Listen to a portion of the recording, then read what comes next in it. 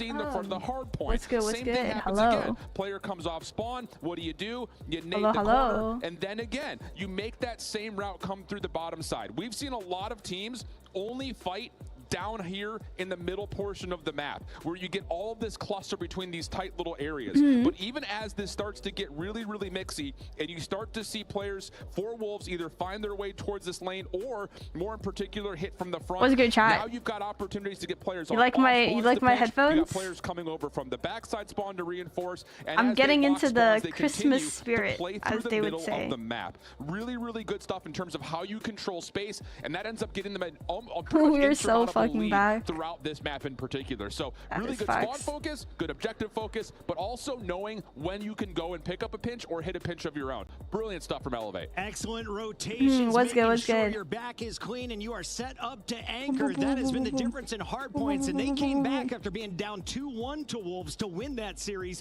3-2 to earn their spot here today. The Elevate are going to have their hands full with a very talented Q9 squad that has showcased some talents of their own. Andy, we've highlighted some individuals. Are you looking at Oling, Mauchi, or Curly? Y'all ready to see Q9 become world champs? It's gotta be Oling, right? He's having There's a high chance, bro. Performances every single matchup that he was in yesterday. I looked mostly at the new gen ninjas and the stalwart matchup, where everybody for Q9 was really pushed against a wall. I need to sneeze so bad, to kind of swing but it's not coming out. Last year it was Oling, and it seems it's gonna be again this year as well. Lots of smiles on the stage. The players are just moments away from locking in our bans and protects. And while we wait for those to officially get selected, I know we've got another clip coming from Q9 this time. What'd you find for a shift? Yeah, this is actually onto the summit, Gotta which is send a map out that we often notifications. classify for China as being one of the mainstays for Hardpoint. And this is actually a little bit deeper in towards what we see over towards P3, which is your first money hill on the back left-hand side. One thing that I really enjoy about what Q9 do is that they're able to get themselves around the back when P2 is still active by playing through the bottom side of the map, and then making sure as they come off spawn, they're blocking towards the top and always keeping eyes at middle. So this is a little bit later in the hard point than I think we initially would have normally expect, but look at again how quick they are about getting themselves into good positions to clean up the front. Once they do that though, this is where Q9 really punishes teams and where their improvements are from where they were at CDM. We still have time left on the hard point. With this little push out, you're going to get a spawn your behind headset. the Thank you. time, allowing for free routes to start to develop on the outsides of the map, where you can at worst play trades. Really smart idea for Q9, because take a look at where we are on the clock. It just now starts to tick over to where the spawns will start to open up. So you got a battle for the back to who's going to control. Am I in a cool outfit? Q9 are able to get control of it. I'm in a tank top. Do same idea. Pause and a this right here jacket. and take a look back. But thank you. They set themselves tickle your to nose. hold those spawns. It'll help if I tickle my nose. Always coming off spawn, and he knows immediately. As soon as I spawn, I have to watch towards that back catwalk. I've got teammates that are watching the main front doors. Yes, comfort outfit. And I've even got a player deep towards snow. So we've got this line. We of need something comfortable. that actually encompasses all of the front of the hard point.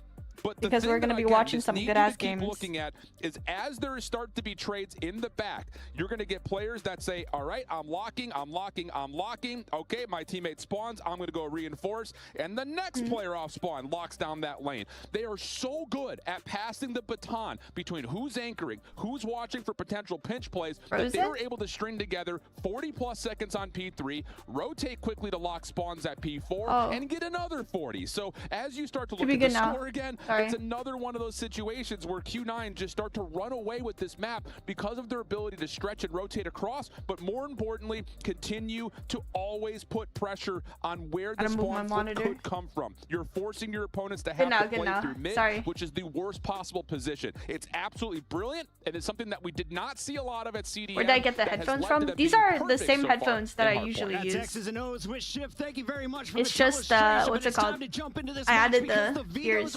Official. The coaches have talked to the admins, and we know where we will be playing across this best of 5. As you can see PJ talking it over, it seems that we will see Summit and Apocalypse. Summit! So Let's fucking go. After finding that success against Stalwart for I love Summit, chat. Veto potentially, but never wanting to play Combine this tournament against other top teams are Elevate. But what really jumps off the page for me is that they did pick Summit. Also, I'm back in my drawing arc, chat. I have my It's going to be my interesting to sketchbook. see if they're going to be able to combat I bought this in Montreal. That is Q9 on this opening map. And I haven't used it. So I was like, I should draw in which is it. why I wanted to cue that up on the teleshitter because so far I haven't drawn much. Either but or I'm gonna put a prompt on Instagram. Okay, it's one of our best maps. You guys give me some stuff and I'll draw it. Going to get vetoed, likely Hacienda, based on how much Elevate have played it. But it feels like I can't even tell if you guys can see it or not. For Elevate to go to a pocket pick. So now you're going to have to beat them on Summit, which is one of their best maps, as we just broke down, and APOC, which is not necessarily garnered as much success as it did last year. Have they played a lot of APOC? Is this maybe trying to hide their strats for a championship Sunday? Come in with no footage on them? I mean, Elevate you guys should give me some so far this drawing prompts. It's been Combine and it's been Slums, that would be fun. And it's been Hacienda. So it is odd that hell yeah, we're going to see Coastal S&D, dude. I fucking can't stand Coastal. To be honest, I feel like the map pool for S&D could be a little bit better. We want to take Q9 down on this map. And again, it's a repeat from what they played last year, so why not? Two of the stars look out for Oling versus PJ. They have led their respective teams. PJ, of course, for Elevate, the reigning champion from 2024, taking on the Let's go Elevate! They took down 4-0 last year. Can Q9 get revenge today? It's about time to find out. We're going to the Summit on the mic. We got proper and shift. Let's get it going, baby. Rematch, the 2024 World Championship. Let's fucking go. Both teams are playing at their top form. I will go ahead and tell you. You can hear them screaming. It's so funny. Either way. Both teams are looking unbelievable in hardpoint, and more in particular, the search and destroy is, I think, an even battleground for really both of these two teams. So I'm looking to let's see get it, Chad. Let's go. Early off of this Summit, and can who do we have? Let's start a poll real quick. That standoff. I got a feather in my upper bracket. Map number 2 for S&D, but I wanted Q9. to just combating against what Q9 can only feel like home. When we talk where did I about learn to sketch? My mom's an art teacher. It's always someone that has gotten rid of. For the ego chow out of Elevate, not the freaking XM4 in hill. Whack. Seconds, but Q9 able to contest and oh, hello, AIM. Kalo. Wakey, wakey. This is World Champs. Again, as we just broke down, do not make your eyes weary of watching this mini-map, especially the team in yellow, because as soon as they get good success like here, they're going to start to play through the bottom of the map, flip to the left side to control spawns for 3, and then just hold off and play 50-50s at P2. Yeah, just don't want to make sure you give up all this time while you're constantly playing for spawns. A little bit of a spawn out occurs for Malchi, and you're going to really like that with this XM4 in hand. Even if he's able to find unlucky timing. It still causes a lot of distress for Elevate to try to push through this time to play for those spawns that you want out. And that's the thing. Elevate love to play for time. Doesn't matter what map. They just want to be on the hard point as much as humanly possible. So they're already up to about 30 seconds from P1. Who we got, chat? Considering it is a blank 50-50 battle. Now we go over towards 2. Outside catwalk. Q9 able to find a couple of kills from the bottom side of the minimap and then find their way into the hill. Kendi, the Kendi man. Can he find a way to get the Kendi man? Comes through, but the trades are there. Clo following up though keeps Elevate involved. I used to know how to play the Candy Man on piano. Clo did have to step up quite often more than not. But I'm rooting for Elevate, but I think Q9 taking this one. Word, okay. I'm thinking Elevate, if they can clean up on respawns, they win this. 3-1. So far, so good for Elevate. I don't think they're going to win Search, but I think they got the respawns. If they just lock it in. Back together and then 2 money hills right afterwards sequentially. Did I eat first, Aerith? I did. I did. I wasn't stupid this time, and I actually ate. Well, actually, no. Last time, I still ate, but because it was like a 9-hour stream. Different. Okay, okay. Yellow in the feed, chat. Yellow in the feed. Holy cross-mapped. And that's going to be at least D-Chen trying to find value with the Sparrow. They know they're deep.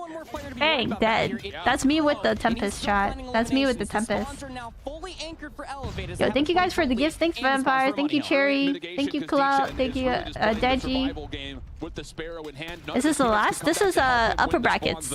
Not the last. This is first game, bro. First game. Bang! One more pred. Bang! Oh, Snow's fucked. Head. Destroyed. And he gets info on the second. Slay. Nice. Get crazy, chat. Wait, Kendi on 18? Bro, someone stop this man. My equals don't do that, chat. there's still a couple Must be late at night for you. No, it's 8 a.m. in the morning. Just because you're keeping them trapped on this side of the map ahead of another rotation. So splitting this about the 40 to 15, if you're looking from Elevate's perspective, W job. Indeed. The equalizers allows one last opportunity for Elevate to, at worst, contest. And take a look at that setup on the right side of the minimap. Again, Elevate here first with a lot of zone of control in front of the hill. Nice move from Kendi. Shuts down the backside staircase. And watch what happens off spawn. Double Death Machine out. That pinch once again, because here comes Q9. Death Machine versus Death Machine. Let's see. Death Machine has to focus on 2 things at once. Who's the superior Death Machine? Bro shooting trophies. It does keep Q9 further and further away. And then once you get the read, you can pull it up back towards Tractor. But Q9 bro shooting trophies, chat. Shutdown and possibly continue to block out spawns. The problem is Elevator's still alive on the hill. Yeah, you got spawns all over the place through the middle of the map, some up top, some all the way to the backside of P4, but Q9 will at least make something out of that push that started to come through. I mean, the Death Machine, albeit not finding the utmost value, you're expecting to be able to find those kills as they're herded around towards the back. Now you got the Tempest out if you're Curly. Running out of shock darts, gonna be looking for at least one more, but Kendi, he has the War Machine once again, and you can throw everything that you want for the back 10 seconds. If you're Elevate, you got yourself that 30-point lead. Yeah, really solid stuff from Elevate through this first set of hills. A lot of it again. You talk about the difference in score, you could credit that to what they did on P1 and a little bit on P2. So we split the difference on the Money Hills, and we go back into the chaos, which is bottom PCs. Klo up top, able to at least get some look at where Q9 is, but the numbers still favor that of Q9 as, I believe I just heard the EMP get called in by PJ. Yeah, PJ's gonna go ahead and rip that. I don't know, unbeknownst to them, there's not a whole lot of operators that's going to be shutting down, but it does nullify the utility as well as trophy systems. So Sparrows, Tempest, everything thrown out for Elevate to be able to find any transitional gunfights. Not really going up in their favor. Still got that pinstripe kill feed, and Q9 are still hanging around. They played for the spots once again, Alan. They got that side of the map, but they cannot allow more time to be generated. Yeah, PJ, nice with the Tempest, just clears out more space over through the front doors. And now is going to try to get over through Snow Door and make his way back around just through the smoke. And he is deadly. Yeah. Talking about, again, his ability to stay on point. But all that said, Q9 continue to keep this one tight. Less than a 30-point game, and a little bit of a wiggle and a wag right there as Uling is good for 4. And an opportunity for Q9 to take a convincing kill as we look towards P2. Yeah, look at all the operators for Q9 are still sitting on going in towards this P2 rotation. Got to be really choosy when you're going to start ripping some of these operators. It's going to be Uling with the equalizer first. Has 20 eliminations to his name. Klo does shut down 2 on the return to the fire. They have the high ground. Uling aware of it. He's just going to sprint right through them. It's the right call. Catches the spawner off guard. And now he's just trying to play for those P3 spawns while his team just absolutely benefit from the space being created. You want to talk about value out of an operator? You can send one player to win spawns when you have a player like Uling with equalizers out. Gross. Absolutely insane. The rest of the team focusing on the hard point, and Hen will make sure that he can keep things going for Q9 on the hill itself. And that all right, we got a chat here. Opportunity for Q9 to flip the lead into their name for the first time this game. And again, with 30 seconds left, it's going to put pressure on Elevate to try to not just work through the time, but also try to find their way to the left side of the map. And Close says, hey, Uling, anything you can do, I can also do, as they find a way to try to contest the backside of the left hard points. Yeah, I mean, it's much like you said, if you have a player like Uling to be able to find value with the equalizer and push through to the backside of the spawns, and you're in a really good spot. Klo attempted to do that alongside Susanna with the Death Machine, but they still have one more player, do Q9, all the way in the back. It's too soon. It was way too early. So now you're in an uphill battle, quite literally, in the resource department, not to mention in the positional department. Yeah, the opportunity, you don't really discredit for the amount of kills that you got, but with 19 seconds up to the hard point, with 8 seconds of lock. Who's your money on? That round was just a little bit too early. And now Cloud can reestablish control for Q9. Sorry, I'm just fixing my gifter. Looking left, looking right, I don't know why inside, outside, upside down, finding kills all over the I would say if I'm betting my money on anyone, I'm putting it on Elevate. Book over here out of you right now, but I'm not gonna lie, Q9 really making this into something special. They got the spawns in towards the back. Those resources now need to start being dumped for Elevate. It's going to be the War Machine first for Kendi. No trophy system on the point. It's all the way to the backside of the spawn, so that way they can try to anchor it, knowing that the ski lift side needs to be dealt with. But the crossfire, the setup for Q9 is absolutely sublime. Still 20 seconds left to play. Sublime. And PJ spawns in towards the back. This is a well-timed spawn flip if you are Q9, whether they meant it or not. Yeah, but Q9's aware of it, and they do get a couple more eliminations and reaffirm control on the hard point itself. himself. And now you take a look with 8 seconds left. Now we start to build the rotation. Here we go. HKD try to chase down the one Elevate member over towards P4. Pred Missile also trying to get some information before it gets called in. And Curly will connect onto PJ. Q9 are in position for now, being tested. Big moment in this game for Elevate, trying to win the spawns for new. Yopi around the back shut down. Can PJ follow up? No, it's Ooling. Able to catch Oh two. shit, Q9 came back. What the fuck? Gary, thank you for the finger heart. Appreciate it, go. They still have snow control, what? so they're going to be able to command one player to still spawn over on the north side of P4. But Q9 are holding so far back on the P4 side. What's your religion? Catholic. I'll lose all my money. Thank God I ain't betting shit on this. Oh my god. Oh my god. The util. That's crazy. You've got Elevate who are still spawning out behind the back. It looked like Q9 had made the right read on that Sparrow timing, but now you just got to win from inside the hard point for the scrap time of 18 seconds. And it may seem insignificant, but I promise you it is not as we get closer and closer. If this is the first game, bro, we're setting ourselves up for a great grand final Sunday. Absolutely worked up as Ooling continues to rip him apart. Holy cow, he's on 39. Holy. Matches 3 of his other team 40. 40 40 bombs. So Ooling 40 bomb chat. Yopi killing himself with the Sparrow. Chat, I should start using the Sparrow, bro. I swear everyone uses Sparrow now, but I'm just so bad with it. But everyone's running it. Y'all notice that? Like, everyone and their moms are Sparrow users now. I'll try to use it more in ranks. There's gonna be a lot of deaths, a lot of self-elimination. I bet with Aerith's $3 that Elevate wins is crazy. Just like it started, it may come to an end as well. Elevate really good on P1. Susano getting in the mix. Yo, Lee, thank you for the heart me go. Tempest to follow though for PJ. I struggle with Tucci Sparrow. Facts. That's actually a good idea. Oh. Wait, come back. Come back on the comeback. Q9 have struggled to fight for P2 the entire time thus far. They always want to play for those P3 spawns, so Elevate ripping these operators earlier might mean that they can have them ready towards the latter half. Yo, aim. Finally, PJ is able to take down Ooling, but I start using Sparrow, mine doesn't do that. That's literally what I'm saying, bro. I swear, my Sparrow ain't all that either. This metal side of the map and try to play for a couple of trades, but Elevator's scrappy, man. They got a lot of snow control, and because of that, they will flip out the spawns, forcing Q9 out of the I'm starting to use the HS more again. It's just hard to use. You're going to have efficiency and economy starting to towards Q9, but Ooling finds this hill is so annoying, bro. This hill's actually so annoying. Now you've got Chloe focused up, but no, gets pulled. As how about Curly? Big double over dude, the top. That nade kill, I swear, I thought he like shot through the walls, bro. I was like, what? And with 23 seconds on the clock, what's good, Nathan? How are you doing? Q9 are playing for new. You get the crossfire. It's being held by Kendi, but he's only going to be able to get a couple players peppered up with the XM4, so they're still going to be able to slip all the way through. It's still one more player. It's Curly, but dealt with. Oh, Brush, thank you for the heart me. Thank you, Ghost. Those 3 operators, it was a gamble, but it works out. These next set of kills are the most important for Q9. Spawns are I do like Tempest, but you could use the double operator. But there's a little bit of uncertainty here for Elevate on where this Q9 hit is coming from. And just use Tempest and then something else. I want to try Tempest with Sparrow. Oh shit. They got spawns. Oh, this is huge for Q9. Elevate need ops. Elevate need ops. Oh my god, they're doing a full green push. Okay, he got deep. They're spawning out. They're going for snow?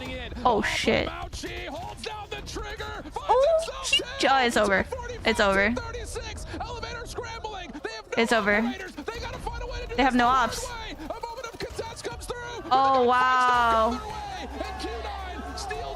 Yo. Who's Ooling talking to? Who's Ooling talking to?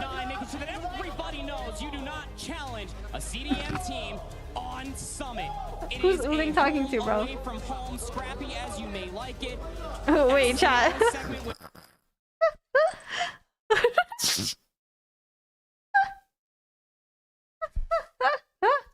Who's he staring down? The opponents are on his right. Wait, translate what he said. Don't go their way. And Q9 steals Elevate's map pick.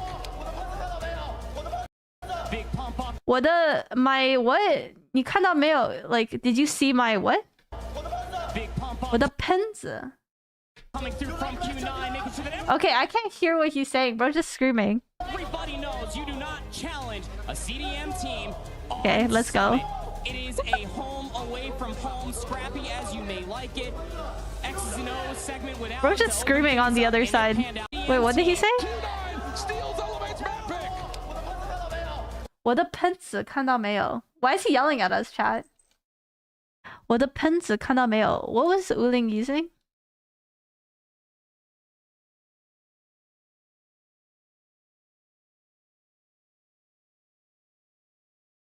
What operator was Uling using? Oh, equalizers. I think that's what he meant. I don't know. I'm bullshitting. I have no idea what he's saying. Why is he yelling at us, chat? Why is he yelling at us? What did we do? It's all real reactionary and that's so funny. What did we do, Uling? What did we do? But just being able to play for the I think he said why my pencil is in Mayo. Facts. 51 and 1 minute 44? Yo, someone help this guy. Holy shit, that's actually a crazy stat line. Not only did he drop 50 kills, he had a minute 44. That's a crazy stat, chat. Top kills across the tournament, and Uling says, "Hold this." Good morning, Western Hemisphere. You wanted to watch some COD Mobile. Okay, we're in there, and we're. That's so funny. We're doing it right. Let's take a breath. That's actually hilarious. Coastal map 2. Talk to me. What do you got? Well, for Q9 in Coastal, it's an interesting choice out of them. It's one of 2 maps that they did lose throughout the entire tournament so far. It was a 5-7 Coastal Search and Destroy loss to our team that's waiting in the lower finals of STE. Yeah. And in those final few moments, it was STE just getting the advantage of getting to the gunfights first and being able to play for those trades pretty darn quickly. Coastal do be like that from time to time. What kind of laugh was that? That I am curious how they like VOD other teams. I'm sure that Q9 desperately were watching that VOD to find Yo, Primly, thank you for the roses, ice cream finger heart. Harley, thank you, Bishop. Thank you for the gifts. Thank you, Cherry, my goat.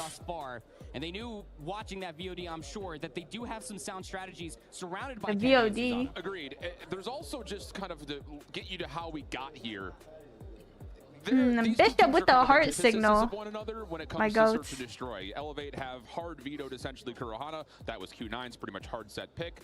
On the flip side, it's been pretty much all Tunisia for the side of Elevate. That's been one of the more regular vetoes for Q9. So we expected the 2 and the 5 to be on pretty level terms in terms of, you know, what we're looking at in advantages or disadvantages. The only thing that I was a little bit surprised by is the firing range doesn't make it in because that was one that was really hotly contested last year. After this, I want Elevate to lose to Q9, win against Stalwart, and humiliate Q9 in the grand finals. 4-0.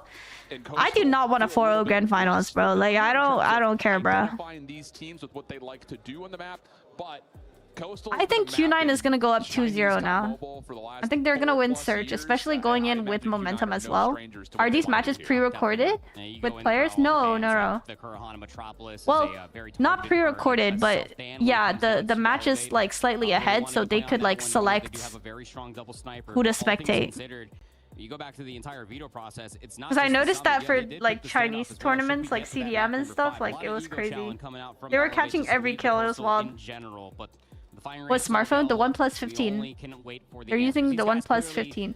Bishop with the roses. Let's get some dubs in the chat. This is going to be a massive matchup, even coming in towards this one as Kendi, Uling.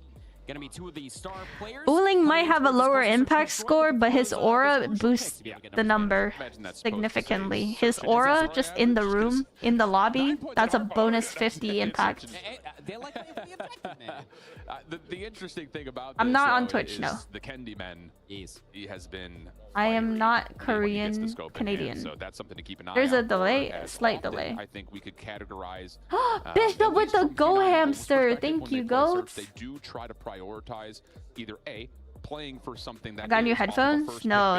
the scope, or B. These are just attachments. I had them since last year. Smoke stun nade, get into hard point, or get into hard point. Because I found it and I was like, oh, it's pretty fitting because so Christmas. Things that Elevate are going to have to kind of focus on, or do they actually want to take that 1v1 across the map with scopes, or are we going to try to fight on point and try to counteract? Is it Coastal? S&D Coastal? Who will win this match? I have Q9 winning S&D. I had Elevate winning the whole thing, but they lost hard point, so I don't think they're gonna win now. If Elevate, if Elevate wins respawns, it's gonna still be a 3-2 in my opinion. I think Q9 got it. Winning that hard point is huge for Q9. At least for Q9, just to throw a lot of util and just kind of post up and see if PJ from Elevate off the surprise. Oh my god, he hears everyone and their moms. Oh yeah, it's done. Huge nade. A delayed nade. Hits right on the entryway and Susano stays alive. Teamwork comes through to isolate on the backside of A. And that is what I was talking about. Q9, full flood. Huge nade. Elevate say, bet. Take one of these. Yeah, light it at their feet. The moment that they see all of these nades just kind of being yeeted out from the tunnel side, they're just ready to be reactionary to counteract that with nades of their own. And what kind of angle is that? Missiles in hands also really good, as the last two players alive for Elevate are their snipers of Susano and Kennedy, so they know they got bomb drop. They're just holding these points of ingress as they're waiting for the 60 seconds for Malchi to make a move, who was also playing with a snipe. Yep. This is one of those you dream of moments if you're a fan of 1v2 clutch opportunities, because if Malchi hits one, he's going to have likely an opportunity to get away from the quick play out from the other member of Elevate. So much to clear. Correct. And there's so much time left on the clock that they could be hitting. Yeah. He has so much to clear, and he's starting to run out of time to do it. Well, he's gotten some good success now, making his way and committing to just focusing on the site itself. Here comes the first check. Oh, I was gonna say that would have been crazy. Oh, saving a life.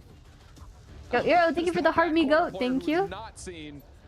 Whoa, that got a little close. That was close. Ominously in the distance as, Literally watching champs and on new angles. Facts. For a potential lineup, but that's not the universe that we're living in. Elevate able to stop the offensive incursion. This time, Nate's up through the middle of the map. They're going to commit to it this time. Yeah, at least initially get that scale deep play on the way. Trophy system will keep this Q9 offense in position. And Uling has found an isolated 1v1. Keep your eye on the minimap, though, because Elevator looking for the quick flank, and they get the read that Q9 have not left mid-map. So as soon as the smoke fades, the power of friendship. And they take this thing right back. Malchi got his booty cheeks clapped. The walkout that you and Puckett were losing your minds over, it was Susano. He was walking with his chest pumped out, man. He is ready for this one. Last player alive is Cloud, and he will just sidestep back into the aforementioned Susano. Susano, crazy flank. Be able to walk away with that first blood. Again, you try to take a lot of space in the middle of the map. Wait, all Elevate essentially it's time for of Africa for Africa. Wait, get themselves in a situation to be able to play for those crossfires. What was that? A watch party? 45 seconds, getting punished for it. Wait. Response and reaction from Elevate has was that in Africa, a watch party? Or stepping away from the aggression and going into that idea that we were Wait, that's cool as hell. Sniper battles without anything. We don't have that. Initial kill good for Elevate, but counteracted, and we'll go back into a 4v4 with a minute 30 on Who's the clock. hosting that? That stun, actually, yeah, that nade landed right on Uling's forehead. Yo, Little, thank you for the hearty. Appreciate it, go. That you can get for yourself. You can tell that Q9 the arrows. I'm from Japan now. Scoop, they're gonna think that maybe someone's gonna push them, but now here comes the commitment in towards the. Wait, I think did my friend teach me more Japanese words? Perfect, and he's finessing. Whoa, you got barbecue back there. You didn't invite me. Oh. Yopi from the front now. Wait. As Cloud backing away. The direct translation for shit would be Kuso. Kuso. I want to say shit. Kuso. Well, you typically see those B executes a lot of it. Nice, nice. Just the grenade oh my god. Through the window. The moment that PJ saw it, like you said, he dropped the smoke right at his feet. And he made a nice little rave party there inside of the one. Nice. Just completely finessing. 2024 MVP, by the way. Some casual stuff as Elevate have a 3-0 lead.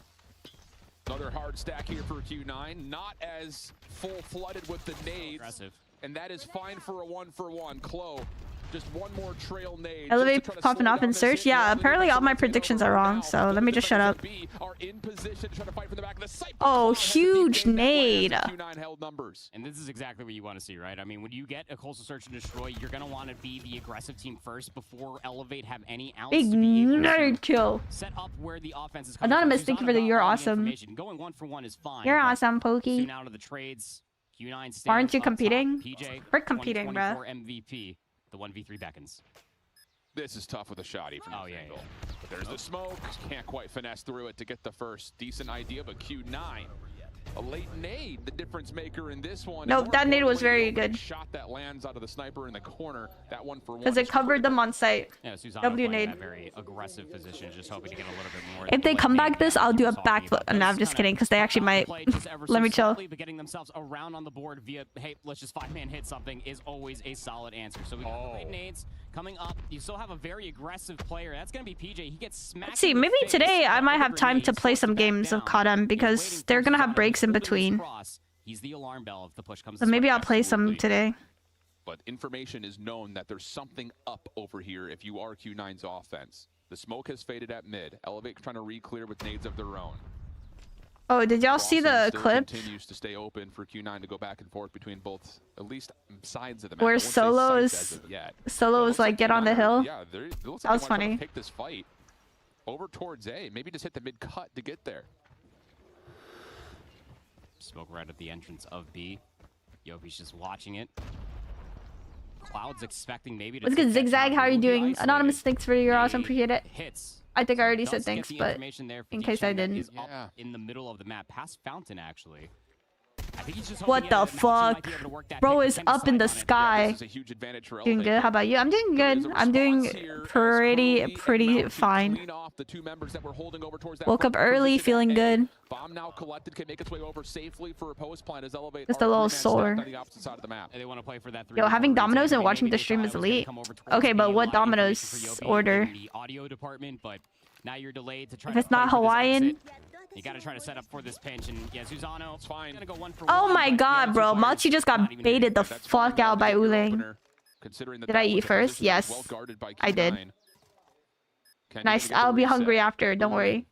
Playing for contact on the stairs. Kendi has to check too much, but now the awareness is there, and he has a teammate to try to assist. This is just the definition of an uphill battle. Free. Kendi can't free. That's the Emperor, chat. That's the Emperor. Ever so hype, man.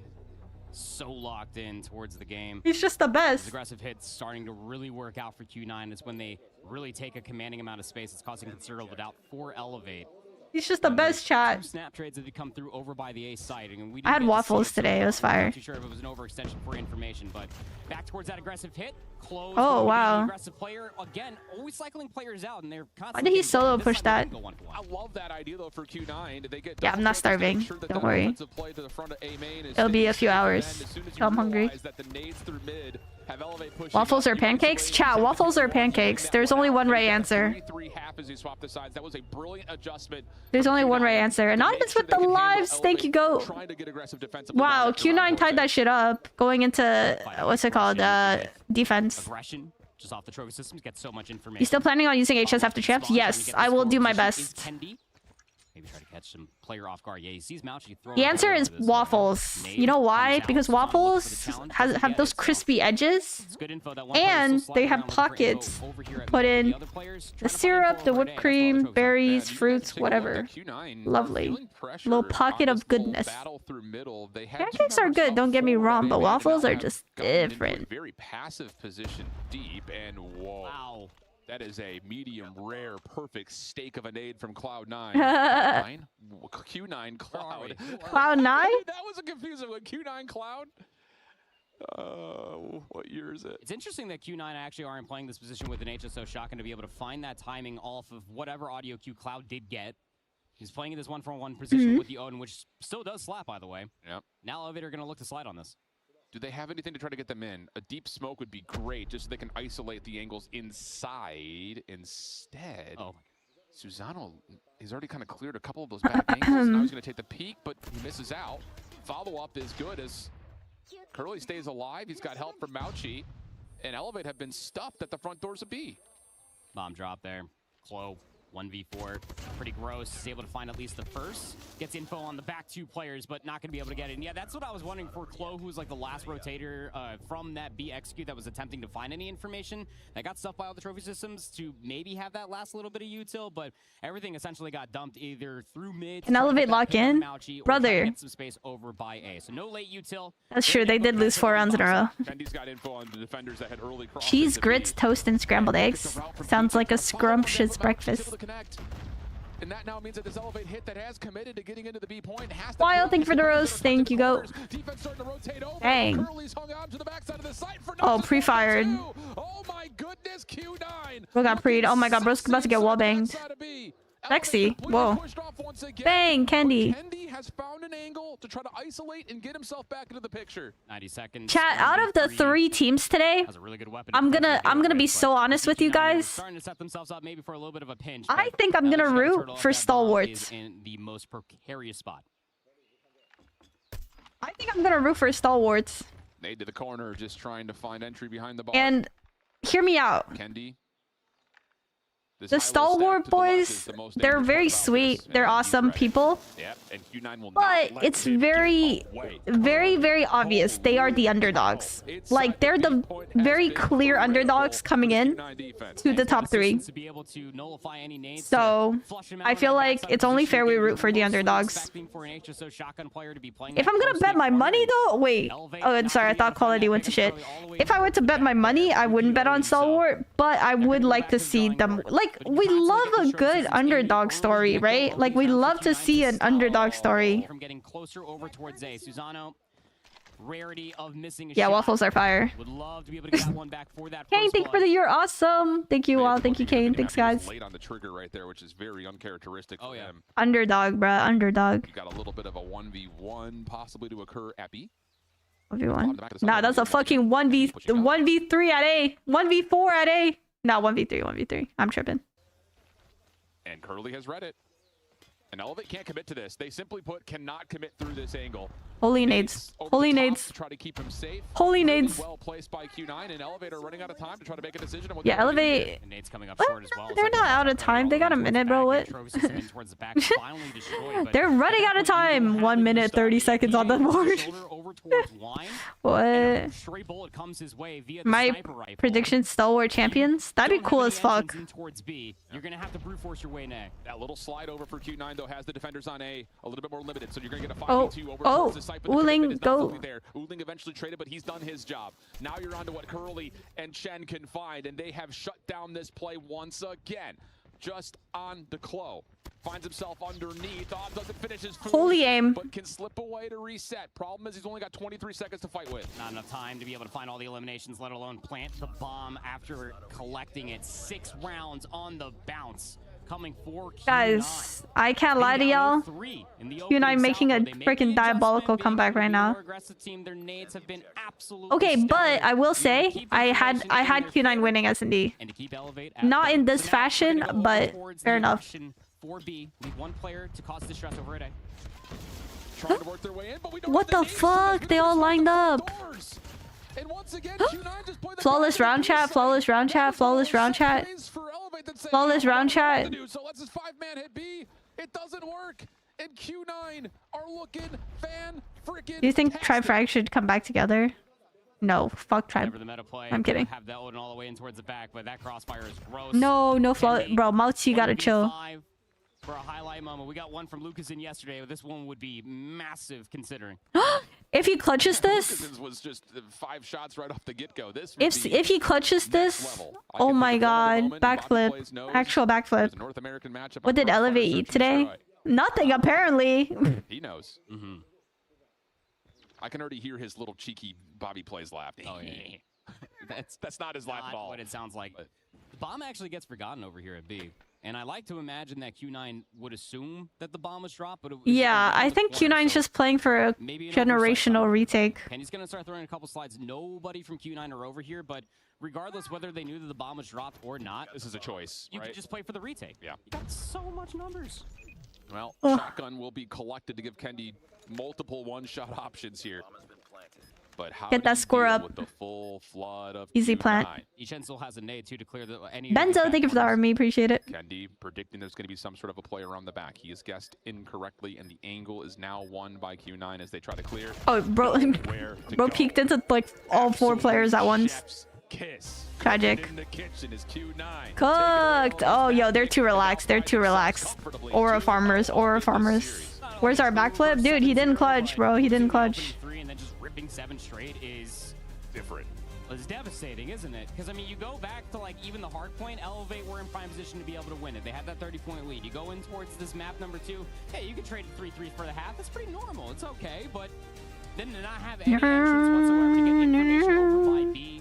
No insight to be able to get download. It's okay. This is character development arc for Elevate. It's all good, guys. Decision to try to get in towards B without any utility in a good enough position to be able to find the entrance. It just felt like Elevate were really grasping at straws just to be able to get past the early defenses of each of these rounds of Q9. I mean, let's think about this for a moment, though. On that B setup, and we saw that clip right there from PJ, that has been more of the orthodoxical defensive setup for all the teams that have played Coastal. Have a trophy somewhere in the middle of the site, keep a shotgun up close and personal. That's right. Q9 don't do that at all. Maybe a 1 round they had that setup, but it wasn't tested. Everything else was Mouchy rotating the scope once you got to read at mid. And more they kind of got fried. They won 3 rounds and then Q9 locked in. They were like, we're done. Again, Q9 that shit was a parity 3-round head start. How many games for the champ? So this is the upper bracket. This isn't grand finals yet. So how it's gonna work is it's gonna be Stalwart against the loser of this game, best of 5, and then the winner of that will play the winner of this. Makes sense? Hi Nun, how are you doing? Back of that site, man. 10 and 3. D-Chan being able to play for those opposite snipes. Ooling in a lot of clutch moments with the also, I bought this flash thing. I want to test it out. Q9 firing off on also. I'll test it out on stream with you guys. Unboxing channel with Aerith. What COD Mobile has looked like in 2025 out of CDM. Wait, Wolves not were the close team enough. that were dominating in the respawns. That's how they were able to kind of take advantage over teams like OUG, Q9, Standpoint, such of the nature. They were near flawless when it came to how they played through all 3 stages of CDM. I should open an ASMR channel. Who are you rooting for between these two? I had Elevate winning, but after Hardpoint, I was like, yeah, it's cooked. If Q9 were to get off, I had Elevate winning if they won Hardpoint, but Q9's kind of cooking right now. ASMR with Aerith. I don't know. Elevate just usually is better on respawns, but how the fuck do I open this? Oh. Unboxing. Not sponsored. I bought this shit off Amazon. Because I'm doing more food content recently, and I was thinking I should probably invest in like a little light to travel with. Should we go to that map 5 to be the standoff? We saw the summit, but yeah, when your map how does this work? Be good at search and destroy. Everything that we expected from this Q9 team out of CDM being it's so cute. Destroy team from that region. We go over to it's like a watercolor palette like insert. On Crossfire, but not legitimately for Q9. I mean, you go throughout all. Let's read the instructions. Everything that they could possibly imagine. Ew, it's Crossfire chat. L's in the chat for Crossfire, right, guys? Instructions. This gadget looks so weird. Opening break off slightly favors that of Q9. Looking to make their early moves over towards A. D-Chen finds a ton of damage onto Kendi, but can't finish the kill. And Q9 are having to get their way in to try to find this trade and are unable to do so. So nice bounce back here early for Elevate, keeping the pressure on the attack of Q9. Mouchy, D-Chan, double sniper, double shotgun. Curly's got the 1x M4 just to try to pepper some of these players for the 1-shot kill, and it's just stray gunfight after stray gunfight. Players respawn. I need to charge it. Oh my days. Because Elevate know that Q9 are threatening the bus stop. Oh, D-Chan trying to take some space at Broken. That doesn't work out. First tick at A does get locked. Clock still paused at 54 as Q9 are trying to reinforce the middle of the map. And actually, they're trying to put some spawn pressure on. Problem is, they lose out on the offensive player on A. Tricolor fill charging USB port. The indicator turns red when charging and turns off when fully charged. Okay, never mind. We'll have to wait, chat. 16 plays, 19 advantage to Q9. Does it look good for an extra 60 seconds to play with as well? Yeah, Elevate can't throw more lives away at this. They're already trailed by 3. All these nades coming through to make sure that they can keep players maybe upon exit not getting inside belly. It's actually a late challenge comes through from Flo. early cap on A, and they're getting all their kills. A little bit of an overheat moment, but it'll set up his teammates right there for the assistance. Yeah, that's just one of those, you know. Other than that crossfire makes me lose my mind. Yeah. Works out beautifully. 14 plays, 10. Whenever I get crossfire, I just accept that the chances of me winning is low. Looking decent for now as PG's able to find one. Can he find the trade on Mauchi? Elevate, clear the zone. Moment of pause here as Q9 are coming off, trying to find a way to reset. Your biggest reprieve is the life department. You got 90 seconds, 8v10, and Elevate just need to play out a couple of considerable trades, and it's going to cause Q9 to get a little bit distressed. Susano gives away his life, now trailing by 3. Q9 having early operators well from Curly. I wonder if they're going to rip that just to be able to get the space into B. You got to find some sort of an entry, but D-Chen will find a snipe onto Susano. And now you're playing over the half wall in towards Bus. PJ, this is his first shot backs away. He's got help nearby, but Q9 are finding the value in the trade. Oh, but when I do that, it don't work. Oh, that's awkward. That was really awkward. Clock still at a pause at a minute. You bought 40 chicken nuggets, and you're not gonna share? Banned. Ben, thanks for the gifts. Thank you, go. Bang. Sorry, hiccup. You're probably gonna want to just give away your life before the segments continuously get ticked over. Susano looking for a couple snipes. He has no entrance whatsoever. The Type 63 Pop your death machine, no balls. And he is forced to watch this third segment just get captured instead of giving away his life. A full segment offense for Q9. No balls, chat. And that's what's really scary too, because like what I was saying, like I felt like that was going to be the call once the first pick came through to then rip the operator to just get past Bus to be able to play for that cross on the initial spawn. But how do I attach this? Didn't even need it. Now when the gun is that hot, now D-Chan's got the War Machine to start. Shot lands for Kendi though on the long crossover towards the Broken Barrels. War Machine, as you mentioned, had been pulled, Annihilator to follow, and a Death Machine. Q9 are saying, we want to take away the map immediately. Kendi's hanging. Chloe able to get the Tempest out, may have an opportunity to try to trade this. And Cloud very wisely draws the line in the sand and says, I don't need to go any further than this because Mauchi is absolutely ripping them in their spawn with the Annihilator. Elevate, to be fair, have survived through this and are only down a life. So, yes, it's taken a lot of time, but survivability is the name of the game as they try to make their way over towards A. Well, you realistically only threw out the Tempest, so now here comes the Sparrow from Yopi. Susano has the am I stupid? But they feel like they can get this zone just off of the one Sparrow. They haven't fully cleared Broken yet. Yeah, and you've got, well, almost a pinch on the way. Top double. Q9 are able to clear the zone. Down to 50 seconds. Here come the next set of operators from Elevate. War Machine, oh, this is not where you want to have it. Just try to blindly throw it through the middle of the map. Fortunately, Susano is doing some work over towards Bus Stop. So Susano pulls the defense over and allows Elevate to make their way over towards A. There's always just one more player. This is causing distress. This time it's Mauchi. He goes 1 for 1. It gives more players the opportunity to get in towards Broken and maybe try to contest here at double. Second segment's going to get locked. Okay. 4 life advantage now for Q9 as they look to just concede the zone and just play for nil. Yep. Damn, I'd be pissed if I was D-Chen, bro. If I die like that? Hell no. Kenji, thank you for the heart me. Has to value his life. This pressure could be enough for the rest of Elevate to flood behind us and get into the Bus Stop early. This is a handful of shots, but again, Q9 are stuck in spawn. Elevate trying to follow up behind this to keep this offensive play alive, but they're not on the zone. They're playing for the kills instead. What a transition. 5 life lead, now down to 4. Space being provided. Nobody on the zone, though. What? Bro, the Type 63 gots to go, bro. Fucking pixel headshot. 10v4. Now you've got Elevate on the zone as they're realizing the spawn trap has already... Wait, both teams winning on T side. Kind of crazy, though, no? Brazen and boldly. Runs right through the trenches with a shotgun, but Q9 are gonna run. Yeah, both teams winning on offense. That's kind of whack. This is what's really important, Curly.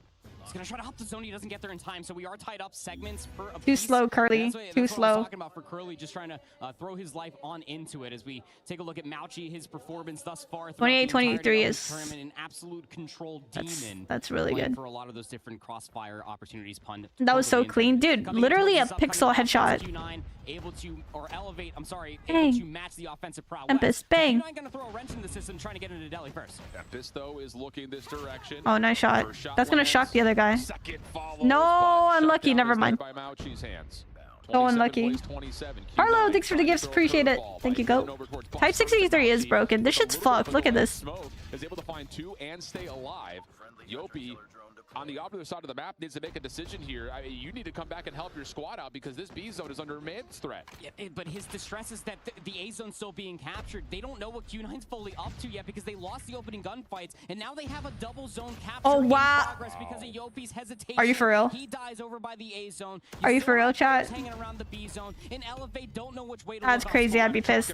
We got to get together here if you're Elevate, and it looks like they're just going to toss nades to Oh wow, they're double capping. Holy. Onside of the top broken position finds 2. That will get the lives a little bit closer together, and more importantly, okay. It's not a good position for Elevate. They're getting double cap right now and so much pressure. Elevate come up a bit short, and now all of a sudden the Chinese are back over towards the B zone. Look at all the operators, even if they need it, but the gunnies have been so good. Yopi finds himself in the sandwich of the wow. Kill feed. This is desperate. Nah, chat. That was desperate, Sparrow. Oh, nice. Good kill. Wait, that's huge. Susano can enforce this with the death machine. Q9 are pushed back into Ice Cream and deeper towards their spawn. Oh, and Susano's going to connect. No, you don't need cop points to buy rename card. You could switch it to credits. 21 for him in the map. And he might not be done yet. Q9 feeling the pressure. Pop a death machine, but get nothing for it. Wait, Q9 is choking this round. Pack a punch with this shotty. Don't get too desperate now, Q9. You got 4 operators. You saw him? Hello? In your tank, and you just need to try to get on one of these 2 zones to huge from Susano. Huge. Wow. Don't use your shrieks. Don't use your shrieks. Don't use your shrieks. Don't use your shrieks. Wow. Wow. Oh wait, no, that's the wrong team. Here too, if you can find the shutdown, but no. Instead, it's just the wait, nice movement, Cloud. May not be over yet, but Kendi's able to hit onto another. So the clock comes to a pause at 5 seconds. Mauchi has an annihilator, but they need to win the battles outright first, and a huge round for Elevate. Huge, bro. Takes him out and Elevate. Get a very solid response defensively. Yeah, they do. I don't know if you were watching the mini-map when you had Kendi. That was all the way over inside the spawn. Once he did find that kill, he was just sitting there just like bobbing and weaving against like the type 6-3 single tap until his teammate came over for that kill. Just, catch me. That was a really good round for Elevate. I mean, yeah. Sorry. Because they were... It came back.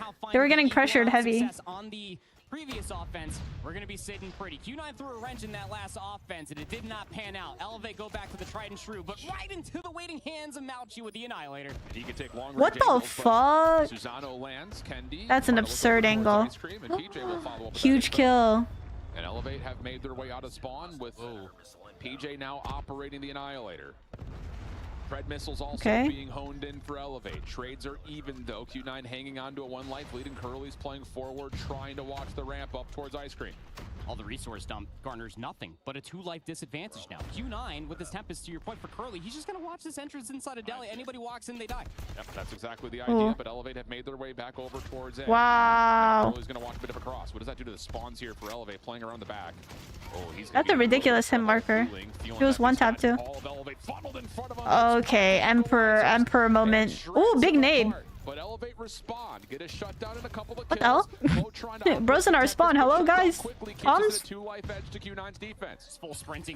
Comms. Tunnel vision in towards Broken, throwing more lives away. But we got at least 1 player around the A zone, waiting for more assistance. We have to clear doubles, though. 1v1. Cloud deciding to stay away from it.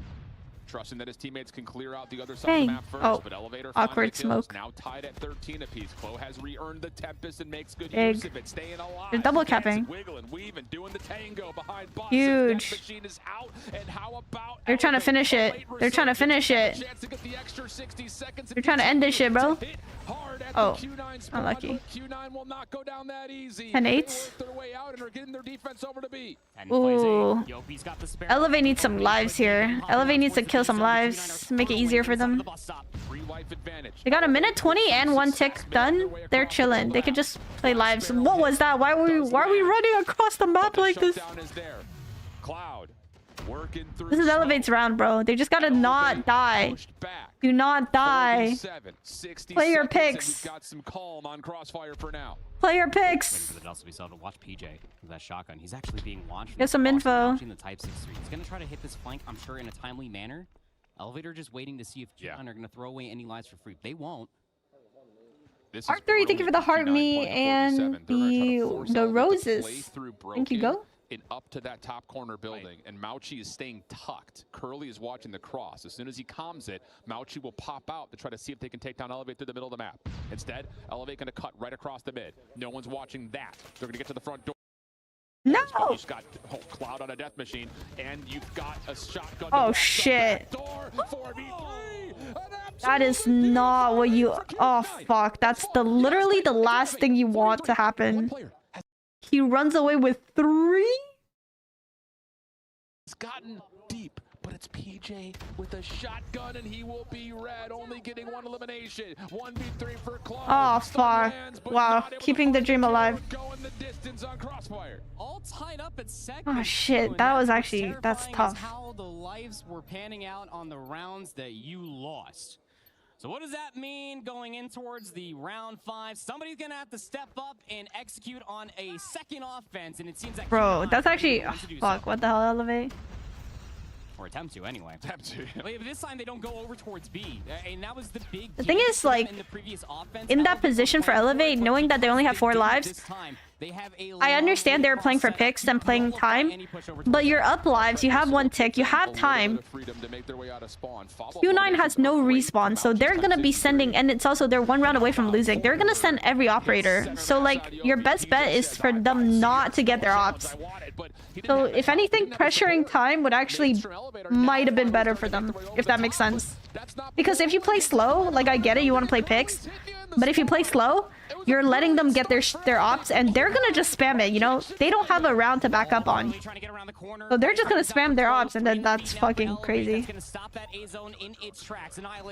And now Q9 got aura farming, like fucking clip farming them. Looking for a little bit more kills. We'll take down Suzuno. Gets information that 1 is up top, and he's also getting pushed. Camping till death machine recharges. Yeah, that's why it's like, I get what they were trying to do, but it's also like, might not have been the best move. Playing it across the map. Elevate. Have I been championship caught him like they're doing? Stage 4, yeah. Ghost, thank you for the rose. Trump, thanks for the you're awesome. Appreciate it. R3, thank you. Oh shit. Nah, it's over. They're just gonna full flood. Yeah, they're gonna cap. Wow, Q9's in the finals. 3-0. They choked that round. They choked that round heavy.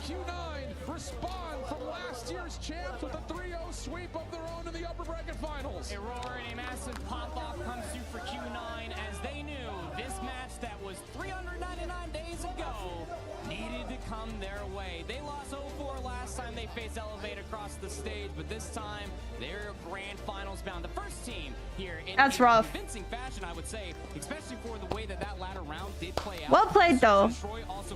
Q9 aura farm. Elevate. I think, okay, I don't know, bro. I think Elevate didn't necessarily sell. Hey chat, if you know, you know, but Elevate kind of rocking my unicorn onesie fit. If you know, you know. If you know, you know. They're rocking the same color palette as my onesie. I was like, wait, unicorn onesie fit. Right. Compassion and respect for both of the two teams. Oh yeah, this is game respecting. Lower bracket Elevate. I love it because this is gonna set you up. Okay. I think Stalwart against Elevate. I have Elevate winning, but I'm not even gonna lie, chat. I want Stalwart to win just because they're the underdogs, bro. They're underdogs. Alright, new poll, y'all. New poll.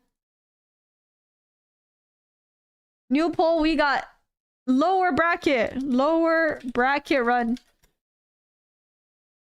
They might need more than a unicorn to win this champs, it seems. That's what I mean. Elevate is always, and like have always been a strong team. They're world champions, defending champions, but the issue is they looked beatable this year. So they're definitely not as dominant as last year. So Elevate, Stalwarts. Wait, what's Stalwarts? STE, right? Yeah. Holy smokes, chat. Are they going on a break? If they're going on a break, you guys want to watch Aerith ring? Why am I talking in third person? Yo, what up? Overall cohesion that Q9 do rely on. Again, having that back power position of the top side of the broken building to just kind of nullify any sort of back presence that Elevate were going to be looking for. That once you knew everything. Go to watch Aerith. Gets pop pucket and then they just run it down. We had Yopi highlighted as one of the top players in the tournament. Today he was shut down by Q9. Mauchi continues to impress in the hard point and of course in game 3 control 37-24 as it's Q9 with a 3-0. We now send it to the stage with our winners in Ian Chambers. Crazy. Am I right in thinking, let me just check, that is the upper bracket final is complete already? It was blink and you miss it type stuff, but we have our first My go, Lucia.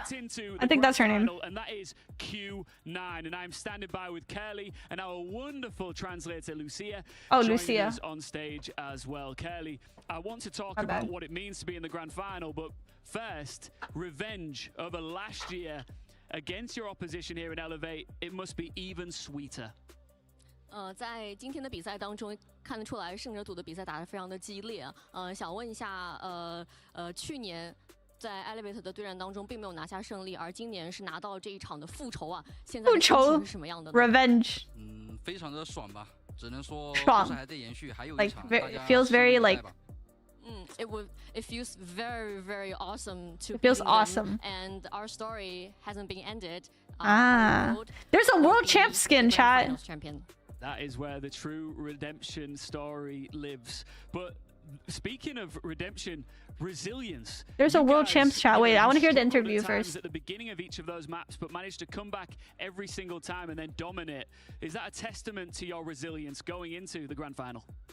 除了今天的战斗力比较强之外，也看得出来你们的韧性非常的强嘛。在每场比赛当中会有一些落后的情况，但后面全部都追回来了。想问一下，当时怎么做一些调整的？What kind of adjustments did you make? 然后冷静思考问题，去解题就好了。Cool, calm, collected. Together and we solve the problem together. You're going to do cool, it together, calm, collected, on an individual level, or a farmer. You've been Mando with the dragon crown, dragging these nuts. Sorry. Do you feel a personable? Thank you, Michael Edison. Thank you, Dan. 在今天的话，聊一下你自己个人的表现啊。作为本次世锦赛当中非常强有力的一名突破手啊，觉得自己的表现如何？包括怎么样去保持这个状态，在最后的决赛当中去展现。我对自己打个分嘛，就10分的话，只能有个8分。Oh, he gives himself 8 out of 10. 做的不够好吧？ He gives himself 8 out of 10. To rank myself out of 10, I'll rank King Moo, thank you for the heart me. Edison, thank you for the you're awesome. Trump, thanks for the cake slices. Go. Feel very calm in the game. I'll keep on adjusted. Mando with the flowers. We'll see if you can rank that up to a 10 in the grand final. If you How long is there a break? We see you on this stage. You might be raising that trophy behind you high in the air as confetti falls at your feet. For now, Kelly, how long is their break, chat? Your team and get set for the grand final. Lucia, thank you so much. Back to you, Puckett, as we look ahead to the lower bracket and reflect on what we've just seen. Sorry, I said you guys were best dressed. Lucia wins that award today. Dude, Lucia's aura farmer too, bro. This Q9 crew is celebrating. They are nothing but smiles off stage. Curly on the stage, though. He's not happy with this performance. Yeah, I speak Mandarin, yeah. Out to yourself, my guy. As every Where's this taking place? Poland, Katowice. Ain't no ring, ain't no thing. You gotta Who won Elevate versus Q9? Q9 3-0'd. That was unexpected, but each game was close. But still unexpected. Chat, Elevate against Stalwart. It's gonna be crazy. Now, Andy, this sets up a little bit of a historic storyline for those who are just Garena. Duty Mobile for the World Championship here for 2025. Elevate Puck and Stalwart Esports have seen each other quite a bit this year. That will be the next matchup and the decider to find out who plays Q9 in that grand final. Garena #1 versus Garena #2 down yes, in sir. the lower finals. Winner goes back to grand finals. And for Stalwart, I mean, you're looking at this to be able to break. Yes, sir. Yes, sir. All right, let's play a game while they yap. Let me show you guys how it's done. Where's my VMP? It's team deathmatch. Get me out of this lobby. Bro, I don't want to play this. Don't know what's harder. Active war zones or family reunions. Wait, we should use type. Wait, what kind of fucking score streaks am I using? Look at this shit.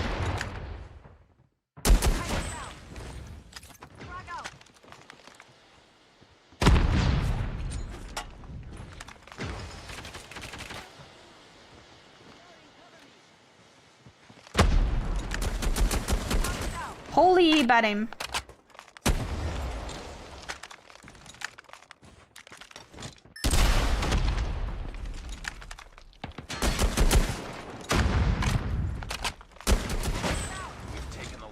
Watch this, watch this.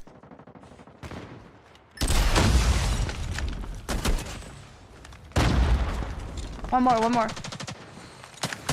Never mind!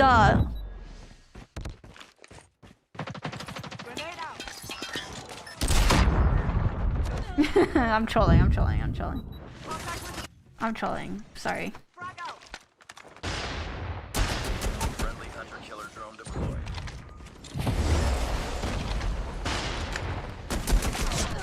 Yo, cocksuckers. Enemy inside.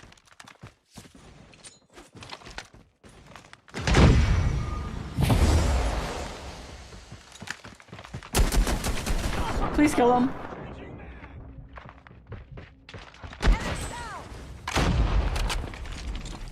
Watch, watch, watch. He's gonna push up.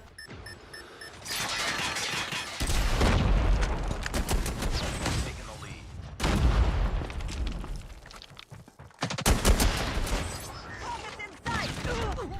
Get me out of this game!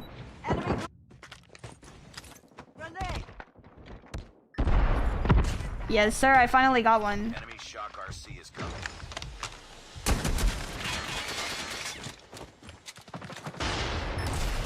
UAV spotted. That was crazy.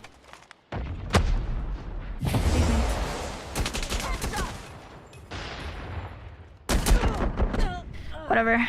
Whatever, bruh.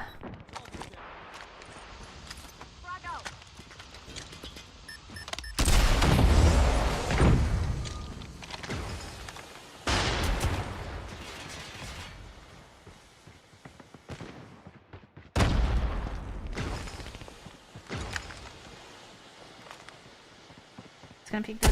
Taking the lead.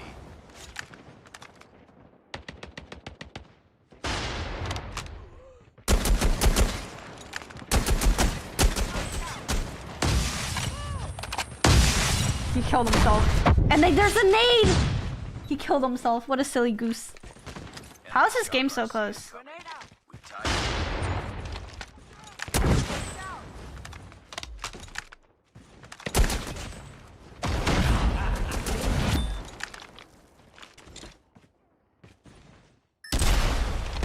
Let me stop. I'm trolling. I'm actually trolling this game.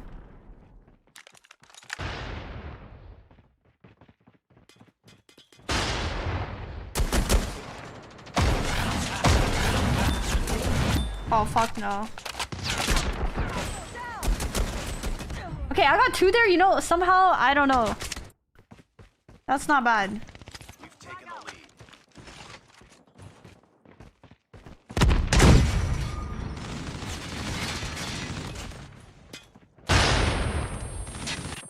The better death machine user. Heads up, team. Enemy UAV spotted. Tango down. Please! For the love of God. Jeez. Wait. These games are low-key kind of easy. Elevate still in? Yes. Mission accomplished. Good work.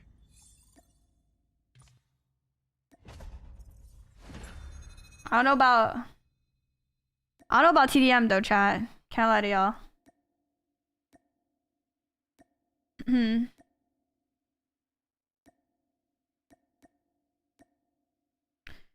Not a fan of the team deathmatch.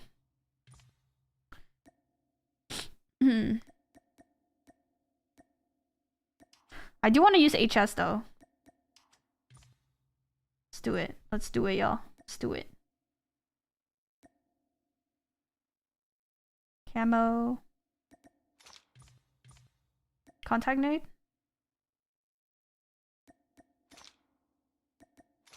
The Aerith skin.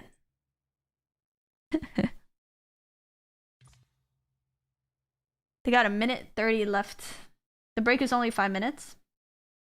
Why another match? Yeah, the break is 5 minutes, but usually if they also talk. And we got Summit. This is perfect. They're gonna talk a bit before. They're not gonna jump right into the game, so 5 minutes is actually like 10 minutes if we're gonna be honest.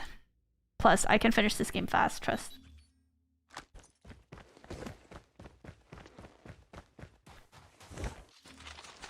Why is my camera like sideways? Wait. Wait, Agabu's Aerith? No. Nuh-uh. I just... Hardpoint identified. Yeah, I played that person yesterday. I don't... Hostiles have the hardpoint. Be for real. Hardpoint lost.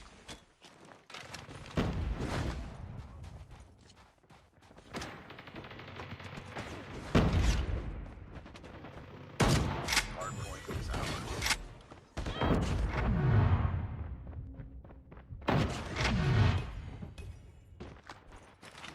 Hardpoint contested.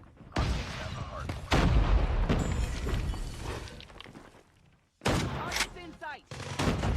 Hardpoint locked down. See, my shotgun don't shotgun like the other shotguns, you know?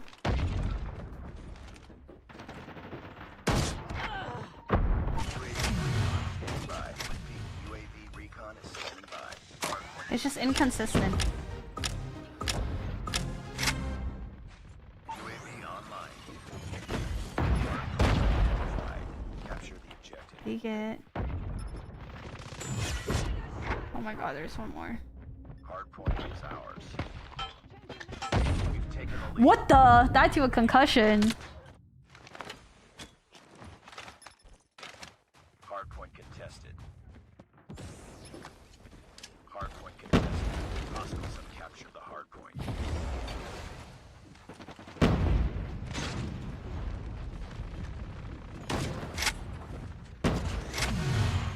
Hardpoint locked down.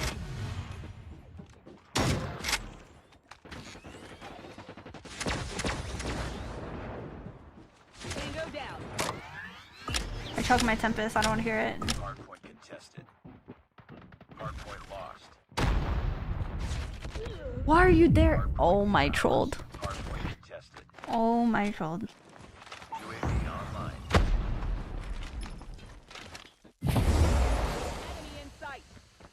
Hostiles have a hardpoint. Hardpoint identified.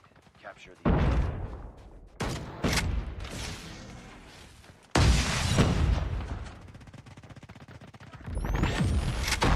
Capture the hardpoint.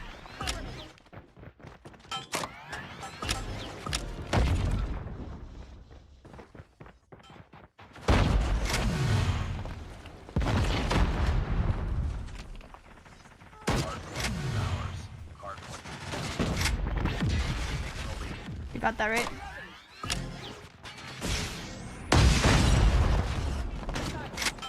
Hostiles have the hardpoint.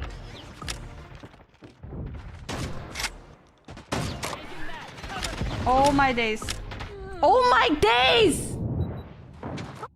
Yeah, close your eyes, chat. Point locked down.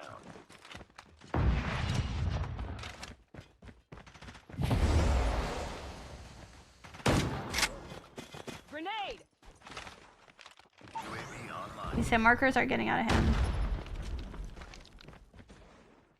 Hardpoint identified. Capture the objective. What? Hostiles No! Nah. I can't do this. Hardpoint is ours. Is my HS build just ass? Hardpoint contested. Hostiles have the hardpoint. That's a crazy hit marker. Hardpoint. Why am I getting these hit markers? I actually don't understand. This is sickening. Hostiles have captured the hardpoint.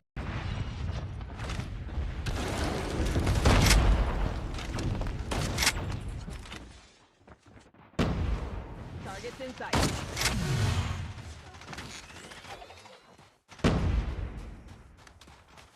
Hardpoint is ours. UAV recon ready for online. Oh fuck. We've taken the lead. Hardpoint contested. Friendly shock RC. Hardpoint lost. Capture the objective. Predator missile awaiting orders. Aim down a bit. Capture the objective. Friendly shock RC is coming. Predator missile inbound. I'm gonna cry. Hostiles have the hardpoint.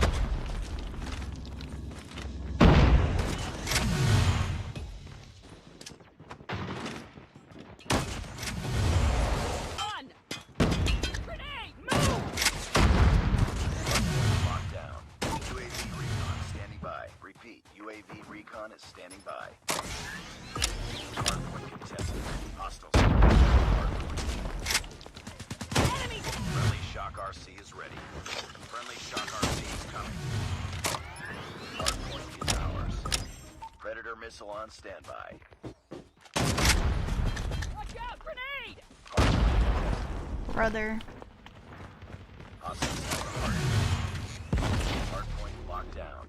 Contact with enemy. Hostiles have captured the hardpoint. RAPS is ready. Capture the objective. He's moving. Hardpoint contested. Dang, you're dead. Hardpoint contested. Hardpoint contested. RAPS deployed. We've taken the lead. Hunter killer drone deployed. UAV online. Keep on. Friendly shock RC is coming. Where are you going, bruh? What the heck? You got better at it? Yep.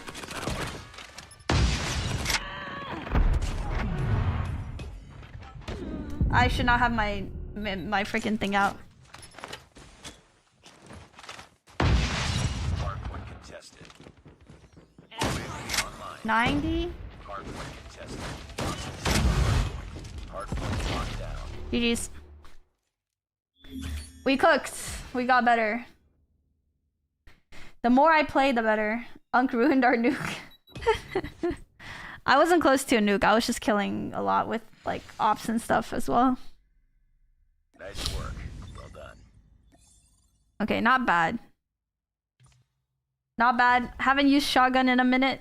We're slowly getting our skills back.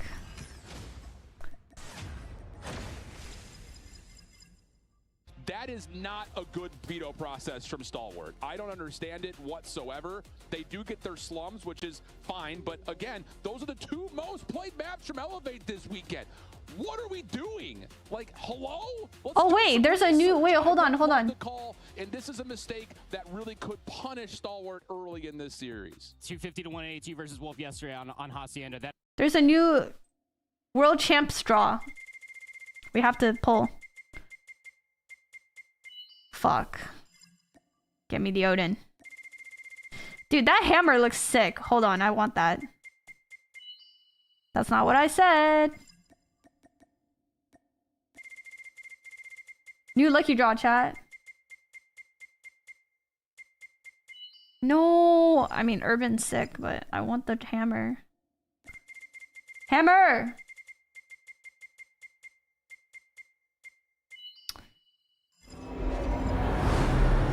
Pay to lose.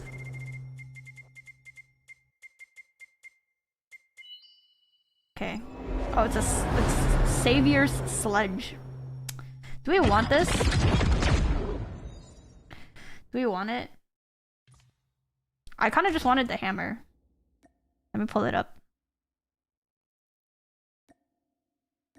Why is this saying new?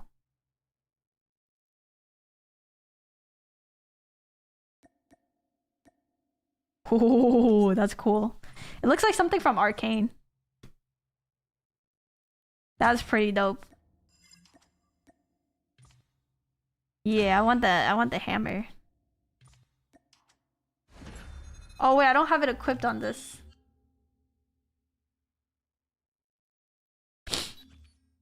Training mode. Well, fuck. Okay, the players are walking out. They're still not playing yet. Which one's training mode? This one?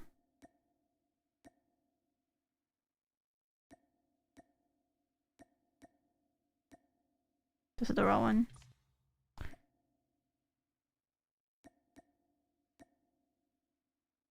Hammer. Hello? Hello? Where is it? Are you for real? Oh my god, you're lying.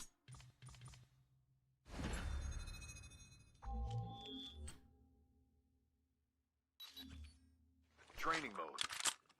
See it. Wait, this is cool as heck.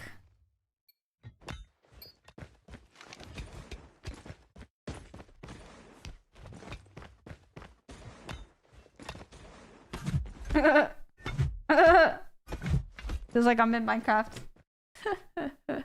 What the heck? Yeah, that's pretty dope.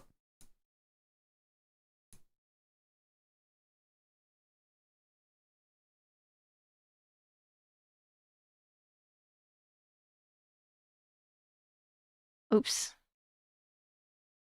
Asked to step up versus Wolves, they were able to do so, albeit in a map 5. Clove the goat. Absolute shooters, though. I think that you're going to find themselves be truly tested. To Alan's point, like he was talking about. Who we got winning, chat? Stalwart, we're finding comfort in sprinting at the enemy team and being able to find a lot of value.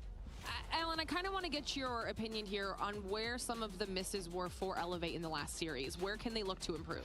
It's a tall it's snowing? What the hell? You're dealing with hell no. A very scrappy Summit hardpoint where both teams made, I say, equal amounts of great plays and a couple of mistakes. I think the biggest thing in my mind about that Summit was just the overinvestment of operator usage to get back to a tie game when behind late in the game for Elevate. So maybe a little bit of frenetic panic that starts to get in the mix. I don't anticipate them feeling the same things here in Hacienda.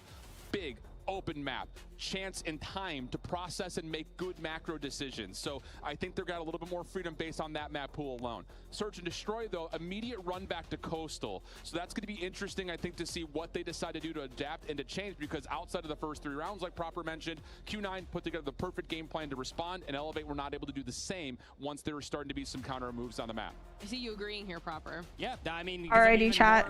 Happy to be able to see the Coastal Search and Destroy for we got the red Skull Panda for Star Wars.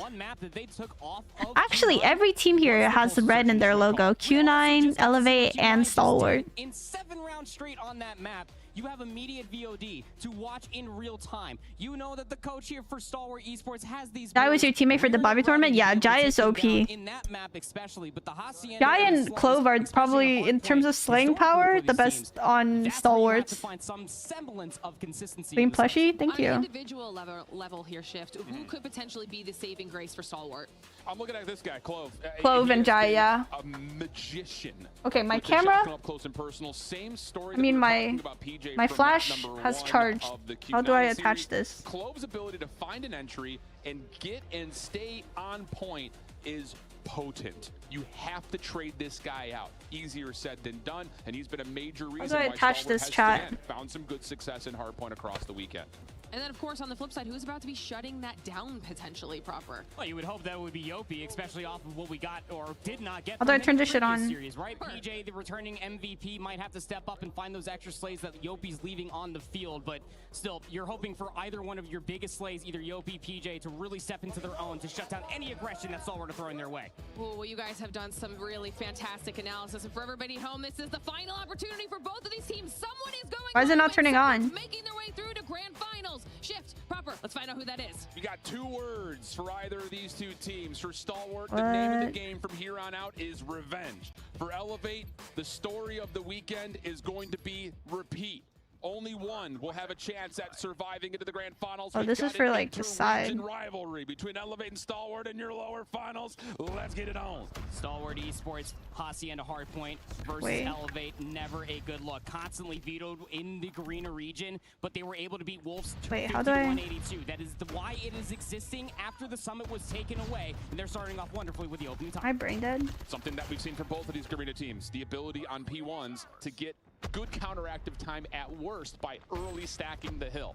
Elevate able to push off Stalwart after the first 14 seconds come through, and now they're working on that macro game as we talked about. Split spawns for Stalwart, some towards Wine, some towards Well. Neither finding a lot of success on the hill. All right, chat, who we got? Join forces and try to hit together from either side of the hard point, and they will do so. You were in the same team with Space when you were playing World Champs? No. Takes as an opportunity to hit through you rather than trying to play the rotation over towards New. With Elevate still finding eliminations around the current time, gonna get themselves up to 30+ points, and that's a great spot to be in, especially when you're late to fight the spawns over towards New. Susano's here. Kendi's also there to join him, but wait, how did they shut it down in spades? Susano's double though is massive. Problem is hardpoint is locked, but spawns are open. Stalwart will spawn behind P2. Pinch on the way. Yobi playing over towards water. Not able to see the member inside the hardpoint. Oh, am I Turning tripping? his attention to catch a couple, and now you've got an early Tempest from FDX, and oh mercy, Lightning coming through over towards Tiles. Can't find the last member at Rock, but he's getting those little trail hit markers, and eventually he's able to find it. Problem is, keep an eye on the minimap. It works. Quickly playing through driveway until FDX shuts it down with the Pred missile. It is beautiful. FDX. Big value with the Tempest. 2, 3, 1, 2, 3. Where the oh, okay. spawning in the kill feed is still electric. We got it. It works. 20 seconds left to fight over here on P2. And Stalwart are going to walk away with the majority of this time. Elevator forced to make a decision here. You can't get more operators out. Skirt already throws away his death machine at the tail end of this, so that's kind of a big utility that you're going to be missing going in towards the third hard point potentially, but you still have so much util to dump in towards it. This is fine though. I think if you're Stalwart, yeah, you spend 2 early operators, but you do regrow the lead after being down 30 to 15 to now 15 points of your own. So immediate flip, but oh, Kendi on rotation. This is what we're talking wait, is about. it like where no, it's like that. Success. Early rotates, perfect setups, picking apart their opponents, and outside of a couple of stray members spawning for Stalwart, Elevator looking good for the first 20 seconds. Equalizers now for Clove. Whoa. Player to watch out for, gonna shut down Susano. You got these back spawns still coming through from Stalwart Esports, and the patience just is not there. Reef, a secondary good player to get a good shout as far as his clutch ability and hardpoint is concerned. Rips the Sparrow, finds himself a nice little 3-piece. It calls for more utility to be dumped on the opposite side as Elevate are trying to trade for the resources. He looks mad bored. No, I'm fucking confused on the instructions on this shit. Good for one. Equalizers trying to get the scrap time secured for Elevate. Let me search it up. Numbers though from the front continue to find success on the hard point for the side of Elevate. How about it? If you weren't awake from the last series, jostle your jimmies. We've got a tie game here as we head over to P4. Yeah, stay hydrated. Yeah, this is mad close. What the fuck? The end of this one, I can only imagine. No team has really gotten a single leg up, I want to say, since Elevate were able to get the majority of time on P1. We're just trading.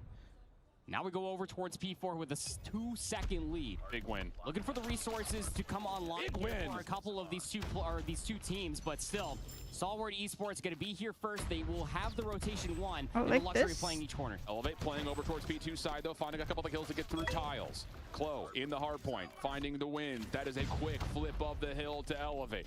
So, like this. That's been the staple. It existed last year. It exists this year on top of that, but little windy outside of Rock as Elevate not able to lock down the shots, giving Stalwart a chance to contest. Pistol out for Clove, not going to work, and Elevate get the reinforcements back first. That was off of spawns as well, so a reinforcement here for all the nades. Susano going to drop down over by water. Close enough. Back up, will lose his life, but the luxury of spawning over by I still have a certain I have Elevate winning if I'm gonna bet money on it, but I want Stalwart to win because I think that'd be cool underdog. The second set of hard points, just about a dead even game going in towards P1 once again. Difference maker that you could call for each of these individual hills were Stalwart early on. FDX on 20, Susano on 22 already. Goddamn. They used operators at P3. Everything else has been about a 50-50. So, a small edge for Stalwart, but with numbers controlling the window hallways, an opportunity to get in for maybe some early time here on Fountain. Numbers also coming through in Skurd. Whoa, bold call, deep death machine. And if you couldn't tell by how I brought that one out, don't love the call of that. I agree. And Stalwart will be pushed back as Kendi tries to Not a fan. Susano follows with the death machine of his own. Uh-oh. The death machine, war machine. Uh-oh. PJ is gonna rip Die. It's a really odd time to be ripping. Wow. Huge kill. Oh my god, Jai. A little nervy, isn't it? Stalwart gonna be able to have okay, we're back. Ounce of opportunity to be able to snowball this fully. Jai pulls in the predator missile from Herculean Spree, gonna be able to find himself too in the information that all of this fully. Jai pulls in the predator missile from Herculean Spree, gonna be able to find himself too in the information that all of yeah, we're good. Type 63 valid. Type 63 is so good. Literally no stimmy. This is looking great for Stalwart as they're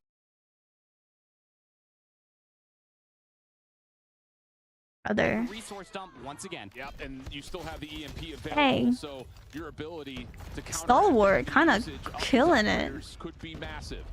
150 to 95. Stalwart are punishing. Stalwart is doing so good for no warm-up, basically. Go give it to you. Go give it to you.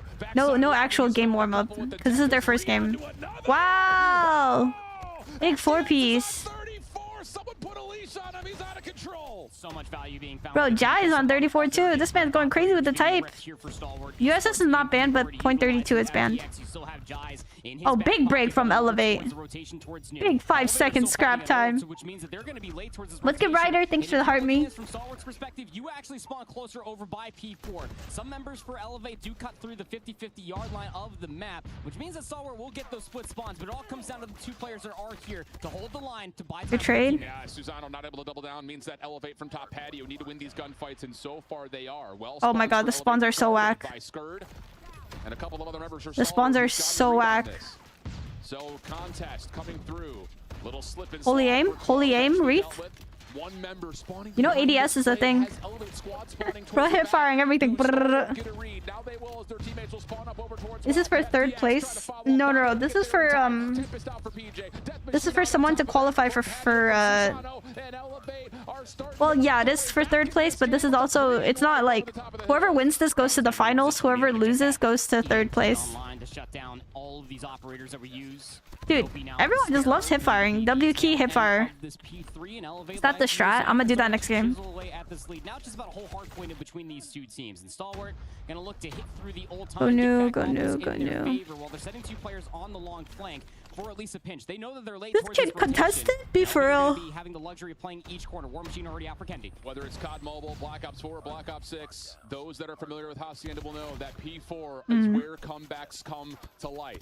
EMP though, advantage to Stalwart in terms of utility. This is a money hill.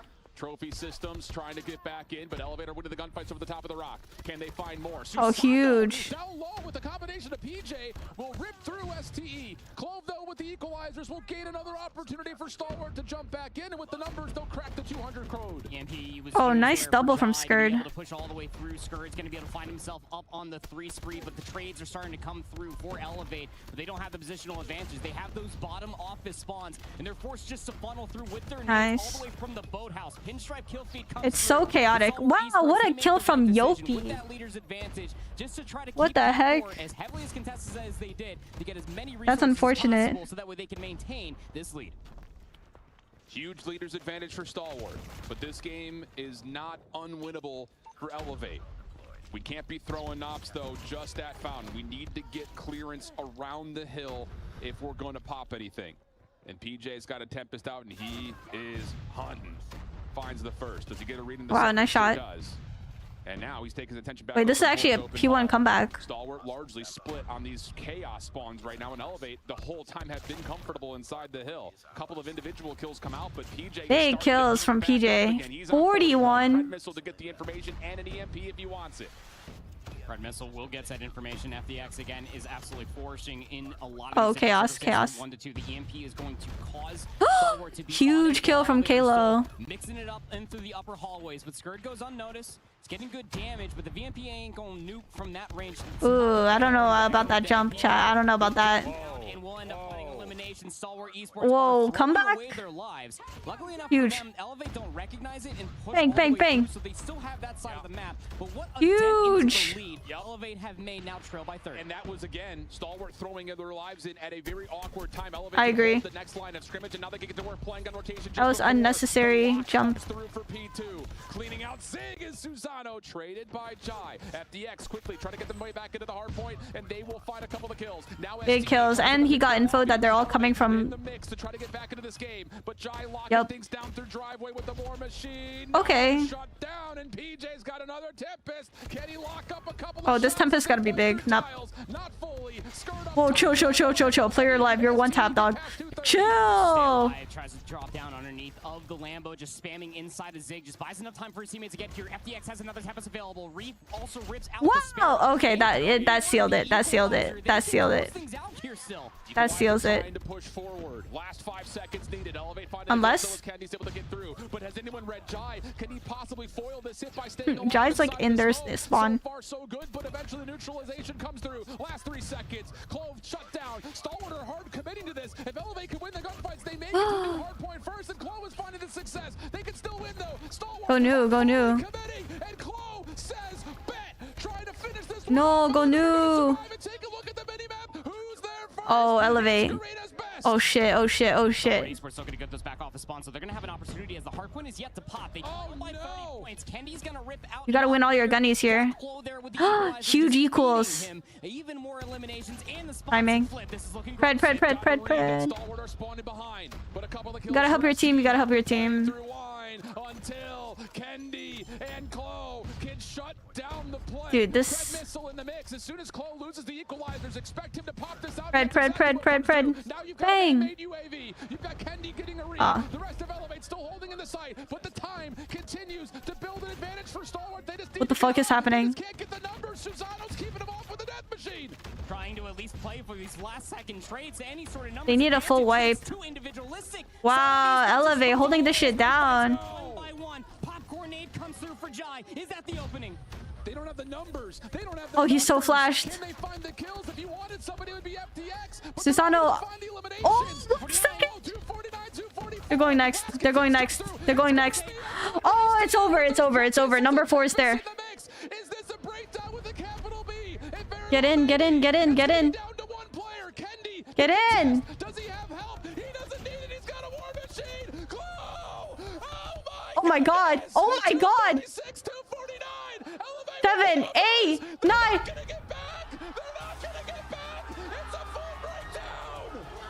An absolute devastation, a breakdown, a pop-off, and mistakes after mistakes. Elevate. The punish game, way too strong. Stalwart Esports sprinting in one by Cinema, chat. Cinema. Nah, bro. I need to go back. I need to go back. Here? They're 1 second away. 3 seconds till hill pop. FTX, just get onto the points, bro. Look, he got there. Bro. Look at the map. Look at the map. Look at the map. Okay. 8 seconds until new hill. Number 4 is literally millimeters away from the points. They get a 3-piece. 2 seconds left. Why are you there, bro? Why are you there? You got a 3-piece. It's a wipe. Holy waste. Waste. Holy shit, what a game. Wow, I am so hyped, bro. That's such a good game, dude. With 250 to 249, what the fuck? What a comeback. Holy cow. Wow. What a comeback, chat. What a comeback. COD Mobile. But the thing about a team like Elevate, oh my god, and you compare it to a team who's never seen a championship Sunday on an international stage, the experience, the ability to stay calm and collected, down 80+ points late in the what just game. happened? Holy cannoli. We've got 55 bombs across the map. The numbers 109 for the L in between FTX and Jai. Dude, FTX on P2, not once, but twice on the Lambo Hill, was everything. That Tempest was ringing. It was coming. But Elevate, Puck, Susano, Aura farming once again, 55 and 46. Constantly a nuisance. The death machine pulls were absolutely sublime. One of the many different reasons that Elevate find themselves now up 1-0 after the photo finish. But Stalwart, they cannot afford to get too deterred here. We're going into a coastal search and destroy, and this should be really comfortable for them. Easier said than done. I agree. Again, chat, that's crazy. Breed. It's tight moments like this. It's finding the cool and the composure to find ice in the middle of a desert. I don't think Stalwart got a chance now. And the emotional it might be chalked. weight of dropping a map like that when you're up. I lost my voice. Late you have the luxury of making a million different decisions to close out that game. That was wild. Brent, thank you for the Harvey and the Go Popular. Dude, my throat actually hurts. That can absolutely what just happened? destroy you mentally. Yeah. So you have to be Q9 defeat Elevate. Find your yeah, 3-0. Gets in some good company and come back to Coastal. That was a gorgeous comeback. Should be in their Elevate Hardpoint Masterclass. Over everything that potentially transpired, but you can't live in the past. Gotta start keeping your eyes focused over Sports Slums. Whether you're 0-1 down or 1-0, this is still a very doable situation for Stalwart. What we saw off of this past weekend. The Slums does come through map. Dude, this is the comeback, bro. You gotta get there. And the reason why we say that Coastal could end up being a better position. Am I gay? I'm a woman. It's because they just watched literally the opening match of Upper Finals. Yeah. Where Q9 holy smokes. After being down 0-3. The other difference besides that is when they continuously get tested. Holy smokes, bro. My heart is racing and I'm not even playing. They were able to take, and they were looking good on it. Yeah, that's very true. So there's the immediate recency of watching your opponent on this map and where they struggled in particular. Yeah. Do you modify, adjust, maybe just hit a certain play in your playbook more often to try to continue to make that a problem for your Oh my god. Or do you trust what's been working for you on the weekend? Maybe a little bit of both. I just hope that Stalwart don't get too creative in their heads. In their heads. Natty, thank you for the Harmony. No, I agree. Losing a game like that is such a big mental test. You have to be able to bounce back. User, thank you for the Harmony, because like, you know Elevate got the momentum. You know they're feeling good. They just had a crazy comeback. You know you're down in the dumps, but you got to be able to just mentally hold it together. First championship Sunday as well. And yeah, you just got to go back to what worked best versus Q9, because I'll be honest, Elevate had no idea how to. That shit was a movie. Q9's defenses on that side of the bomb. Yeah, mostly surprised by that deep B setup that Q9 were pulling on the defensive side. That shit was a movie, bro. Oh my god. Was just too much to handle. We'll be crying, Knock, losing with 1 second. Again, it happens. Lots of things to think about as you experience the tournament in real time and have to. All right, let's go. Search and destroy. I won't say this is a must-win map here for Stalwart, no, it's a must-win. It's an absolute must-win for Stalwart. Not just in terms of score, but just mental game. I think. Yes, momentum is huge, bro. Showing that on their face, or the poker faces are strong. You like to think that it's in the back of minds of at least someone, but this is what makes pressure into Diamond's professional gamers. It's Coastal Search and Destroy. Oh yeah, someone watching someone who's watching someone playing the game. Facts. It'd be like that. That's how watch parties work. Again by playing down through the A tunnel. Let's go. But Stalwart have gotten a 5-man stack going. That's disgusting, but the trade is good. You should be able to just push on through this. Know that you've got a numbers advantage. Late nades also coming through here with trophy systems to support for Stalwart. They should get a plant and FTX. Big kill from FTX. This is a huge fast flank, chat. This is a fast ass flank. A nice pinch as the 3 players are finally here. Okay, Jai needs to like at least be good for 1 here. He needs to be good for 1 or get out with his life. Nades available for this retake, so someone's gonna have to hit, and Susanna misses the first, and that's smart from Stalwart. Just back away, don't give him a second chance. Follow-up nade, ping-ponged off the sidewall, and Elevator in some trouble here. Late trophy does get down, but Reef has already pushed forward.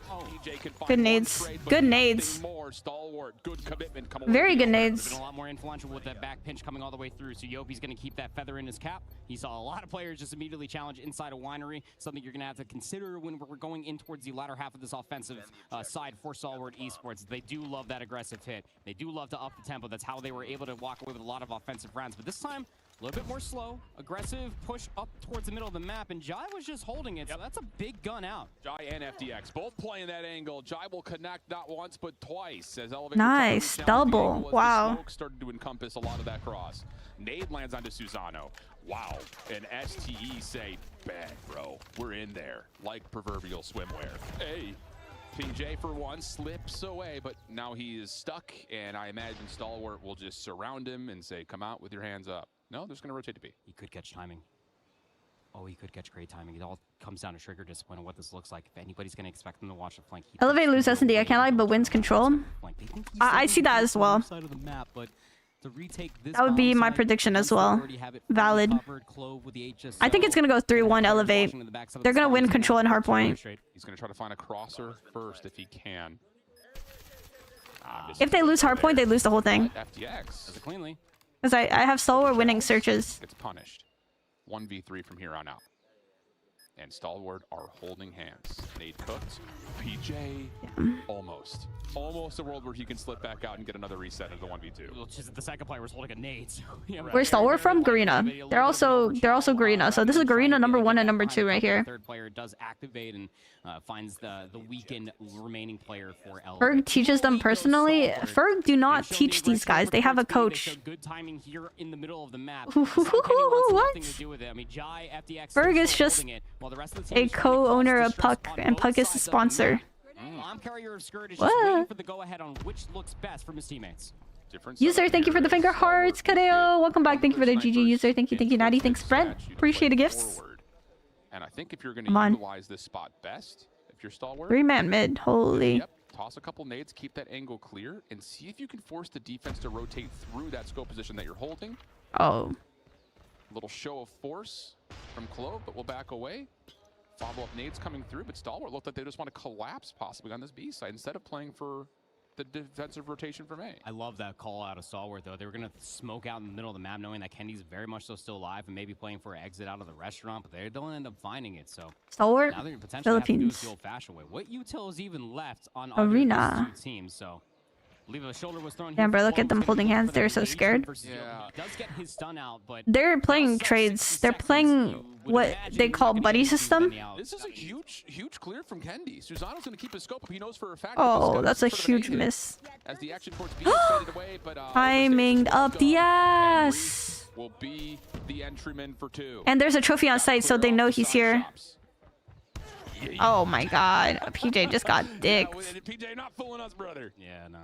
Nice little jump challenge there to be able to take him down. And last alive would be Kendi. 1v4. And hope and dream. Taking that very forward approach would really start to call for either assistance or just that's crazy. Away.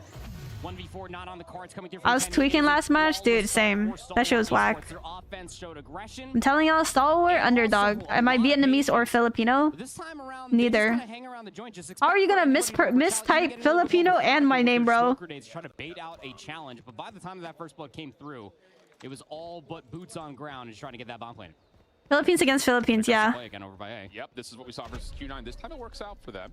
Hey, there we go. Good early blood for Elevate. I've seen Elevate hold these positions once they take him, and that looks like that will once Stalwart's been getting first blood too many times. Obstacle has been thrown into the mix here for Stalwart. First time they haven't had. That's an actual strategy. Really it's a very it's not even a strategy. It's just common sense. And it's usually like a sniper and like an SMG. The sniper goes in for the pick.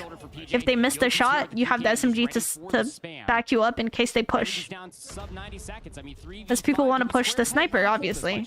You're gonna have to. I just don't know what else you can possibly do here unless you get this kill onto Susano. Nope. Elevate round. Yet Susano will play a safe angle, knowing the clock is starting to turn in Elevate's favor, and Kendi will re-wrap back to mid and catch one transitioning. So. iPad versus Red Magic, what's your favorite? They're both good. A cataclysmic breakdown. And doesn't look likely. Well done. Adjustment and that aggression coming to play here for Elevate. Correct. Q9 were doing a bang-up job of just expecting it, whether that was VOD being read or not. It's Poco, thank you for the gifts. We have actually seen that check come through from Stalwart Esports, and then they'll end up getting caught with it. So Elevate finally put themselves on the board. There's still 2 rounds left in this half. FDX a little bit late there on the trigger for that first blood, but that's all good information. And I like this from Stalwart. They do counteract the aggression. It's met by a couple of trophy system denials from Chloe and Susano trying to get in that forward approach, but this time they come back even stronger. Ooh. Problem is, now you got another first blood for Stalwart. Get in the read, get in the response, and counteracting what we saw Q9 do the exact same thing versus Elevate. You want to play aggressive down A main? Yeah, okay. Yeah. Let's take that. Well, the trophy system just from 2 players throwing. This might be another comeback. To be able to get it, so they the issue is Stalwart is up a lot of rounds and they're on offense, so that's actually really good for them. And off that first blood, they're going to take that doubt potentially caused over by the A bomb side. Hello. Smoke grenade is going to clear out through mid. That can mean a lot of different things, but they're going to try to brute force their way in towards B, where Shotgun's still waiting for them. You have to 2-2 split this, and Kendi has to connect. Yopi in some trouble on the side. Oh no. Susano. Not common to see him whiff. At least they have info. Yopi has done well to cut this mid connector off. Okay. Would have figured that Stalwart with that How smoke the fuck that would work? kind of use that to block information, then flood from the front, but not the case. They try to pinch, and Yopi gets a perfect read. Yeah, they fully execute there off the smoke. So Susano will end up hitting that last shot, as uncharacteristic as the last few were. Yeah, what the heck, Susano? What the hell? For Elevate, but the last time that they had that late smoke to actually cover the defender spawn. Bro said, "Where's Rabalo? Rabalo didn't make it to stage 5." But this time they actually just enact on it, and then they just try to push all the way through. But what? so Shotgun's not funneled out by some grenades. That is. Are any of the people in the leaderboard in the tournament? Dude, the leaderboard doesn't matter. Leaderboard players are shit. Compared to these guys are like fucking Avengers. But there's nobody in this close position. So Stalwart are doing a much better Leaderboard players, you could get the top 5 leaderboard players up against either of these teams and they get smoked. Elevate have not seen a hard read into B since round 1. Like actually smoked. That they can just hold a passive angle with Kendi Bro said Robalo. Joshua, thank you for the roses. On the site, I really like this idea for a blind counter. Wow. Showing a little too much hip there, Jai. We'll lose that first blood. That means that Elevate can... Leaderboard just means you play ranked a lot. His hips don't jai. Only Ian can get away with stuff like that, man. I hate myself. What about War and Chakal? Yeah, they get smoked in this lobby, bro. Seeing a little bit of pressure at B. That will force one defender over, so that limits the presence. Yeah, I would get smoked in this lobby. It's just a fake smoke. These guys are world champs, bro. I don't know what to tell you. Oh, unlucky. Wow, he got stuck. Unfortunate. A little thick. A little plump, juicy thick. Everybody got big hips trying to escape here. I like big butts and I cannot. Still here all the way to the backside, up top around the stairs. Shotgun play here for Yopi. Dealt with PJ, also able to take down Clove. It's a 1v1. 1v1. Hell of a pinch from Stalwart. Time becoming a bit of an issue. Clove, BMP, playing up against the Odin of Scourge. Oh my god, aim. Oh, mercy, Scourge. Oh my god, Skirt aim. Can't lock the shots down. It was down to one shot. Nah, you solo with your eyes closed? You're right, my bad. But can't finish. And we've got an even exchange through the first half. You're right, my god. You know, the last time Elevate found themselves at a 3-3 half, they ended up losing 7 straight. But this time, they're the ones that were down 0-3. Over towards the offense they go. They really do love the aggressive play to try to get in towards B. But the difference is that it's no longer Q9. Yeah. STE are going to be setting themselves up the same way as we always expect them to, with an HS so close, but there's no trophy system immediately. Clove just playing a corner. Would you suggest private lobbies rather than ranked private lobbies? Playing an angle to escape. If you want to get better, play scrims. Play scrims against teams that are better than you. Simple as that. Clove will back away. He's gonna have to ask for help though. He can't just say. This is upper. This is loser bracket. Or will he? Well, they think that it's Elevate just lost to Q9, so they're in the losers bracket. No shots being thrown. This kill would be massive if the Elevate won by how many? By 1 point last game. 1 point, not a hard point. Things up in the corner. That shit's whack. 2 players for Elevator still hanging around the joint there inside a wine, Allen. I think Elevator are confused that Stalwart have not rotated over to try to assist onto Clove, who has backed off the site. Now they're going to get the info. Shots won't land, but that's information. Yeah, he got info on too. Scourge going to hang out a little bit longer while Reef hits a pinch. 1-for-1 the exchange, down to 45 on the clock. It might re-dip that pinch as well. Huge. Susano's going to catch off Scourge as he was trying to get a little huge to even out lives. Wait, no, they're up lives. Never mind. Thinking that we know these guys at this point. Those are your A defenders. They might try to get back over towards A, but Stalwart have already rotated on this side. Read. FDX. Has to land. Oh, he gets a hit marker. Oh, and then gets big flashed beyond recognition. Clove, Jai, last one's left. What happened to Wolves? They lost yesterday to Stalwart. Man, really so they have been eliminated. Laser with the hanging lights. Thank you, my goats. Would be the player to potentially find a 2-piece if he could. Here comes the play. It's double stacked. Clove meets it. Holy aim. A little bit of tags, just keeping the defense back. But the trade comes out. Now to a 2v3. Time becoming an issue. Underneath 20 seconds to fight for. Nice. Susano hits once. And the angle is being watched. Jai is able to connect with a flash. Nice. Not get through the shotgun of PJ. It's 4. How much did they get? How much did Wolves win? I don't know. The understanding of Elevate, because you got the information that the shotgun player is still playing inside of Wine. That's pretty normal. But the timing of not seeing anybody back through mid or the util back over towards your spawn is really interesting. I would have expected them to hit that site 30 seconds sooner. So here we go, in towards this aggressive fray. Here we go. All gas, no brakes. Stalwart respond though. That's the bomb down as you see us switch the perspective away. Chloe able to keep the play relatively alive, but the follow-up from Susano is shut down. Numbers early for Stalwart, but the play not over. Elevate snipers just not hit. You were saying nothing. God damn, Candy. Absolutely nothing. 1v1 opportunity. Hi, Josh. How are you doing? Candy playing for the objective. Bomb has been planted. He's gonna push for the shirt with the pistol. Blazer with the fruits. Thanks, goats. 1v3 for Candy. Doesn't happen all too often, but it does happen every once in a while. Dude, Stalwart chokers. I got you. Quick scopes coming through off of the bomb. Stalwart has so much potential, but they just choke everything. Away now for Elevate to take a 2-0 lead in this series. And they're going to continue the aggression. I mean, when you go back towards their offensive side, the only value they had was the aggressive hit over towards A. Wow. Susano says that looked like fun. Let me join. They don't give a fuck. Oh my god, huge. Tags over towards tunnel. A little bit of trouble to secure the kill. Huge. 2v2, but no bomb. An STE get a read. Can't find the kills though. Yo, aim. Reset. It does tag both of them. They're going to continue to try to aim. Try to recover this bomb. Aid comes right over the top and get that bomb planted and maybe try to play for the 1-for-1 position inside of shops. They would have enough time to try to re-wrap this all the way around, but because they're committing towards the side, are they going to expect the flank? Pinch set up here for ST on the retake. Big. PJ says not interested. Down now to FDX. PJ playing through shops. Oh my. Are we kidding? Chat, nerf the melee, bro. Nerf the fuck ass melee. Fuck that shit, bro. Fuck that shit. Whoa. All right, so it's good to know. Hey, that's actually so stupid, bro. Holy. That's actually so stupid. All jokes aside, fuck melee. Nerf that shit. Melee is so stupid, bro. You, as a shotgun player, losing your 1v1 in S&D in a fucking $1 million tournament because of a melee? Be for real.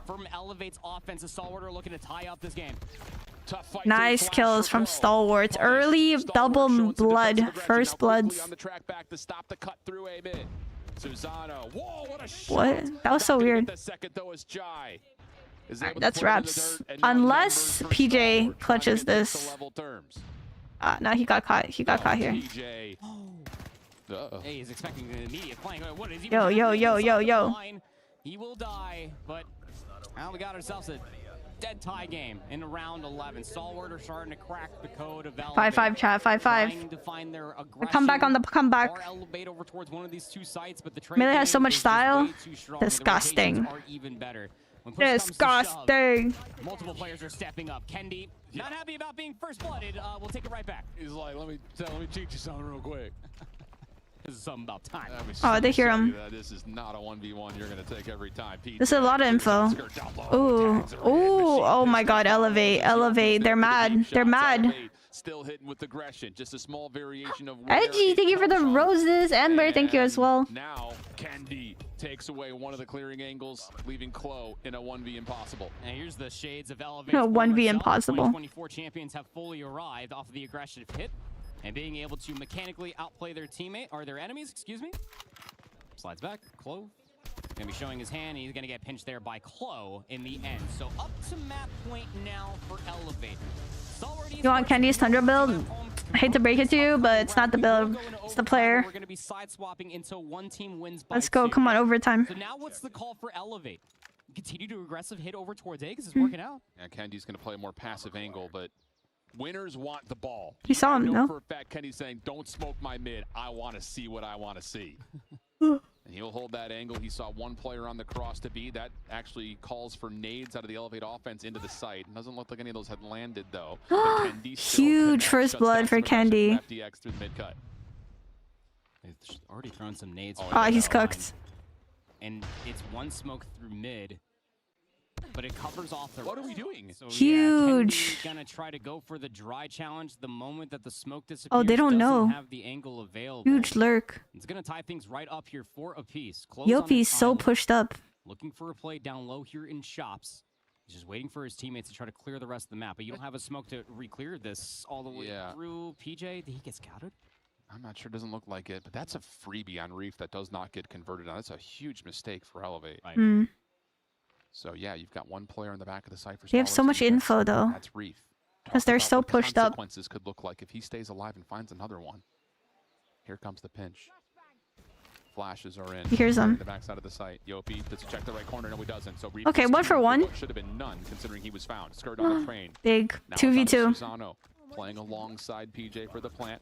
Nade over the top. Harley, thank you for the hand hearts. Blazer, thanks for the roses. Amber with the love you so much. Thanks, guys. iClutch, thank you for the heart me. And the you're awesome. Thanks, Amber. PJ is the player on the site. Susano's going to show his hand. 1v, no, 2v2. There has to only be one player isolated on the site. Here comes Susan right up the staircase. But the smoke for PJ gives himself a chance to play inside. But oh, shit. Tags into him, has to back away, and he will. Susano also, hit markers coming through. Down to 20 seconds of the clock as the smoke will fade.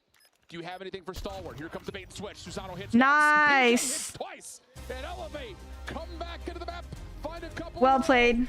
Well played from Elevate. Clutch ability coming out of Kendi to give him a chance, and now they're up 2-0. Yeah, egregious challenges there through the middle of the map, being able to walk away with the gunfights. I'm sure it feels right back at home there for Kendi, winning the 1v1s versus Jai in the middle of the map. Enough to be able to swing some number favors, but still a lot left to be desired as far as these what is this? rotations and executes. If I really want to be nitpicky for Elevate, but they still win the map. They go up 2-0, and now they're in prime position to be able to march their way towards the grand finals. Can't write off Stalwart all the way through because their mid-round adaptations were absolutely electric, but still, Elevate there in the latter half, being able to slowly pick and prod this defense apart. The nades in the Bobby's so goofy. Look, at this point, I wouldn't want anything to do with it either if you can't find success with it. So try to go back to what you know, and that's Kendi with the LW3 Tundra, being able to find those picks through mid, lay util to be able to get back down low inside of the shops and tunnels, or where they mostly find their value, even with the bomb not being planted versus Q9, just hit over towards A. 5 mana. Sure, that's crazy. Day one strat, sometimes this works. What a play from Kendi. Oh my God. That is a backbreaker as Stalwart now find themselves having to put together a reverse. All right, 2-0 right now. We got one more for Elevate. Unless Stalwart can do something on control. Highly doubted though. Never be in person face to face. But now you got to go to I can't even lie, chat. This is a very sad series for Stalwart. If they lose this, looking back, it's like they choke so many. They choked a 1v3. They choked Hardpoint. You know what I mean? Not looking good. Out of Reef, wasn't enough. 13-9 out of PJ. Sure as heck was. That smoke was so good.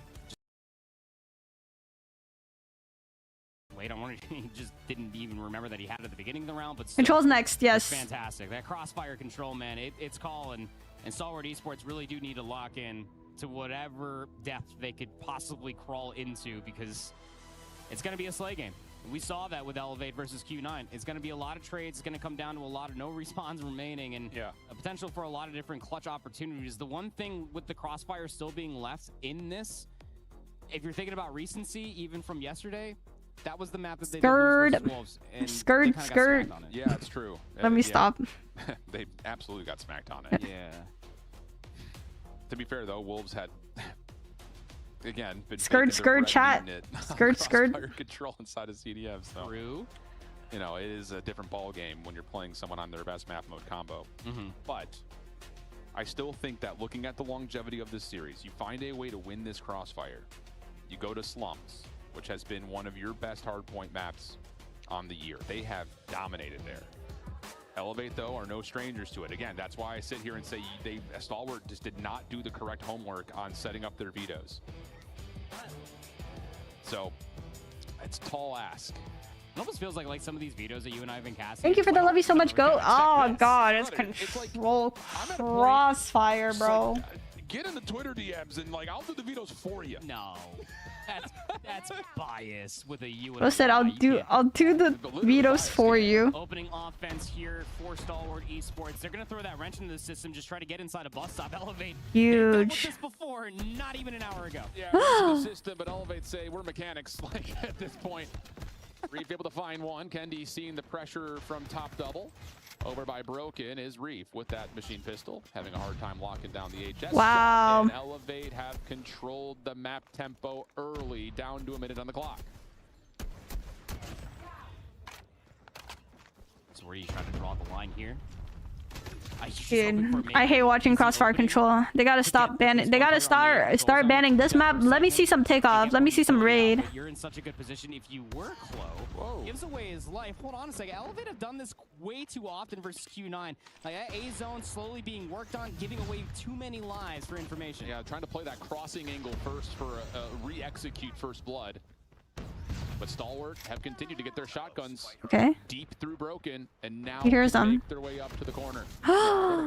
Red like a book. A little snap overhead, some team shots in the mix, so good comms from Elevate being executed on. Life lead still in favor. 14-17. Ooh. As they get this to a 17 plays 13, and it looks like they're going to be pretty happy, or at least voluntarily going to allow some extra ticks to be captured on this A zone. Oh, we're kind of getting cooked. Though, as PJ will step up and get some depletion going. Only halfway down towards that depletion. 16 plays up against 9 is the biggest win condition, and PJ is firing and he is screaming. Yeah, they got a cap. Oh my god. Oh my god. Oh my god. Who's worse? Shaky as it was, it's still another elimination going Elevate's way. Raid is better? Yeah, but teams like the ban raid. Giving away a lot of lives. Luckily enough, PJ's able to combine for 2 and immediately stop that push dead in its tracks. Yeah, this has been absolute, well, to use the word purposely, controlled. Oh, that's a good one. Yeah, I like that. I mean, it's just, they are picking and choosing their battles very nicely. Even when it looks on the minimap like they're giving away too much space. Maybe they're playing too passive, playing that B cross. Sure. Life lead is a life lead. Doesn't matter how much time you have left, and now it's where's Waldo? As Jai will try to force the hand to Elevate to come to him while everyone else is trying to charge up their ops. Yeah, I mean, this is fine if he can try to get himself this first segment. Yeah, he should just die here. Actually, try to get the tick, but ideally you want to... You want to die. Segments could end up baiting. You want to die so they don't get to recharge their ops. That 1 segment at the very least, while Elevate wanted to charge their operators. PJ getting away with highway robbery off of the initial B execute that Stalwart Esports were looking for, but that's just why you don't see that happen all too often, because a lot of the time you just get crossed up and then you immediately lose that life advantage. Candy looking for the long cross through ramps. Oh, That's nice shot. enough for a war machine to be earned, and PJ nice. is ripping apart the defensive crosses through mid. There were no smokes there because why would you? Holy, they're getting poo-pooed on. Why are we ADSing with the Tempest? Oh, mercy. You think he's feeling himself? A little bit of over-aggression through, though, and Stalwart will battle back after the initial onslaught was successful for Elevate. I mean, you got a 4-for-9 trade through the opening engagements and no segments of progression whatsoever.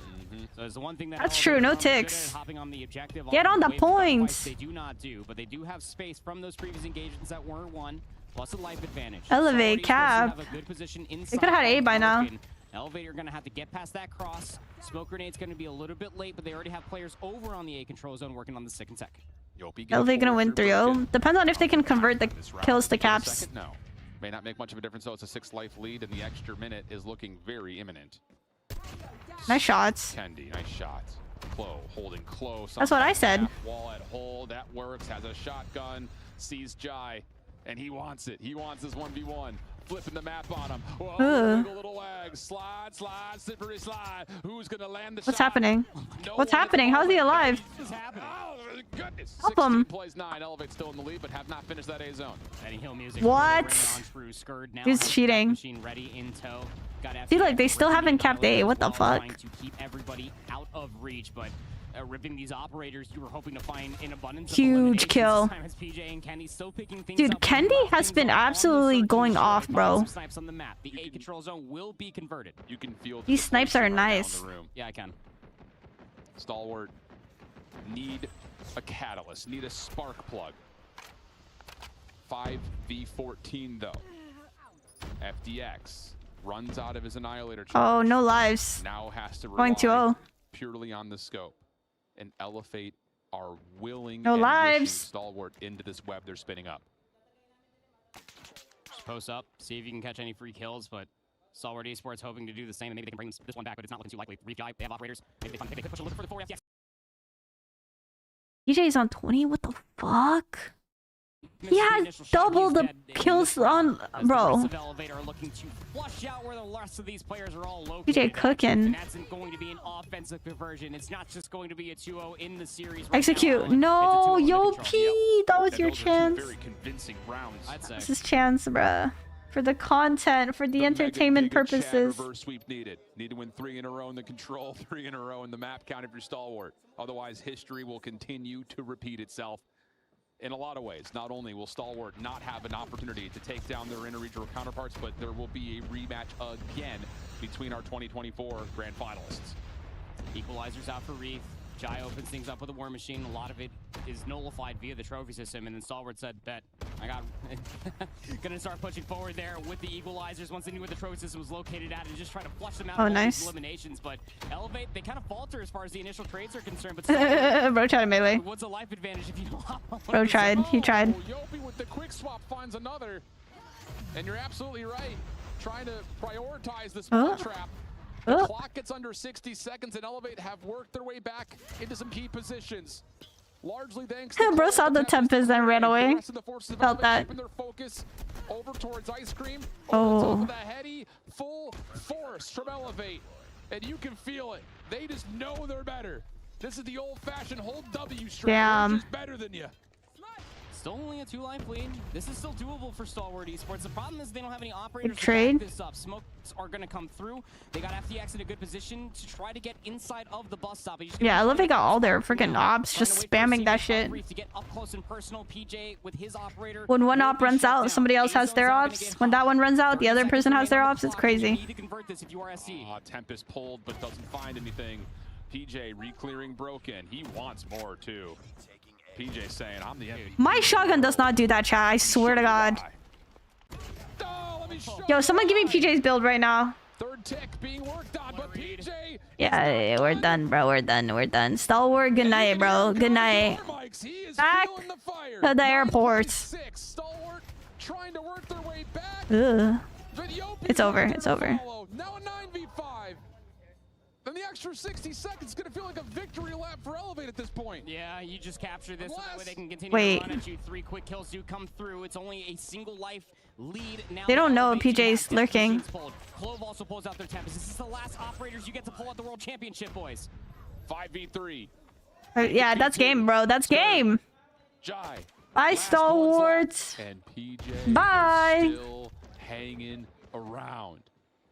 Yopi. Katniss Everdeen cosplay after Halloween comes through. Gonna finish it. Wow. Elevate, no worries, no problems. Kind of. As they take a 3-0 versus Stalwart. Why are they so nonchalant? I don't like that. Get hyped. You're too nonchalant about it. In the grand finals for a second straight year. Alan, you love yourself a good history book from time to time. How often is it to repeat itself, especially when it comes down to Garena 1 and 2? Still a lot of good. That is crazy, chat. Showcase it between these two teams. Stalwart Esports should still feel This champ is trash. Most of the operator skills. That's one thing. I wish ops wasn't as like crazy as it is. They end up getting knocked down a peg, and then they just lock. Stalwart low-key choked though, I must say. They're such a good team, and they're underrated, and in my opinion. But it's like, what the fuck? Again, I'll take the L on the chin here. But hey, I mean, Elevate is Elevate. I underestimated the Stalwart team. The mistakes were shown though, and bro, that's what we're looking at. That's true. I must say, Stalwart coming into this tournament definitely wasn't a team that people were like, holy shit, Stalwart Gaming, be nervous, you know?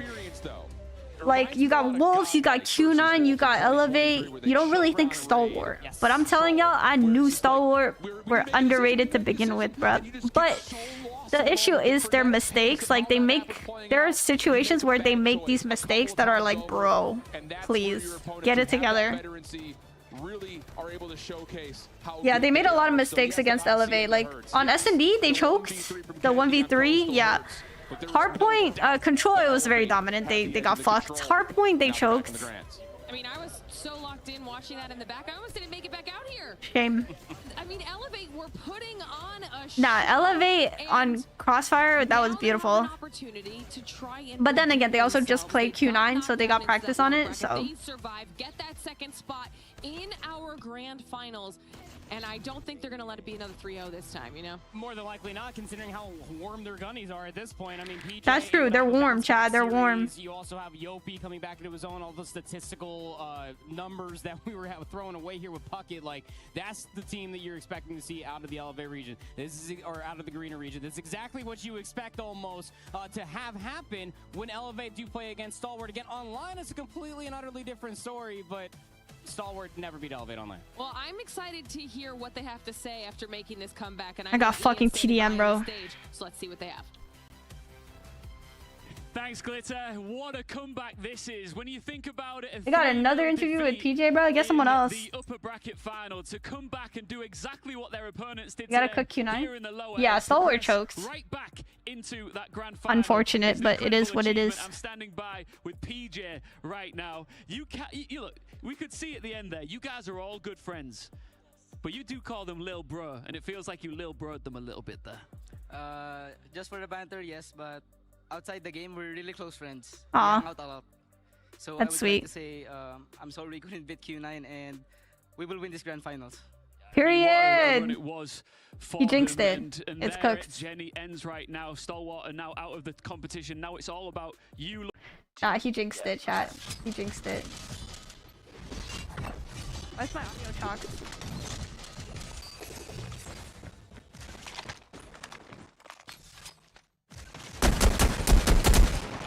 Holy aim. Wait, why's my audio chalked? Let me unplug, replug real quick.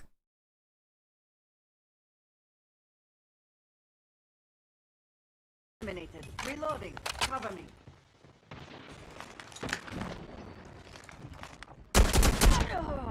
My audio is actually fried.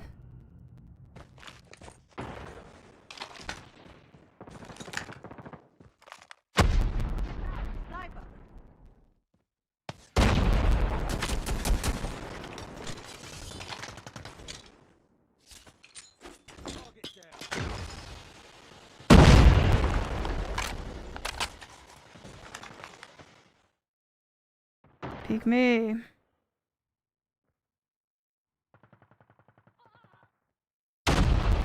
Dude, what's wrong with my audio? Why is it so staticky?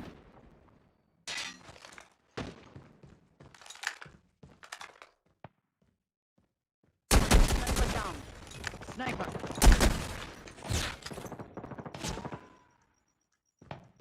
Frag out.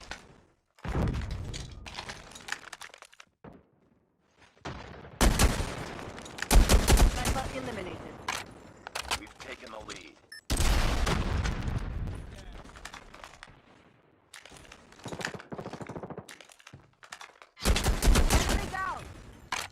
Y'all hear this? Y'all hear this?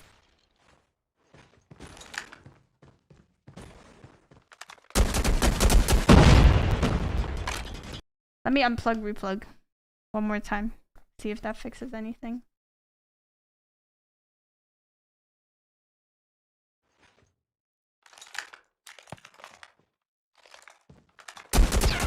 Sniper.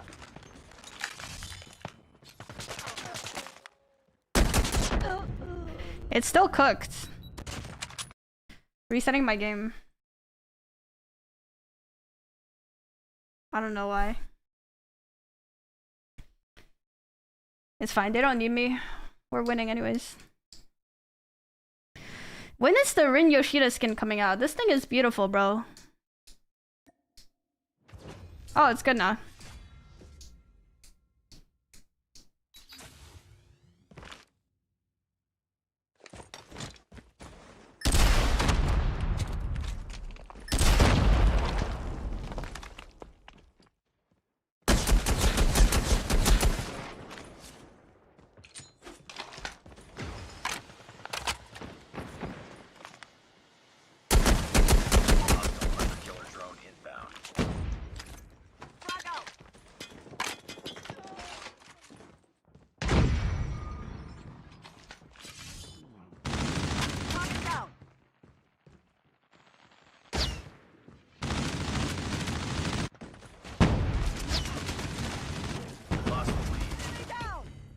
I hear this throw.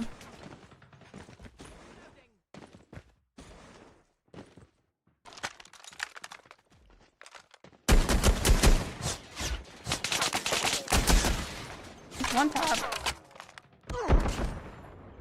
I'm surprised he chowed that again. Brave soldier.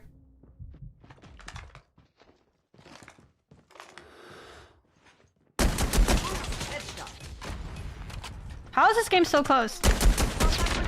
How is this game so close? I have 10 kills. Suffy, thank you for the donuts. My goat. Grenade out. Get down. Sniper. Shoot him, please.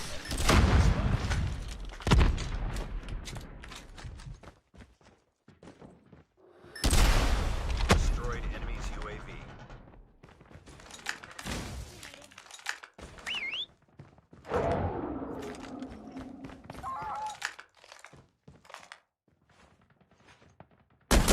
Tango down.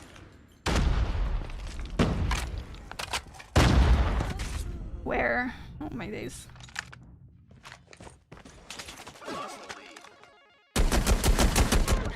He's in our. Yeah, we're gonna lose, bro. Do I have a sniper? I do. Sniper. We're failing this mission.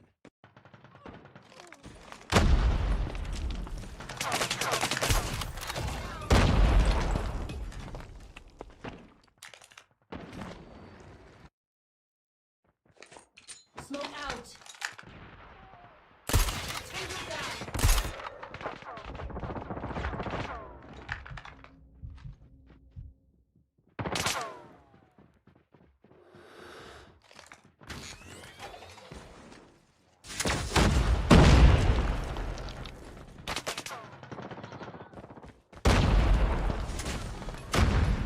Okay, we're cooking. Enemy down. It's too close. Fight hard.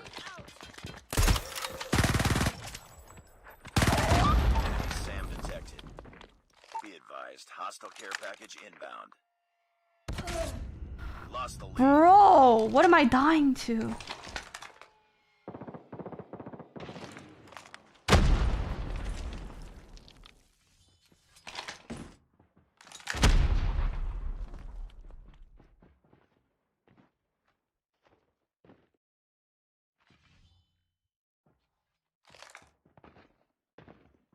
Destroy enemy SAM turret.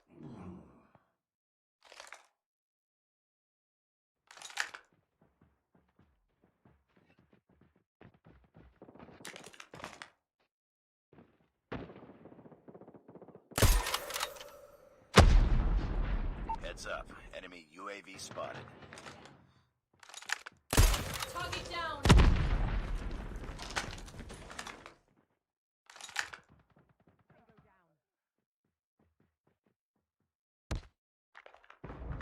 Be careful. Enemy Wheelson has been deployed. No! I'm actually sweating, bro.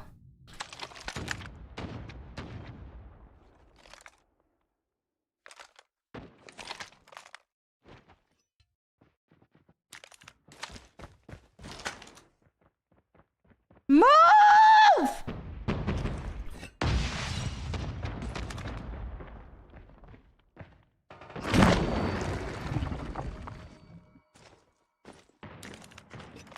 Stupid. Stupid teammates. I hate ranked. Why isn't domination part of the combo? Because Dom is trash. I'm gonna cuss every one of my teammates out. Holy. I went AFK and we still lost. Return to base. Why are we feeding so much, bro? Oh my god. Fuck this TDM frontline shit. That's AIDS. Major, thank you for the GGs and the heart me. Thank you, Suffy, for the hearts. Devious with the super GG. Thank you. Thank you, thank you. Oh my god, ranks can get me heated. Ranks making me mad, chat. I want to use shotgun. I want to use this again. I want to use my sledgehammer. Worst game mode? Team deathmatch.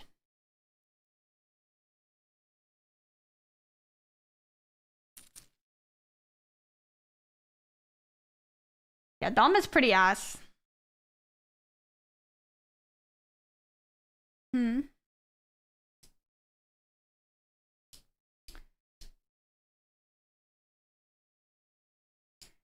Favorite game mode is S&D.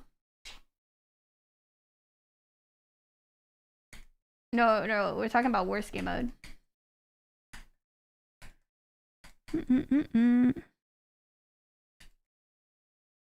How long you been live? 2.5 hours. Alright, let's go raid. Let's get it.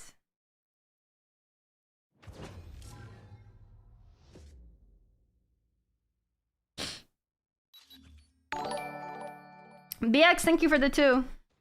At BX Gamer 3722. I don't know about shotgun on this map. Through Super Chat. I don't know about that one, chat. Have you seen the wallpaper that I've made for you? What wallpaper? This one?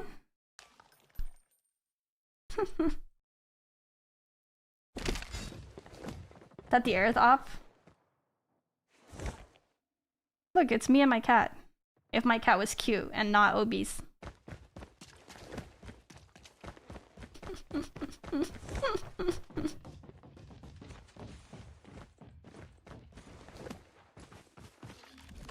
Alright, chat, over under 30 kills. Let's go. 32 kills, over under. Hard point. Why would you say that? It's facts.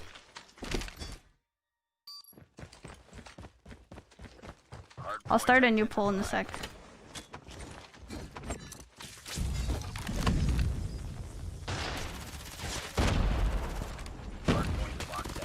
Sorry, my aim was not pretty there. Nice kill.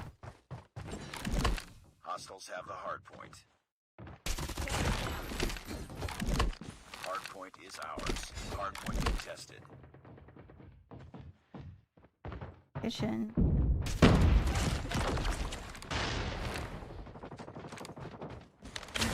Hard point contested. Target's in sight. Tango down.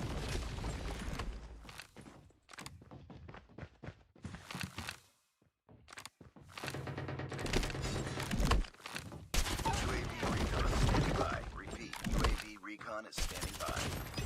Friendly Shock RC is ready. Friendly Shock RC is coming.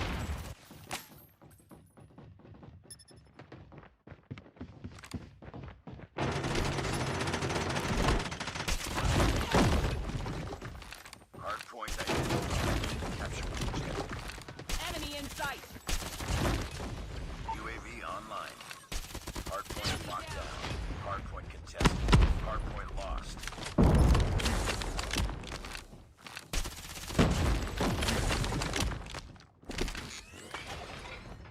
Hard point is ours. Tango down.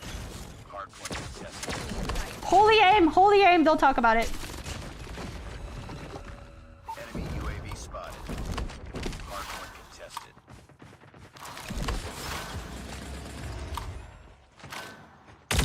Target down. Advanced UAV is ready. Hard point contested. We've taken the lead.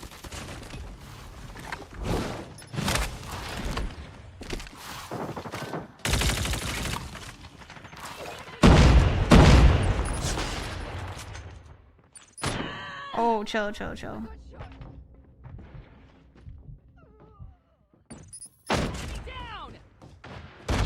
Chill, chat, UAV chill. spotted. Hard point identified. UAV recon ready for deployment. UAV online.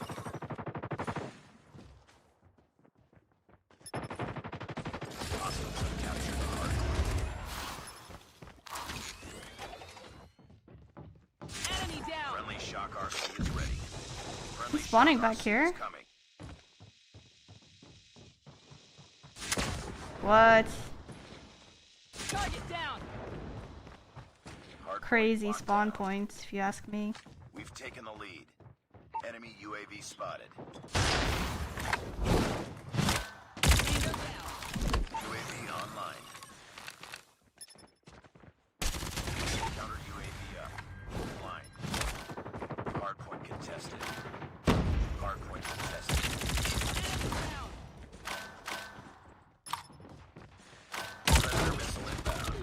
We got it! Friendly is ready. Tango down. We've taken the lead. Hard point identified. Warning, friendly Oh, yawn.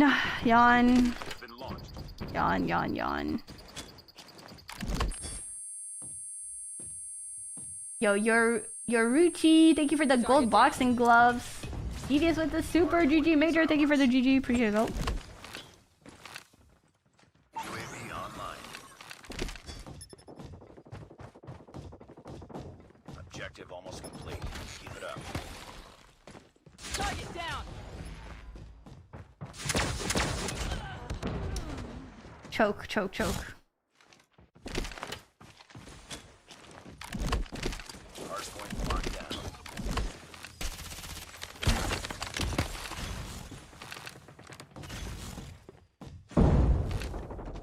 Boom! Headshot.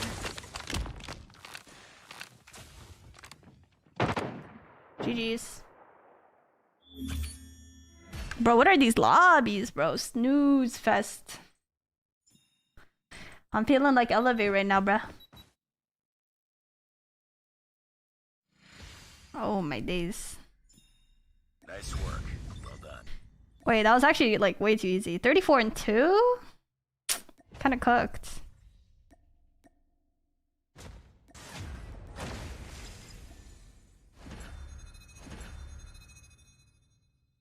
Yikes. VMP attachments? Bro, give me a freaking shotgun map, please. Am I living in Paris? No, Canada.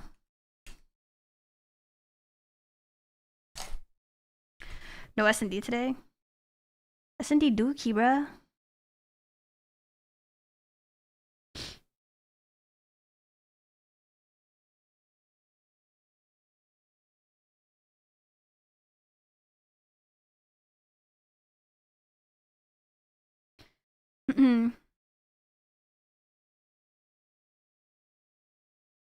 What the heck?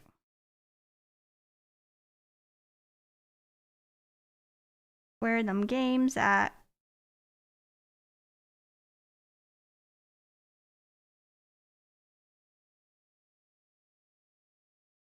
How's your day going? Solid.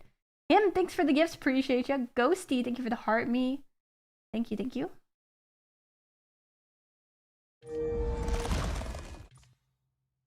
Yeah, I don't really play Search all that much, chat.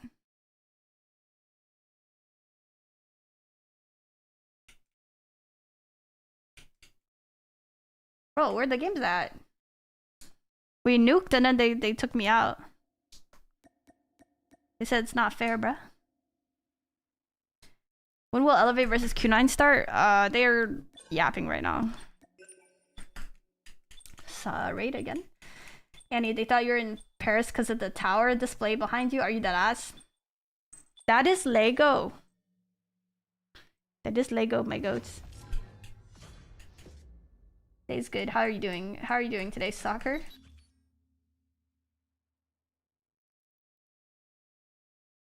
Your VMP attachments are better? Good for your VMP attachments, bro.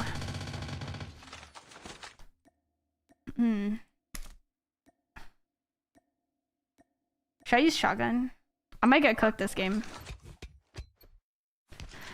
Okay, so for winners, they get 1 map advantage. Hardpoint identified.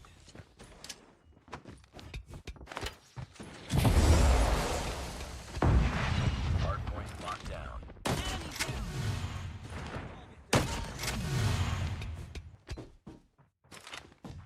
Target's in sight.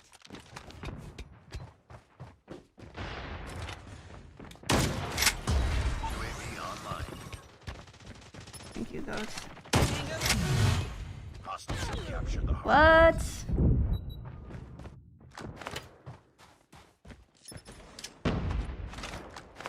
Hardpoint. Tango down.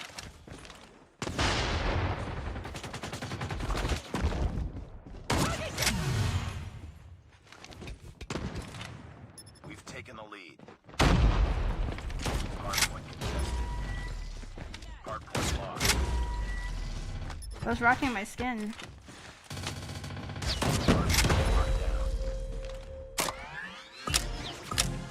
Hard point identified. Capture the objective. Hard point contested. Hard point is ours. Hostiles have the hard point. UAV recon. What are you doing there? Yo, these guys are not real. Hard point contested. Hard point lost. I didn't even see him. That shit flashed and he was in the sky. Heads up, team. Enemy UAV spotted.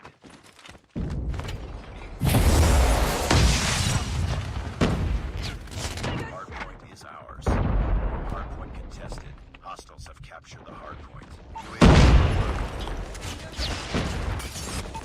I got him. They're all shocked, I guess. Hard point lost.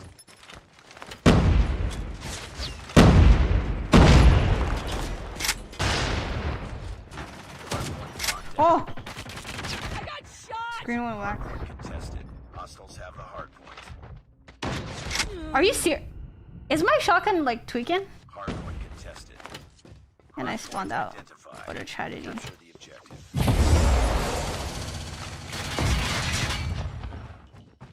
Hostiles have captured the hard point. Heads up. Yo, get my trade, please. Spotted.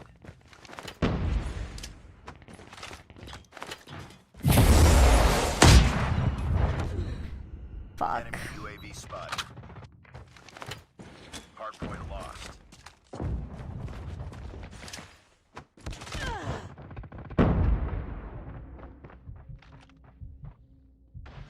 Destroyed enemy's UAV. Lost the lead.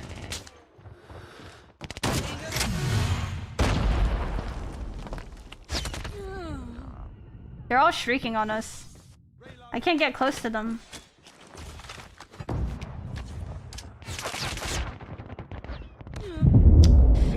Okay, fuck this. Give me a gun.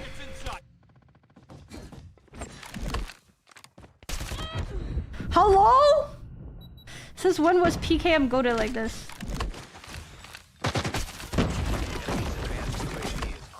What? Hard point identified. Heads up. Enemy wraps deployed. Hard point contested. Hard point is ours.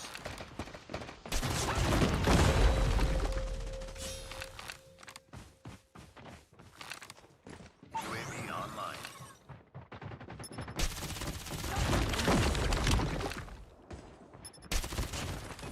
Hard point contested. Hostiles have the hard point.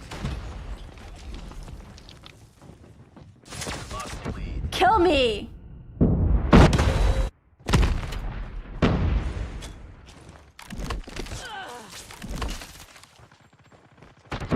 How is he up there? My teammates are up there, please.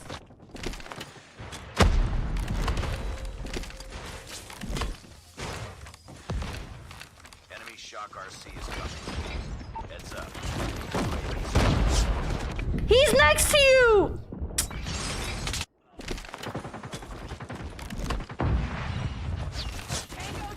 Hard point identified.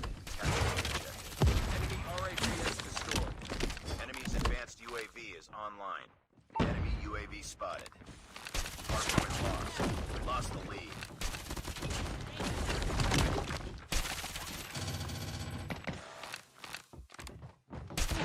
Get up, team.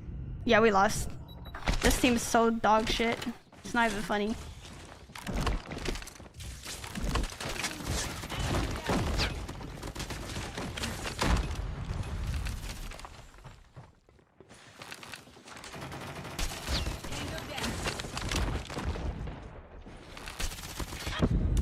Oh my god.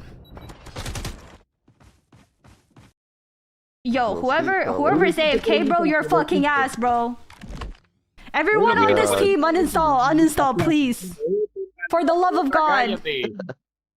For the sake of everyone's sanity, thank you. Holy. I didn't realize I was deafened. I missed the hand cam. It'll be back, don't worry. The grand final is here. This is what we've all been waiting for. It's time to start breaking down. You got turned on? I was one tap. Versus Elevate in our grand Whole team went negative. Oh my god. 6 and 18. Your opinion here so far. Deep dive on this proper. Oh, I'm much happier seeing the maps vetoes. I'll tell you that much. We'll get to that one in just a few moments time. But I mean, no comment. The way that they walked out this time for Elevate, you got the whole swagger. DVs with the game controller. Thank you, Sad, for the Harmony. Appreciate it, guys. As far as that opening best of 5 is concerned, and then they were able to find their confidence once again in the lower finals. Is that going to be enough to deal with the raw power? Why are they just chilling next to each other? I've yet to what see is this? Otherwise, but I'd love to be proven wrong. I see an unhappy Brody right now. We're getting those picks and bans up in here for everybody at home to see, and Brody does not look pleased. Yeah, I mean, Proper already kind of said it right. He's not happy for a reason either. Grand finals. I think Elevate. Error for Elevate in this final. I mean, you already said why, mate. Just do not. Poll is up, chat. Let's vote. Summit. It's a phenomenal map for them, and albeit, you know, they almost lost that game. Still, it was a phenomenal. It was like a 14-point hardpoint, something to that effect. And summits are always closed. Still, Q9 are so consistently able to clutch up on that map that does feel like a weird one. I think the way that they played this, though, Hacienda, Tunisia bans coming out from Q9, just boxed down. How much does the winner receive? 350,000 USD. I mean, potentially the search and destroys for Elevate to try and get a route back in, but it's always going to be difficult up against Q9. We've seen it already. There were some close moments here and there, and we have seen Q9 lose some search and destroys this weekend. They haven't been that indomitable beast that we really expect them to be. They have had chinks in their armor. That could be something. I want Summit, bro. I want Summit, bro. Let me see Summit. Actually looking towards, but based on what we see in the first series, they're apparently the PKM is freaking best thing in the game. You also seem a little bit got destroyed by that shit. At least with what we've got here for the choices. I mean, look, when you lose that upper final, you lose any sort of opportunity to try to sway this best of 7 in your favor. So Takeoff is gone. Crossfire is still there, and although you might see some semblance of heroics, you still have to try to get to the map 5 in the first place. You're already starting this 0-1 down. You at least get your Apocalypse, and you can almost guarantee that Coastal is probably still going to go Q9's way unless we see any other adjustments possible. But I just am really struggling here, Glitter, to see any sort of road for Elevate to be able to win this. It would have to be absolutely Herculean. And you know, that was something I think a lot of people were concerned about after watching that performance out of the upper bracket. It was a very decisive 3-0, and having to bounce back after having to then play through the lower bracket, come back into the same situation with, in Elevate's case, a map disadvantage. I mean, everything's stacked against them, and they now have to kind of fight through the mud to even get themselves back on equal footing with a team like Q9, as everybody home can see that reflected down there at 350k split 5 ways, and also to the org. This is going the org and to the coach as well. One of the hardest fought battles, ton, that we will see. And taxes. Don't forget taxes. I think it was one of those finals that we wanted Not to worth, see again, because in my opinion. Definitely would have wanted another swing, especially the caliber team that they are coming into this, going up against. It's a good amount, but it's such a high risk thing. It's like you're not even like it's not a especially after what we see in that winners bracket final. Guaranteed 350k. You have to win, you know, and only one team wins. Undoubtedly being the best teams. I mean, look, I think a lot of people sometimes be like, oh, brackets this and brackets that, but both these two teams gotta take them risks. Yeah, just fucking go to Vegas, bro. At that point, our best 2 teams are in the grand final. You have a better chance putting it all on black or something. At least, right? Elevate do have something in their favor at the very least. You've always kind of got that advantage of coming straight from a quick 3-0. Let's go. Bracket final against their compadres from Garena. So who eliminated Wolves. You have all some words momentum in your favor, and I think the other thing as well here is the fact that upper bracket final, it wasn't exactly the cleanest of 3-0 sweeps, right? And you guys are seeing like the more like you see they're only playing for 3 days, but they also practiced a lot, you know, so it's different. That you lost, you know, Q9 just kind of hunting you down later in the rounds, and I'm sure we'll have a deeper conversation about that later on when we do get to the search and destroy, especially again on Coastal. But still, I really do not think Q9 was. All right, guys, predictions. Who do we have winning, and what's the score? Really agree with that. I mean, by score, yeah, it was not close, but by so many different moments in time, like they were just hesitating, like deer in headlight situations for Elevate. That's not what you expect from a 2024 world champion MVP of PJ. Rectified that in the lower finals, but now you have to somehow remember that going towards this series, because they had a Elevate easy. They do have map disadvantage though. And you know what happens when you got a plane gets back from the mouth, Brody? Well, you completely fall on your butt. Yeah, listen, look, it's minor things ultimately, you know. So keep that in mind, chat. They have map disadvantage. Being really the key power players for Elevate. And it's minor things like that. Like if you're drawing the first blood, it's like the things are going to go in your favor. Honestly, I think if things were cataclysmically wrong for Elevate, they would probably have not lost by 14 points in a 3-2 round 5 control. Like, and I feel like those are pretty close games. And spicy. I love this. No, this is great because Spicy chat. it really does come down to those minute details. When you're at this level of the competition, you have to be paying attention to every small slip up, every single time they pretty much do anything. You know, how was the operator usage? Was everything timed well? Is it what you're looking for out of a championship squad? Well, championship? Ladies and gentlemen, it is time for us to find out who will be crowned the Call of Duty Mobile World Champion. Let's go. Let's get into it. Apocalypse Hardpoint is what we start on, and these two titans going up against each other for the biggest prize, the crown of the Call of Duty Mobile World. And when you look at them, Brody, this is kind of what we expected. We thought Q9 could make that run, elevate the defending champions. Can they do it again? Or can Q9 Hacienda, bro. Championship, dog. Championship. Let's get it on, I think Alan says.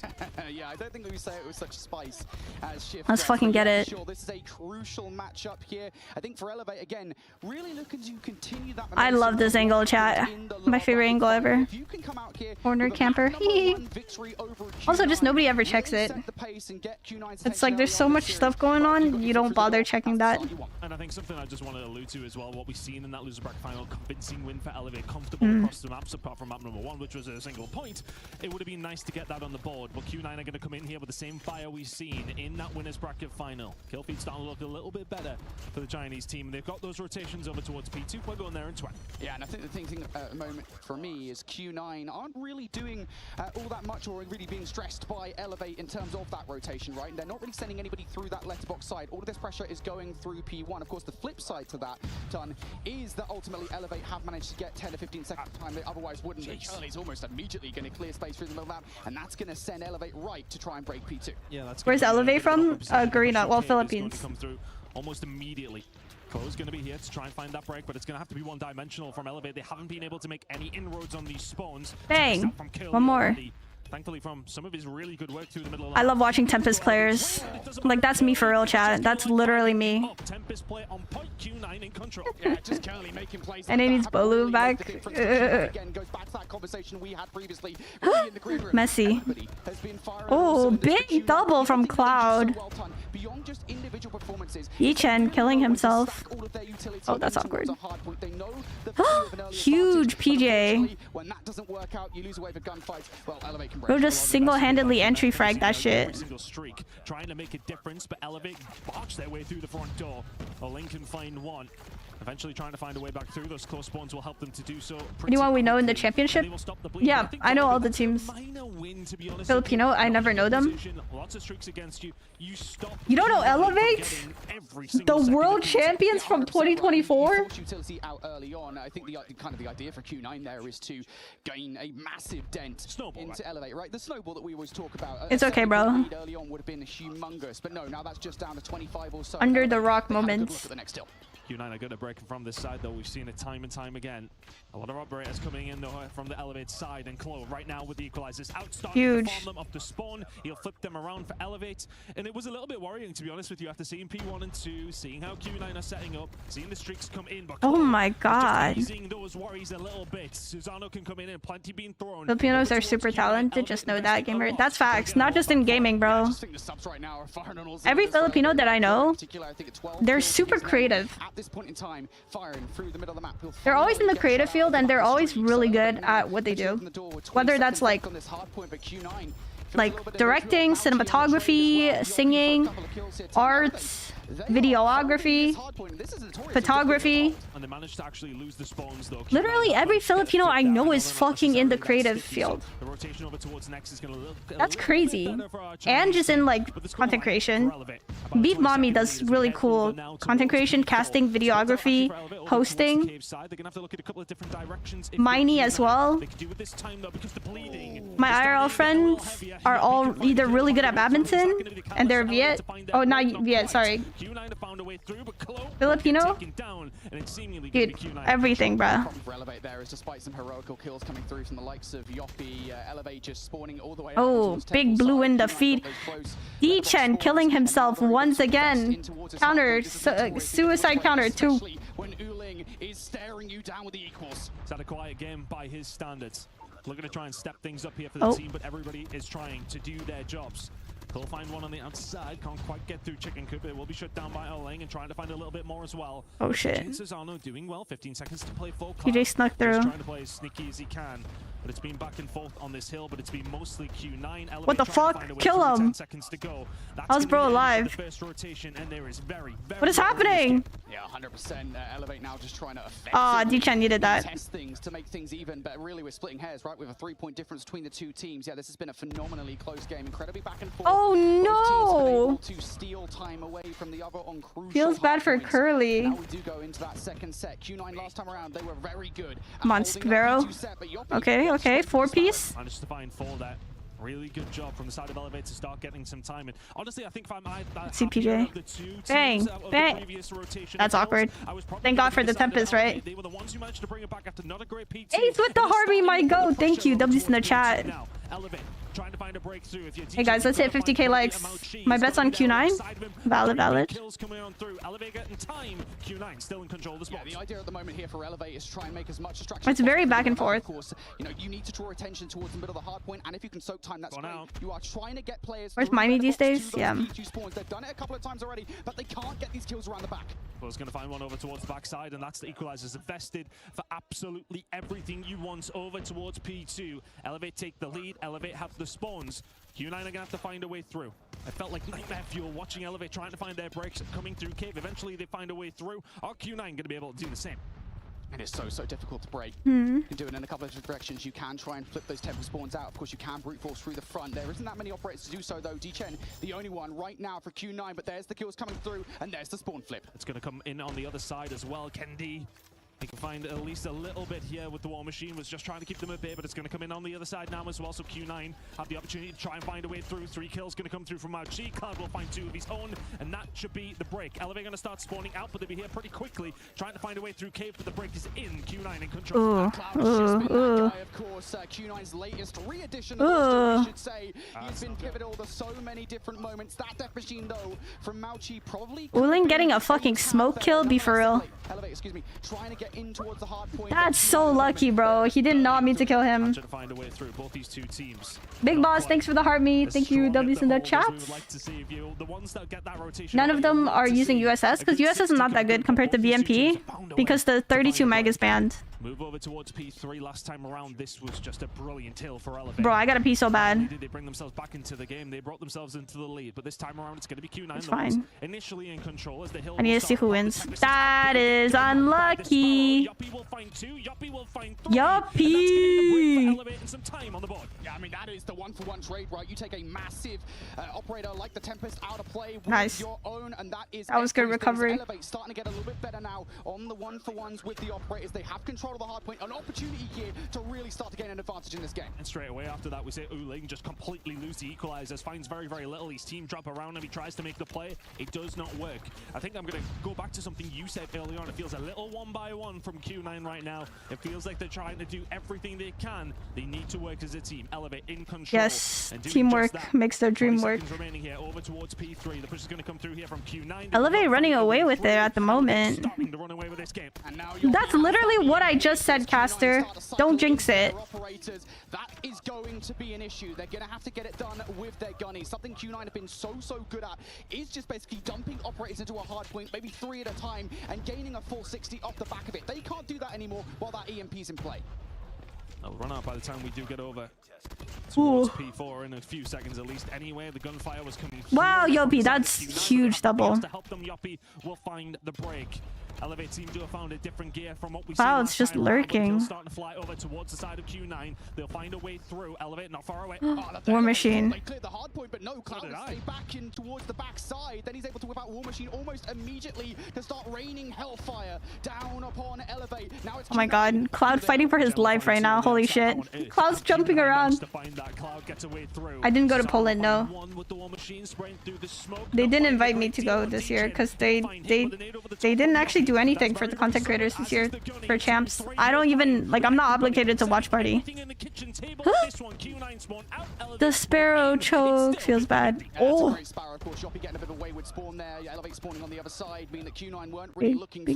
Go next, go next, go next. Off the back of that Sparrow, but as we get into the final set of this game, Ton, it really does feel like okay. P3 from Wow. Elevate, where they're able to get a ton of time. See, they're getting a lot of kills from what? That's fucked. Bro got beamed. Yeah, that's the thing. Like, they're getting good kills from the side of Q9, but it's always during like rotation where the kills don't really matter that much because it's not converting to hill time. And look, Elevate is now on the hill. No. Q9 finding their way through. These spawns still a little bit flipped, but Elevate will start to get them over towards the backside, but still 40 seconds on P1. One player being a nuisance, of course, Sid Suling behind enemy lines. They weren't checking for him. Now he is actually going to go back for P1 here, I think, realizing the importance of the 30 seconds of time instead of the importance of the spawn flip. At this point in the game, you have to close that. Dude, this is so chaotic. Every time they switch scenes to a different player, like, it's just chaos. They managed to use them. You know? And they're efficiently getting time over towards P1. Elevate will find a way through, but Q9 have got spawns. 14 seconds to go. D-Chen, he'll find two. And all of a sudden, Mauchi, can he pick up the pieces? Not quite. He will fall.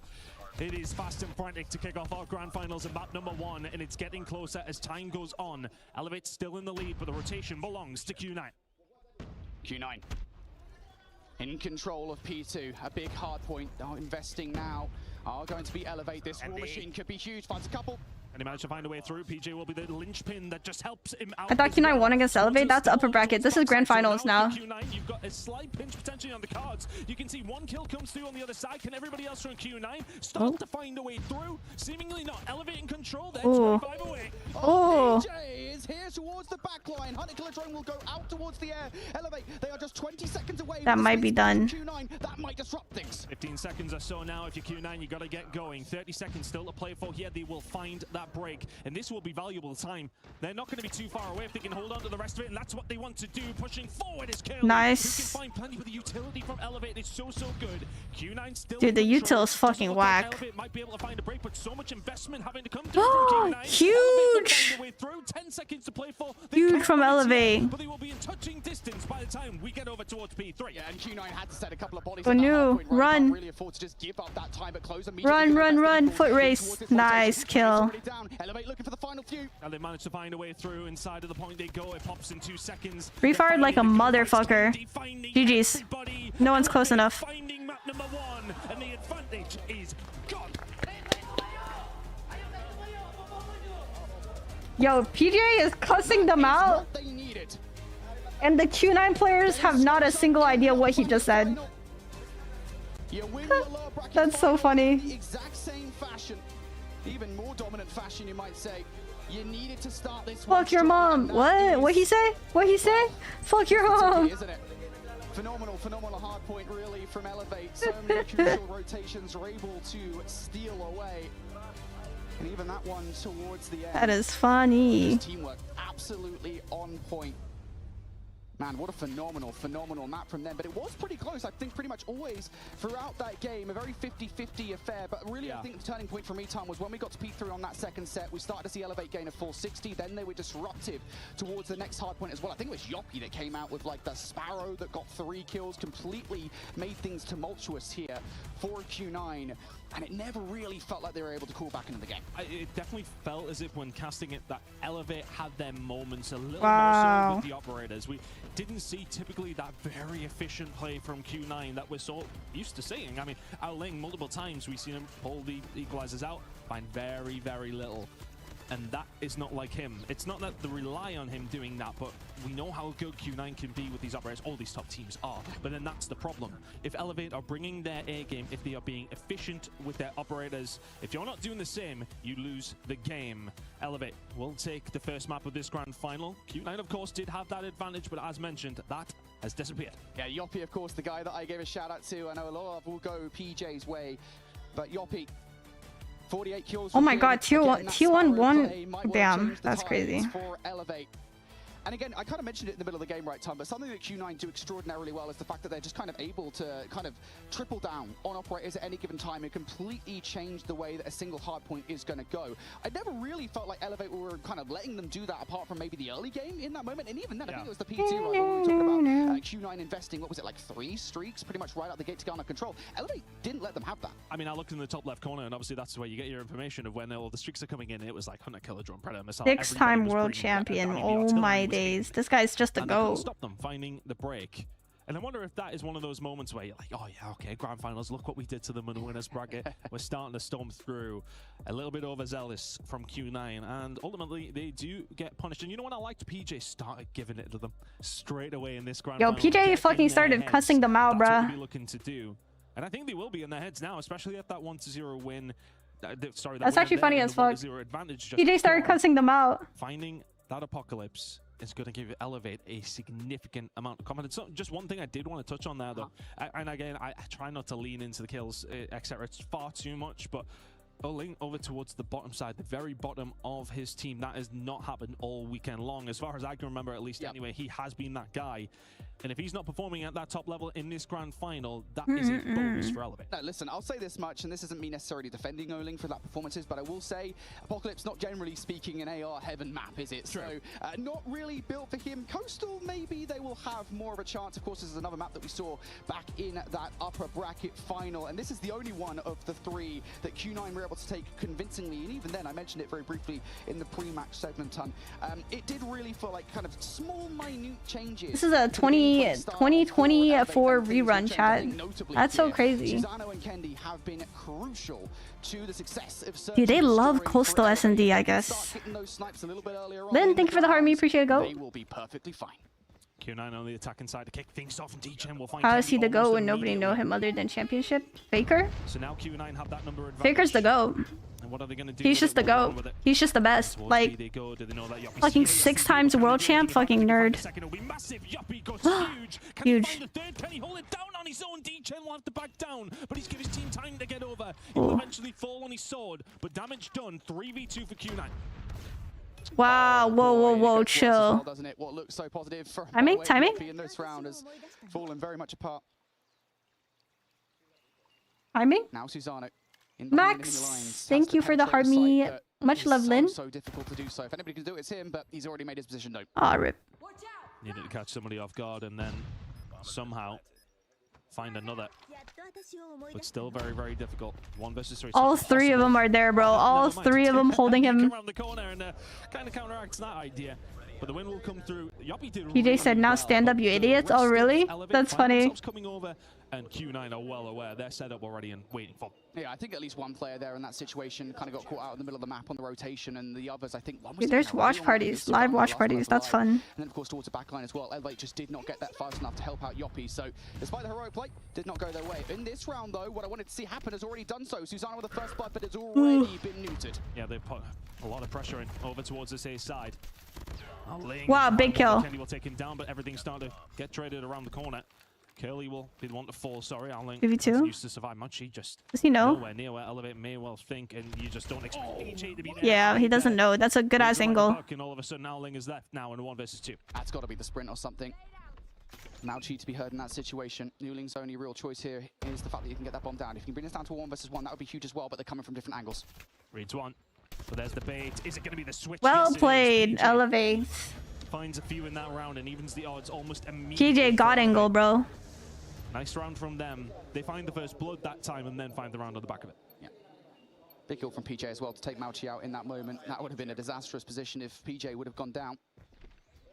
Elevate able to hold the 2v1. Now, this round, first blood, big again. This time, it's Mauchi who's going to win it. And that's a big play to take on the board, because now you have less coverage inside the B site. It's going to force PJ to play 4v5 offensively over towards B instead of towards the middle of the map. Can you find a pick through the middle of the map, though? That's what you're going to be asking if you can be. Rat PJ. Backs down, but here come Q9 straight through the middle Hey, of the don't map. hate. That's a go. Getting aggressive and Elevate. They're ready and waiting for it. Cloud was able to find Kendi. 4 versus 3. As Q9 still make their way over towards B. They do actually have control of that site if they wish, but Elevate are not far away. It might be just a bit of a war of attrition here. As you know, it's a little bit more difficult to defend from the mid side, but they're kind of setting themselves up well. Susano, though, will catch Cloud on the cross, and that makes planting this bomb just a little more difficult. If you could get inside the bar, that would be everything here. Bomb's going down, so you're not going to stop it through the wall bang, but if you can get inside the bar, you can wall bang the back of the site. That's what you want first. Do they have the read on where really the first line of defense is? That's going to be Ling. Susano. Charles over towards that side and baits him in. Mauchi will take him down. And I think they got the call. PJ is back there as well. No need to challenge. Ling will hold down mid doors. Yeah, they know where he is. PJ is left now in a 1 versus 3 impossible situation. Yeah, Q9 that's rough. Yeah, I'm a bit surprised there that Susano swung so wide with actually checking for a potential player like Mauchi in that situation. But yeah, I mean, really that kind of all falls apart by way of the fact that Yoppie fell almost immediately, right? You take a player out of the B site like that, it forces PJ to play close to the B site instead of in the middle of the map. Domino effect, Kendi has to play close to the middle of the map and makes himself exposed. Yikes. All comes down. Q9, big round for them. This is aggressive from them. This is something we've seen a lot of. Once again, can they manage to find this open and break? But Kendi is going to be the one this time. That was over towards the B side, though, so they've given a little bit of control over towards A, but the reinforcements are on their way.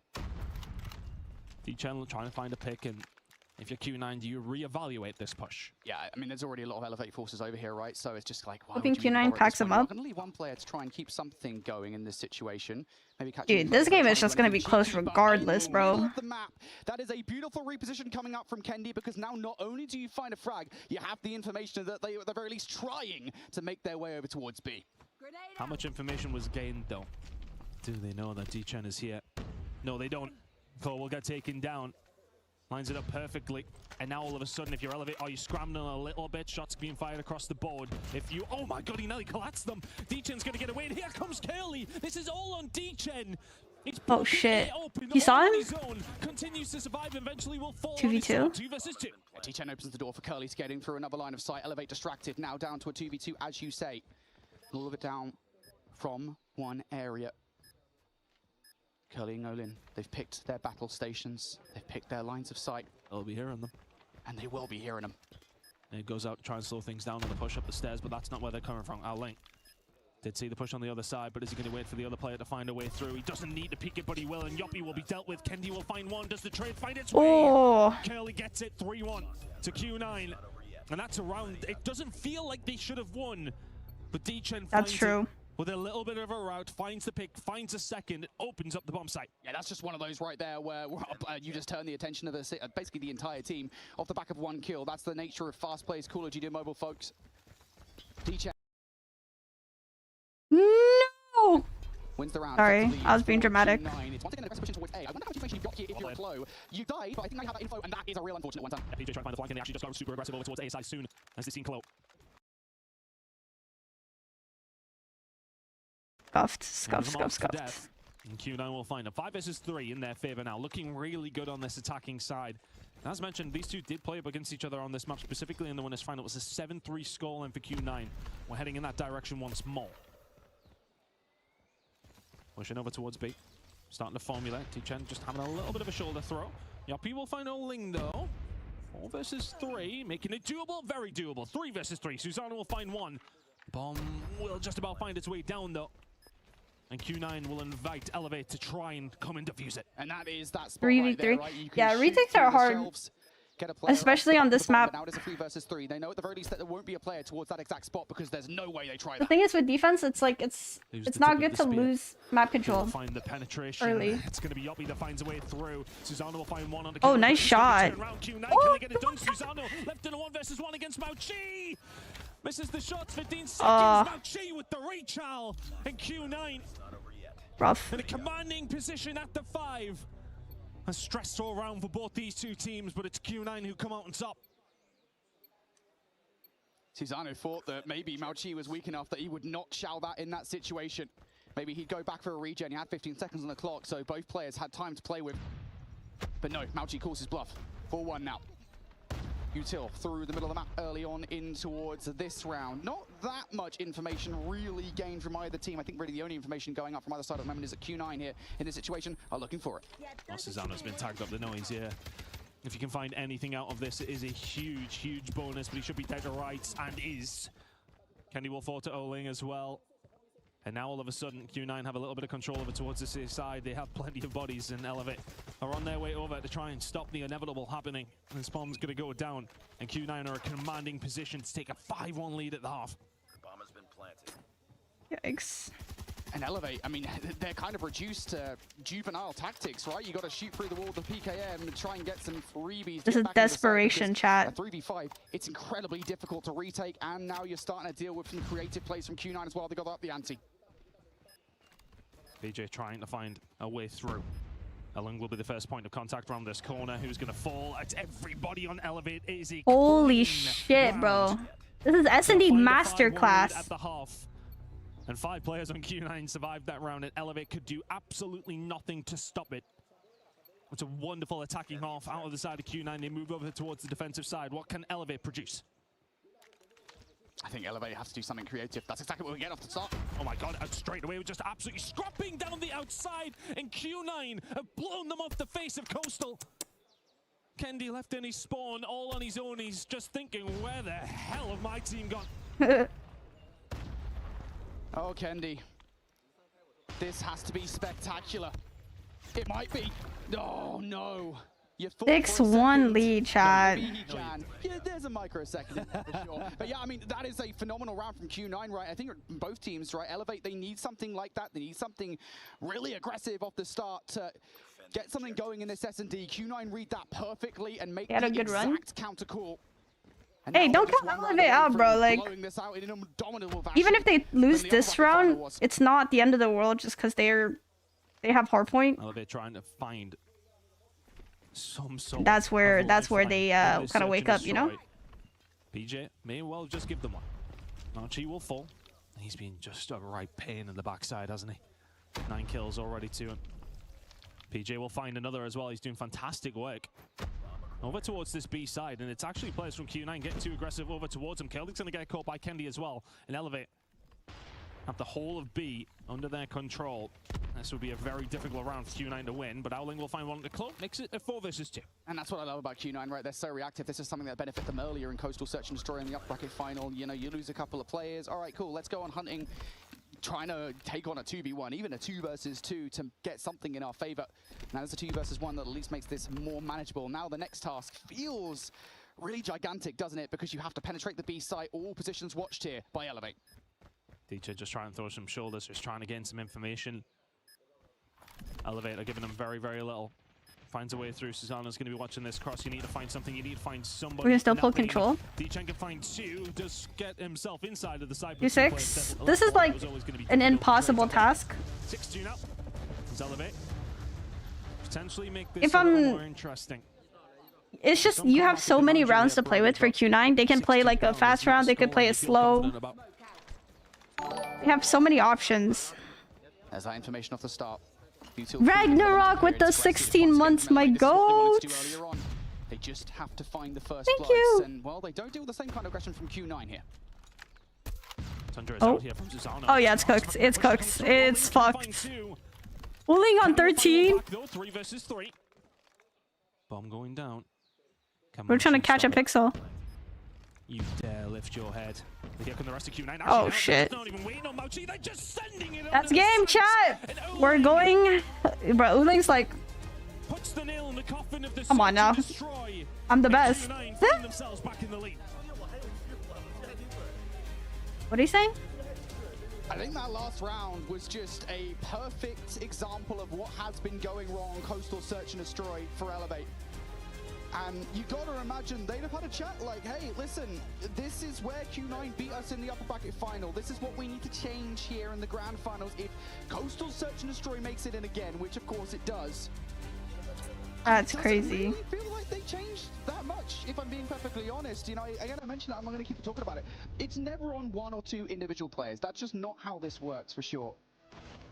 But when you're not winning your sniper battles, the majority of the time, it's so difficult, and that is what makes Elevate special as a roster. They are such a well-rounded team, right? You have your SMG presence, you have sniper rifle players that can just shoot and win those first bloods more often than not, but you're going up against the best of the best. You're going up against the creme de la creme of Chinese. The creme de la creme, indeed. And it just feels like in that category, they do get outclassed.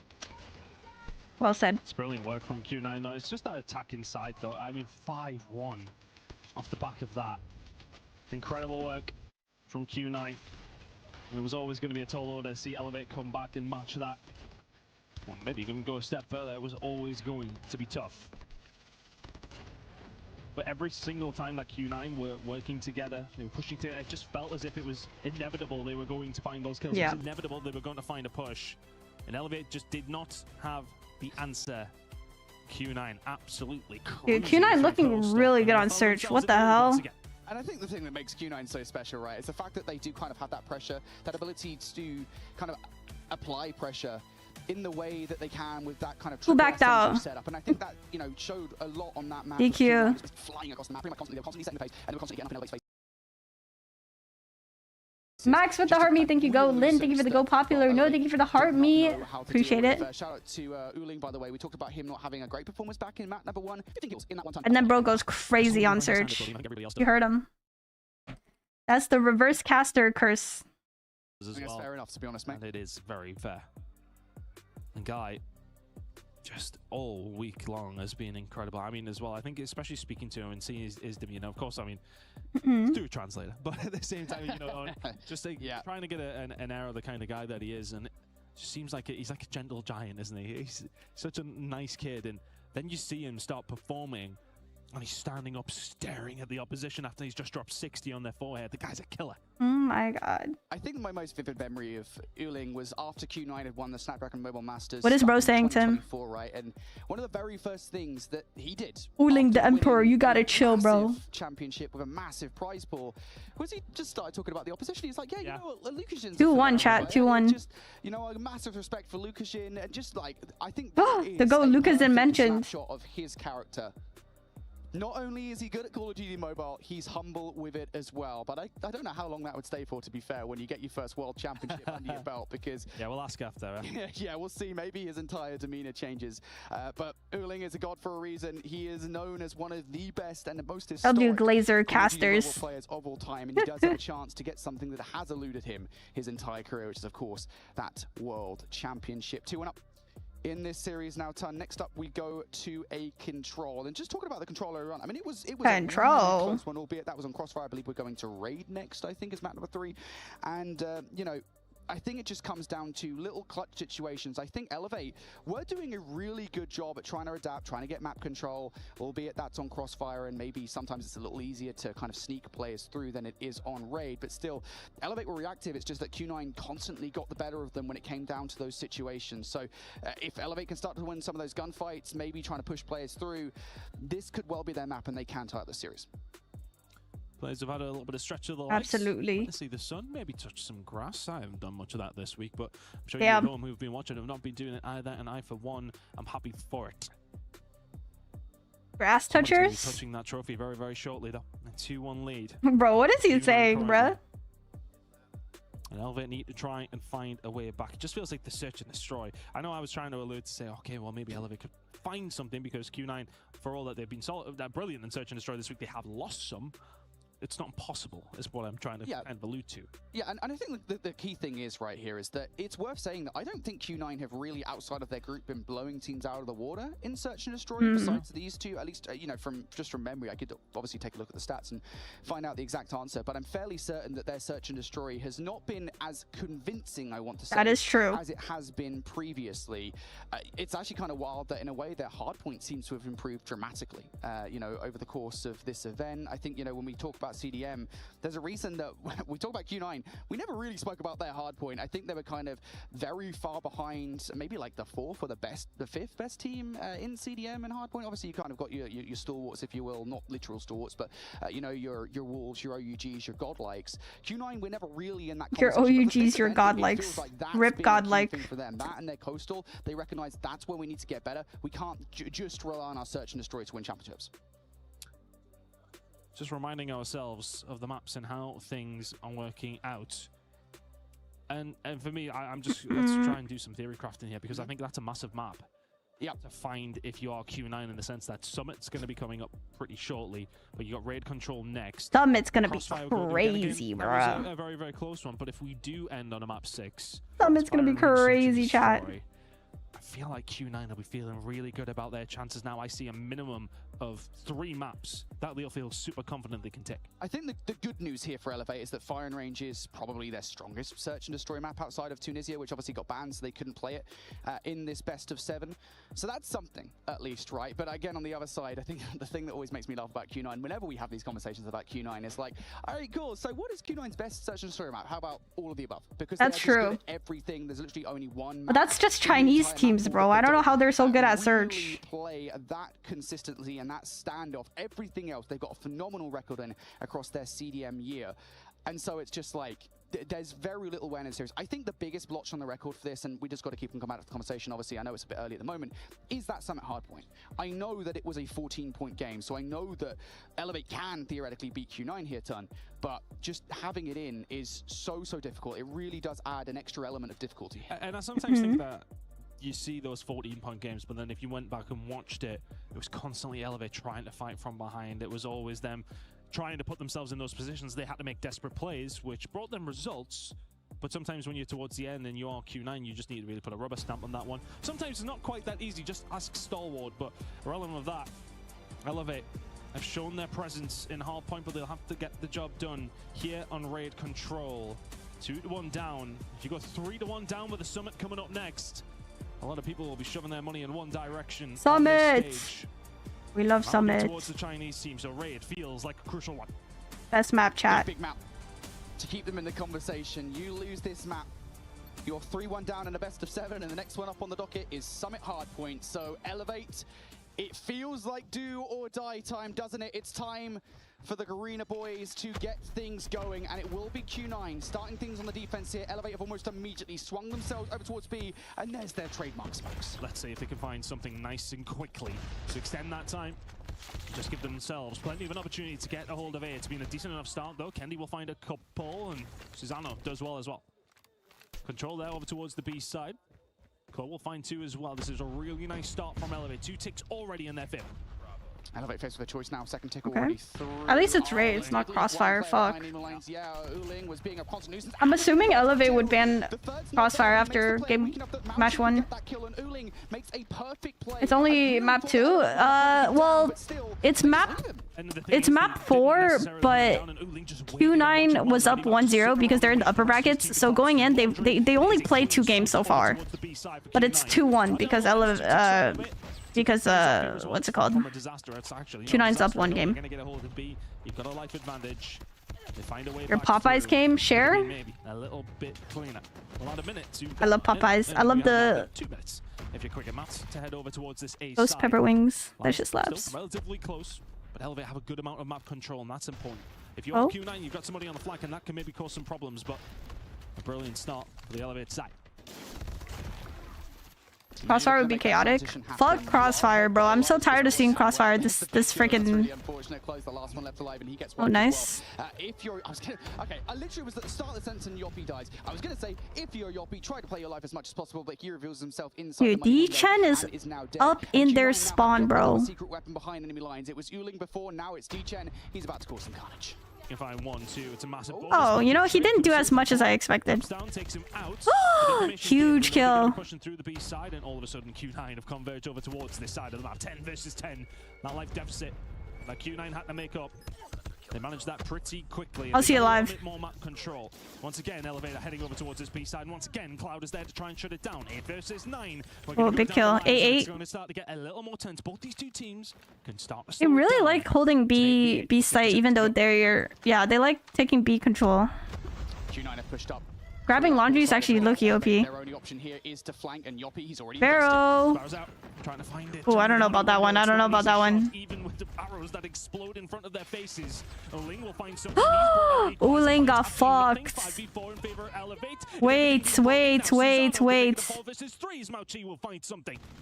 Wait.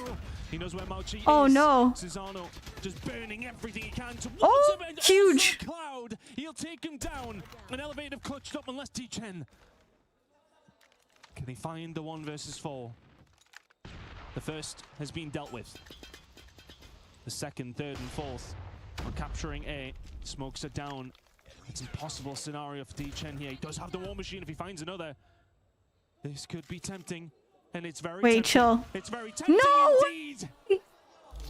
But Claw will pull the Tempest. That would have been awkward. Sure it happens. Elevate, find round number 1. That would have been crazy. That would have been crazy. 50 decision on that War Machine. You make it. And in any other situation when you pull that out, you get the chargebacks. You're going to get that out. That's crazy. Or a pellet or whatever goes in the War Machine. He shot one. It's a grenade. He shot one. So he's not going to get that back for a hot minute. But guess who does have one? It's Kendi. And that's going to force Q9 almost immediately to one of the points instead of down the That's fucking crazy, chat. Positive for Q9 in that situation is that the Tempest came out as well from Elevate. So you kind of take it on the chin, but Wow. in moments like this, Kendi finding plenty with his War Machine. D-Chen will find something through the middle of the map as well. The kills falling their way. Q9, oh my god, D-Chen! Susano will fall as well. Not a fourth, not quite. PJ stops that in its tracks and then, well, gets stopped in his tracks as well. Tempest is out. What the fuck? He can't get aggressive over towards this A side. A little bit of kitchen control. They've got a hold of A. 2 ticks are in. And they may well get this one on the board nice and early. Shots going to start coming through. Curly trying to survive over towards the money side, but a lot of damage done by Q9 over towards A. Yeah, that's the key thing for me right now is you've already got a lot of progression over by towards A. You can now actually follow that up with more as well. As long as someone just immediately jumps on the point here, this should be done. Somebody please get on the point. Yeah, they're about to for sure. And Elevate, I think, have also kind of resigned themselves to just giving up that point for the most part. They've sent Yoppie. That's all the investment they've made. PJ, on the other hand, is also going to clear out over towards the other side. He actually might be able to stop this potentially. Nope, never mind. A is gone. At the very least, he can get some exit frags here. Annihilator out, though. He can put the squeeze on, but only finds a couple. T-Chen will find something over towards the B side, though. Curly with the Hunter Killer. And now Mauchi's got his Annihilator out as well. Q9 smell blood in the water, and this has been a very clean round from them. B now on the cards. Kilo, he's going to get taken down. Mauchi, we've seen this before. Kendi will find one. Mauchi now trying to even the odds. Plenty of players here for Q9. B is underway. You got to go as well. You got to run headfirst into this Annihilator. You don't have much of a choice. Yoppie will find 2. First tick already through, though. And Elevate, they will be able to hold it here, Tun. 16 to 10. Dude, that's fucking crazy. Cameron, thank you for the heart me. Azrael, thank you for the heart me. Kaizoku, thank you for the heart me. Elevate have to be careful about how fast they throw themselves at Q9. I know that they're known for it, but they do have to slow the tempo down by quite a significant amount. We're failing this mission. Cloud trying to find something through the middle of the map, and I think if you're Q9 now, just try not to overinvest here. You want to try and get this done as cleanly as possible there. The trades will go your way. 12 versus 6. Yeah, but being down so many lives, trades aren't enough. You need like a 2-for-1. Starting to trade these kills, and trades work perfectly for Q9. That's what you need. That's what you need, chat. Okay, but 5v9, I don't think it's happening. Yeah. Oh my god. Really almost had him. Wait, 5v3, 5v4.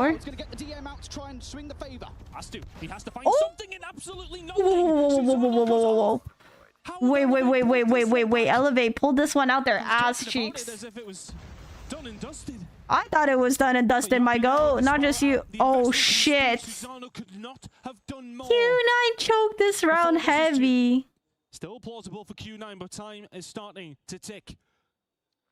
T-Chen, Ling, just trying to find whatever they can. Yoppie waiting at the top of the stairs and kicks Ling down them. And T-Chen is wondering where are Elevates and where the hell is that round gone? Elevate find it 0. Another 1v4 for D-Chen on the cards, and it's swiftly taken away from him. Cooked, y'all, cooked. You got to give a lot of love to Susano because he's been part of 2 key moments here, really. for Elevate being 2-0 up. Of course, back in round number 1, the double DM kill play really opened the door for Elevate to get back into that round. And then in this one, stopping Cloud with his own DM. Swinging the lives back in their favor. Susano, better give that big boy a hug after this. Q9. What? Now looking to get back into this control. What are we yapping about? Casters. It looks like Elevate, they want to send their players in that direction, but they have to get some more kills. Feels like almost an air of frustration now from Q9 because they've had chances to win both of these rounds, and all of a sudden, they're 2-0 down. Elevate. Yeah, that was bad looks. Investing and trying to invest wisely with a bit of kitchen control. Yoppie will find Teachin, but he gets taken down, so that's an operator just completely out the window. Q9. Very happy with that. Trying to get a little bit more control, but Elevate in a good position through the mid-map. Absolutely are. Elevate are trying to get through this pool side, though. I don't think they particularly care about what's happening in the map. They're trying to force this. The problem is getting a player outside the money window is extremely difficult. Not when Curly actually nades himself. He flies out. That's going to make things awkward. Mauchi, though, with the cross is going to make a player weak. They find the angle, trying to as best he can, but he's got teammates to help him. Doesn't seem to matter. Yoppie will find that kill. They should be able to get rid of Clone, and they do. Q9 looking like a little bit more decisive. Finding the kills when they really do need to, and this is looking like no ticks for the side of Elevate if they're not careful. They're going to default and head over towards the B side. They get rid of Ruling as well, so that's potentially on the cards. Teachin trying to survive. He can find one. Kills coming through in the middle of the map as well, and Cloud and Co trying to stop this happen over towards B. 15 seconds on the board here. PJ trying to get the reinforcements out. And now you just got to deal with one more player. The thing that Q9 have consistently done. Oh, what the fuck? He didn't even peek. So that player, he needs to find some. Donato, thank you for the gifts. Baby, thank you for the heart me. You got to do it now. And Cloud's now on the run. What's good, Chels? He gets taken out. There was no help to the team, and PJ is doing everything he can. That's 4 kills, 4 shots.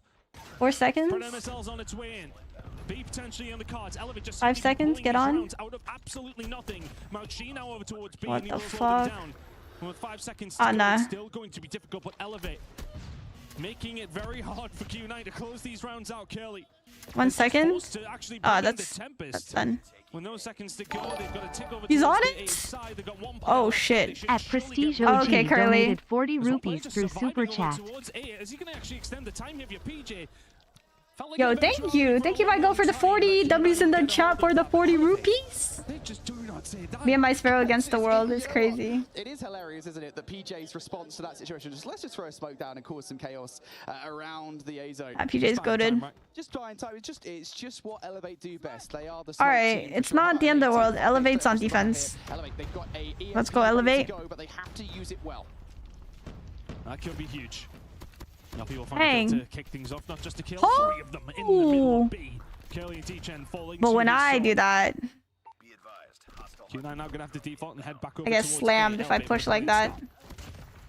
I think regarding that EMP here, you want to use it in a situation where you've got the map control, you've got the opportunity to really close out the round and this game, prevent Q9 from stopping you with any of their operators. Elevate. What the fuck? Starting to get their players up the board here. There's that EMP. Q9, they've got operators, but they are being chained behind their wrists right now. A pred wouldn't hurt, bro. A pred wouldn't hurt. Elevate, they're starting to really drill the screws in. Really good work here by Elevate, combining well together. Cloud will find Pseudo. Q9 will answer back to Wait, this. Curly is kind of lurking. Great deal of resource, a great deal of map control. They lose it almost What immediately. the hell?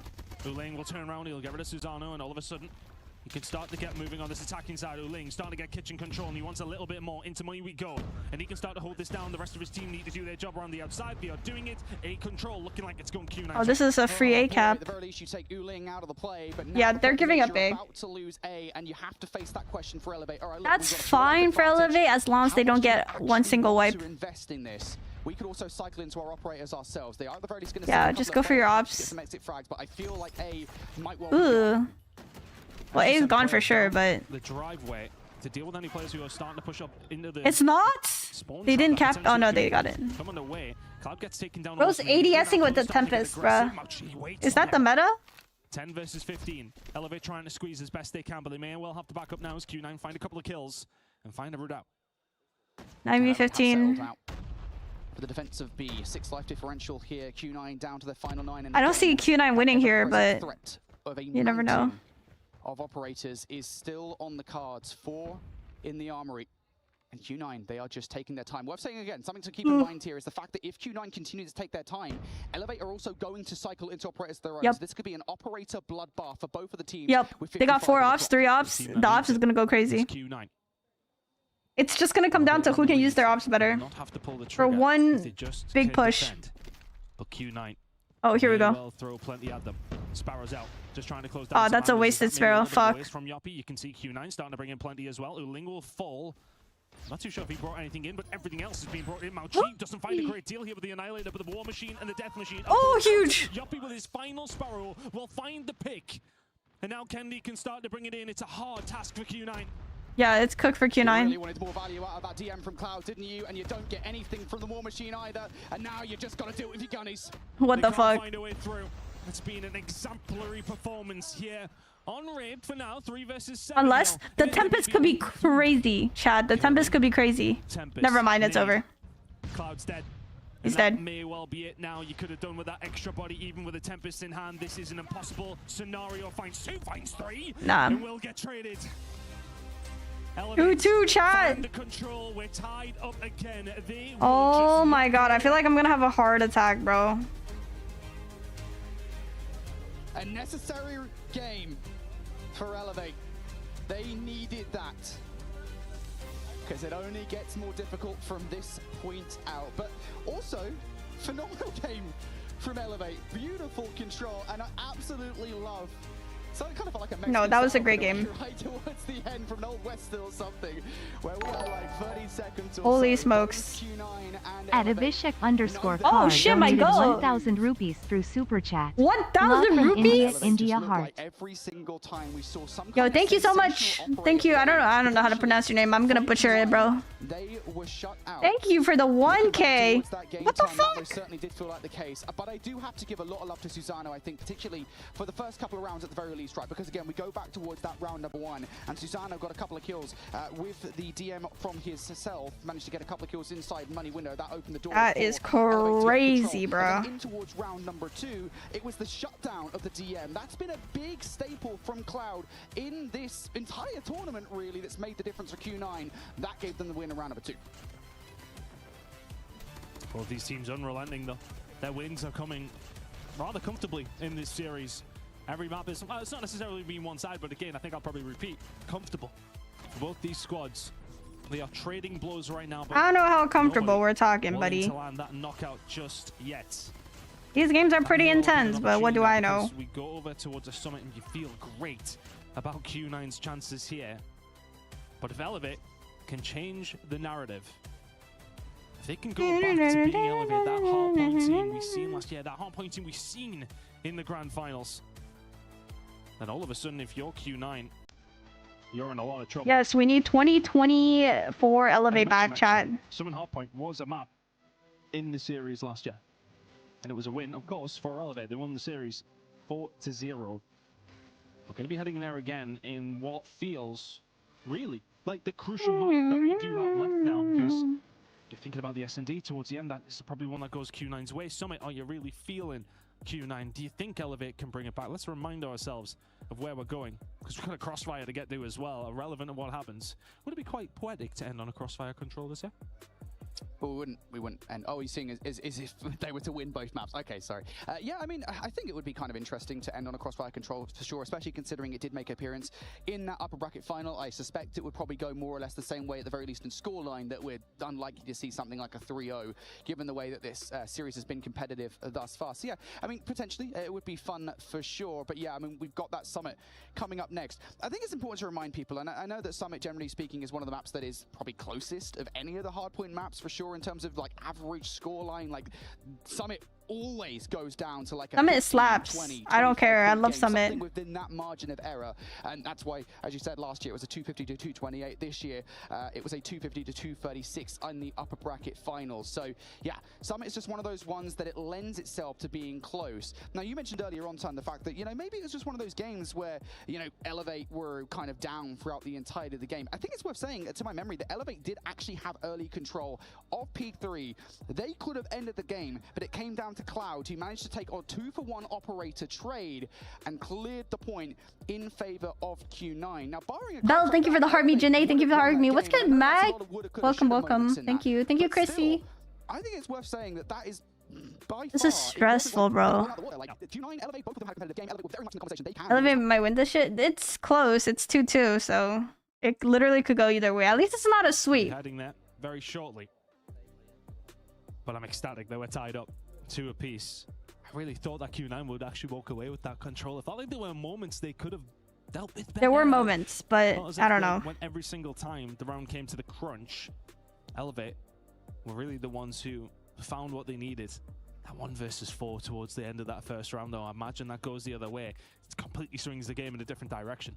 And you know what's wild about that is, you know, there's a lot of like minor moments, right? Obviously, you know, as a Call of Duty mobile caster, we kind of. Who are you betting on? Fuck, I don't know. There's kind of an alternate universe out there, right? Where even that War Machine could I don't even know, dude. You pull that out a little bit earlier, maybe you get both of the kills. You don't pull it Mike Shadow, thank you for the roses. That changes things. Fuck. Right? Maybe you have a more indomitable start in the next round. So I think that really goes to show. I say 11. Fuck, I don't even know, bro. Just how important every single utilization of your operator is. Every single operator that comes out in the game, you have it's too close to call. Every decision I would not want to bet on this game. Course of Call of Duty mobile history can change the course. How much money you walk away from here in Katowice. A reminder, folks, the winner of this tournament, $350,000. This is a that's a bag. $215,000. That's a bag, chat. Call of Duty mobile. Summit! Yes! Okay, Elevate's winning this, bro, please. And it really is going to come down to these final. I have Elevate winning this one. Hardpoint Summit is where we go. We've been here before.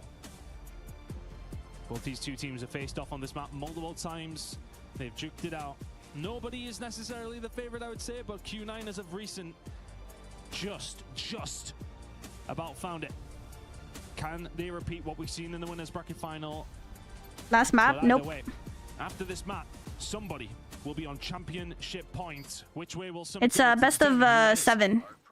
This has been a phenomenal grand final. So whoever wins this game wins the whole tournament. Trust. In towards this summit. P1, Mixi, as ever, we're expecting these guys hell no. back and forth here. Susano starting off hot already, Ton. He's a player that we've been talking a lot about in this series. Uling, and he finds 3 right off the bat. Uling's just like me for real. This man is just the Reaper of Summit. Every single time we're on board with him, it's 2, 3, 4 kills. But then Candy says, yeah, I can actually do that as well. There's 3 that will fall his way.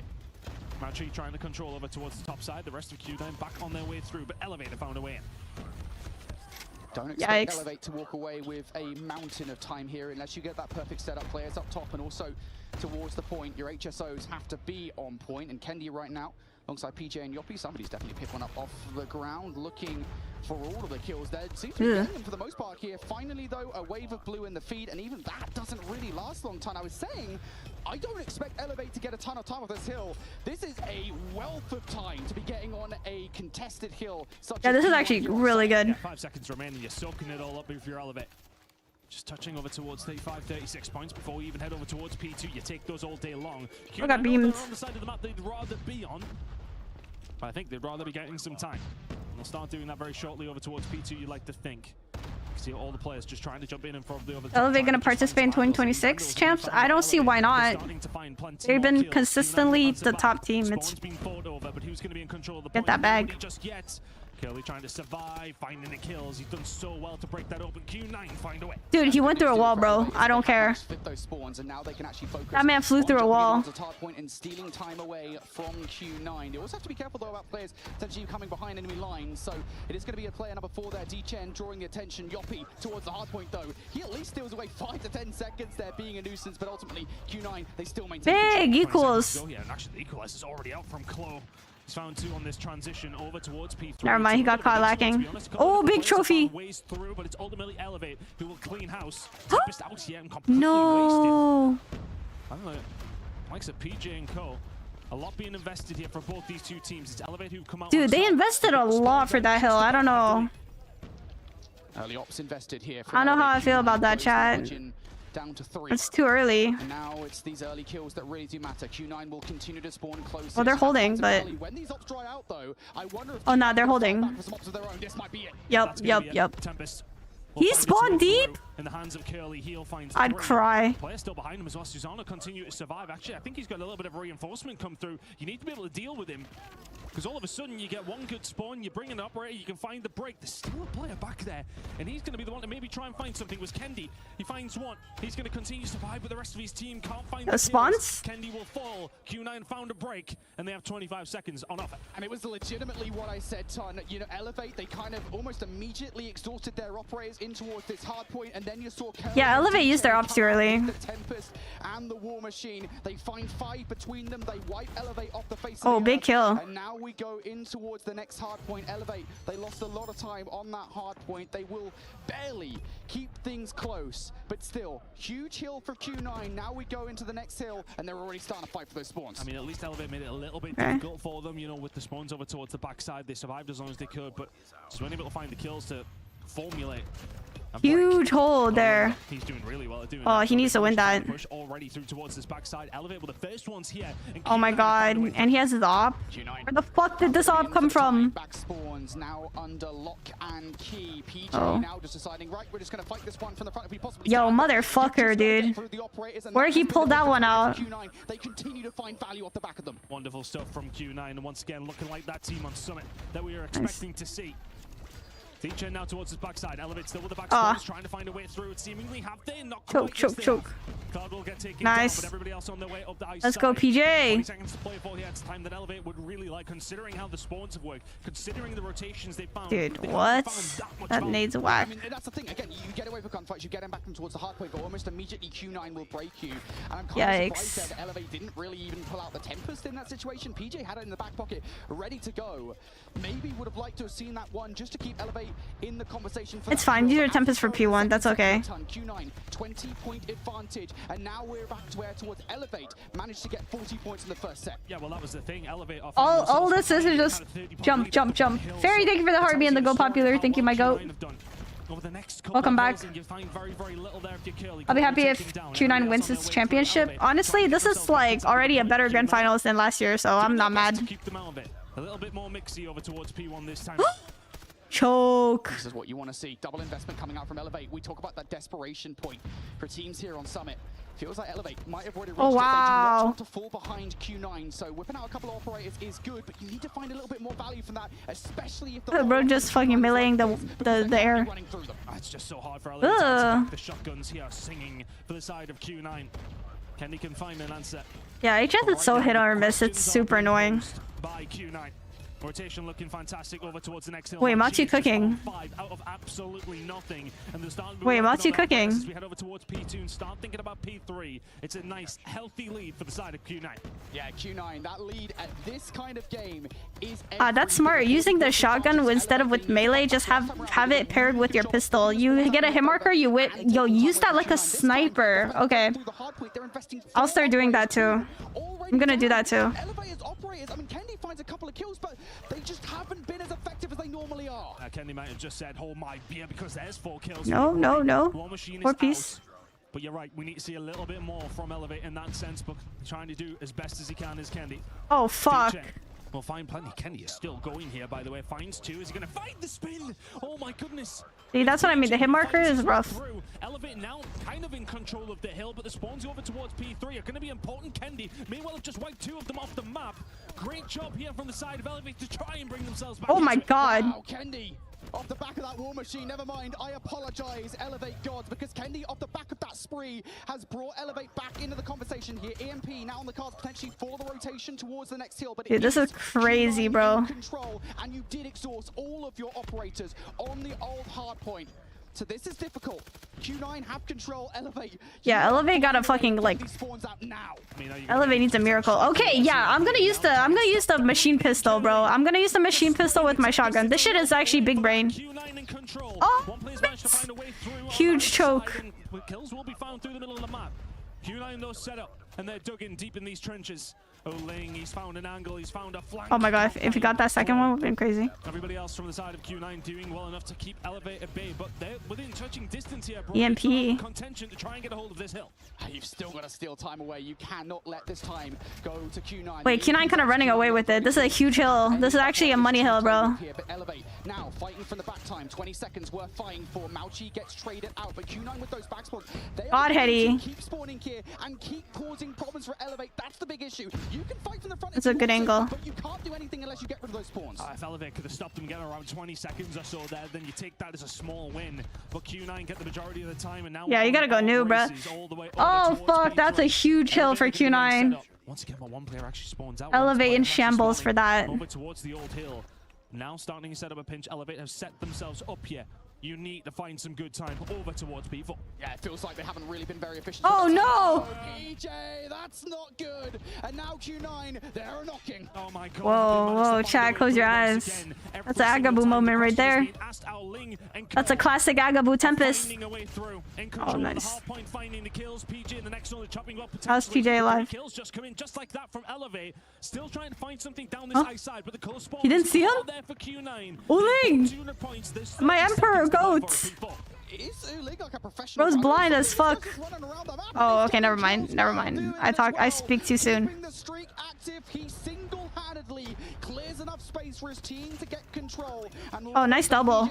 Bring that Predator missile down from the heavens as well. The lead very much out of hand. Elevate. They are fighting for scraps. Nice shot. And you're fighting to stay in the game here. You are a god knows mount down in this game. Huge. Getting cut off too. 65 seconds or so behind. I'll do the mass for you, Brody. Oh wow. Good movement from Yopi. Right now. P1 control was so good for them. Remember, they've got 150 points. They found 36 of them in that very first hill. They need to do something like that again. Go. Starting to warm up into this series, though. It was a little bit of a start for the Emperor himself, but right now, Curly and Co. are carrying the load as well. The Tempest is out. Q9 want to end it here. Oh, shit. 25 seconds. They could well do it. And I think it's over, bruh. Paramount here for Q9. 41 from the Emperor. Cloud also 41 or re-addition, I should say, to the Q9 roster, and they are it might be the nail on the coffin, chat. The final nail to the coffin.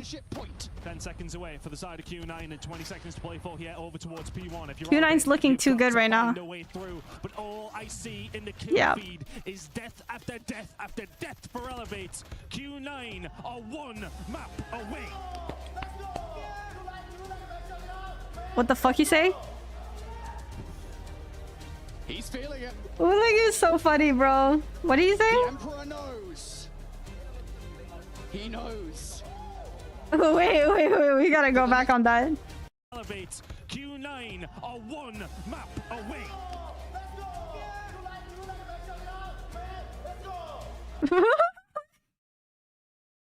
The broken English gets me, bro. The broken English. 15 to 25, maybe a little bit more than that. That margin of error. The fuck you say? You know, like, hold my beer. No, let's go. Summit hardpoint, and it really did feel. What do you say, chat? Sometimes it feels like you're splitting hairs, right? With hardpoint holds, but it really did feel like Q9. Dude, Q9's looking fucking gross on that P1, bro. What the fuck? Well, no, it was actually more. It was more P4. P4 was really good for them. They got much more time. And then when you Q9, blah blah blah blah. Let's go. Yeah, same. That's all I heard too. Get any time whatsoever. Like Q9 were consistently in control. They That's were pretty funny. consistently running rings around them. And you have to say, part of that is just down to the way that Summit Hardpoint works. If your heavy players are that was a nice 3-piece. And I'm sure we'll see in the stat lines in a Did I get a new account for champs, or how does it work? They're on the esports version of the game. It's a whole different app. Incredible turnout from Q9 when they needed it. It's a whole other app.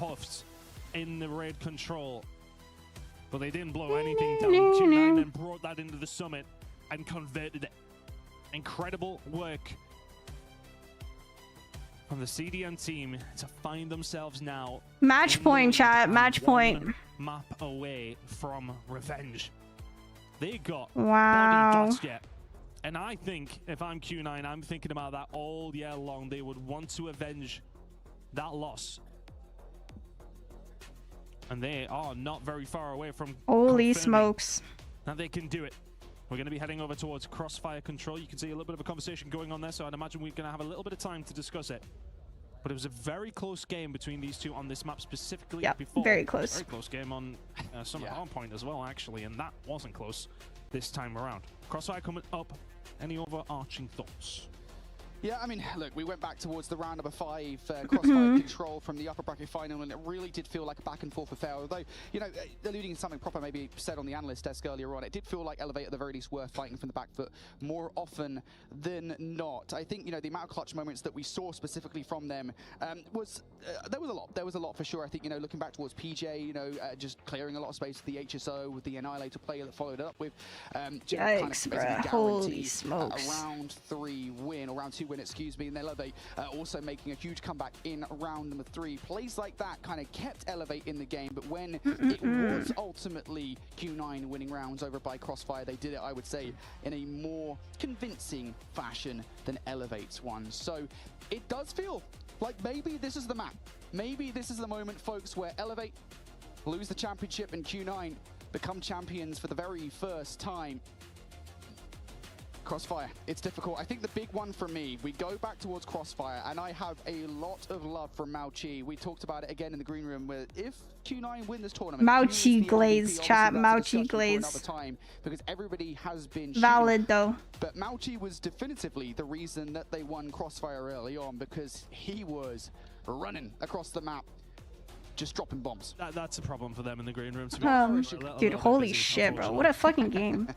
What a grand finals. This is what we deserve. To be hard, right? Look, we've seen both these. We finally got a good grand finals. Not some BS. Everybody's been putting up performances when needs be, but Elevate need that performance right now. Well, they're crashing out second.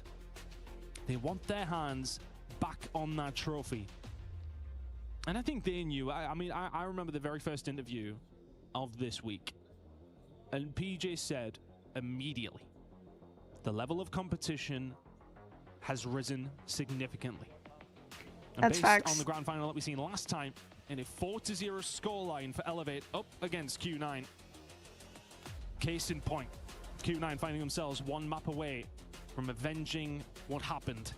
Dude, what the fuck? This is actually such a crazy finals, bro. Like that, but I don't think they'll care how they get it done, if they get it done. Yep, again, if you weren't here last year, folks, Q9 got 4-0'd in the grand finals. Elevate ran through them, and let's be respectful about it, or rather disrespectful about it, they ran through pretty much everybody. So this is very different this year. Yeah, you're right. I mean, the bar has been raised. Elevate were a dominant team last year. They, I think, even coming into the tournament, given what they had done in Garena and done in CDSI, they were widely considered the favorites, and I think they came out and proved that by a large margin. But now this year, you know, Stalwart in their own region, albeit, you know, they got 3-0 convincingly in the lower bracket final, have given them a lot to think about. Q9 and Wolves have really raised the bar. I think Wolves in particular, right? I know that they're not here right now, and I know that obviously they kind of crashed out of the tournament in feels bad place, but you know, the lengths that Wolves feels bad. The goats at Wolves mentioned. Make sure that Elevate had competition. They basically overhauled their entire roster. They brought in 3. The thing is, I just feel really bad for Wolves because they literally played like 10 hours that day.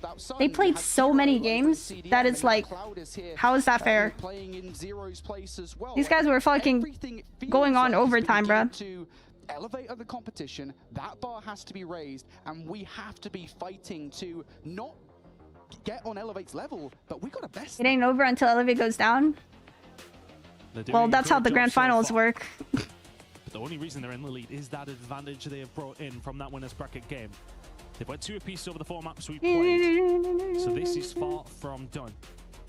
It was a close game. It was a 3-2 scoreline in the winners final. If you missed it, on the map that we're about to play next, which is going to be Crossfire Control.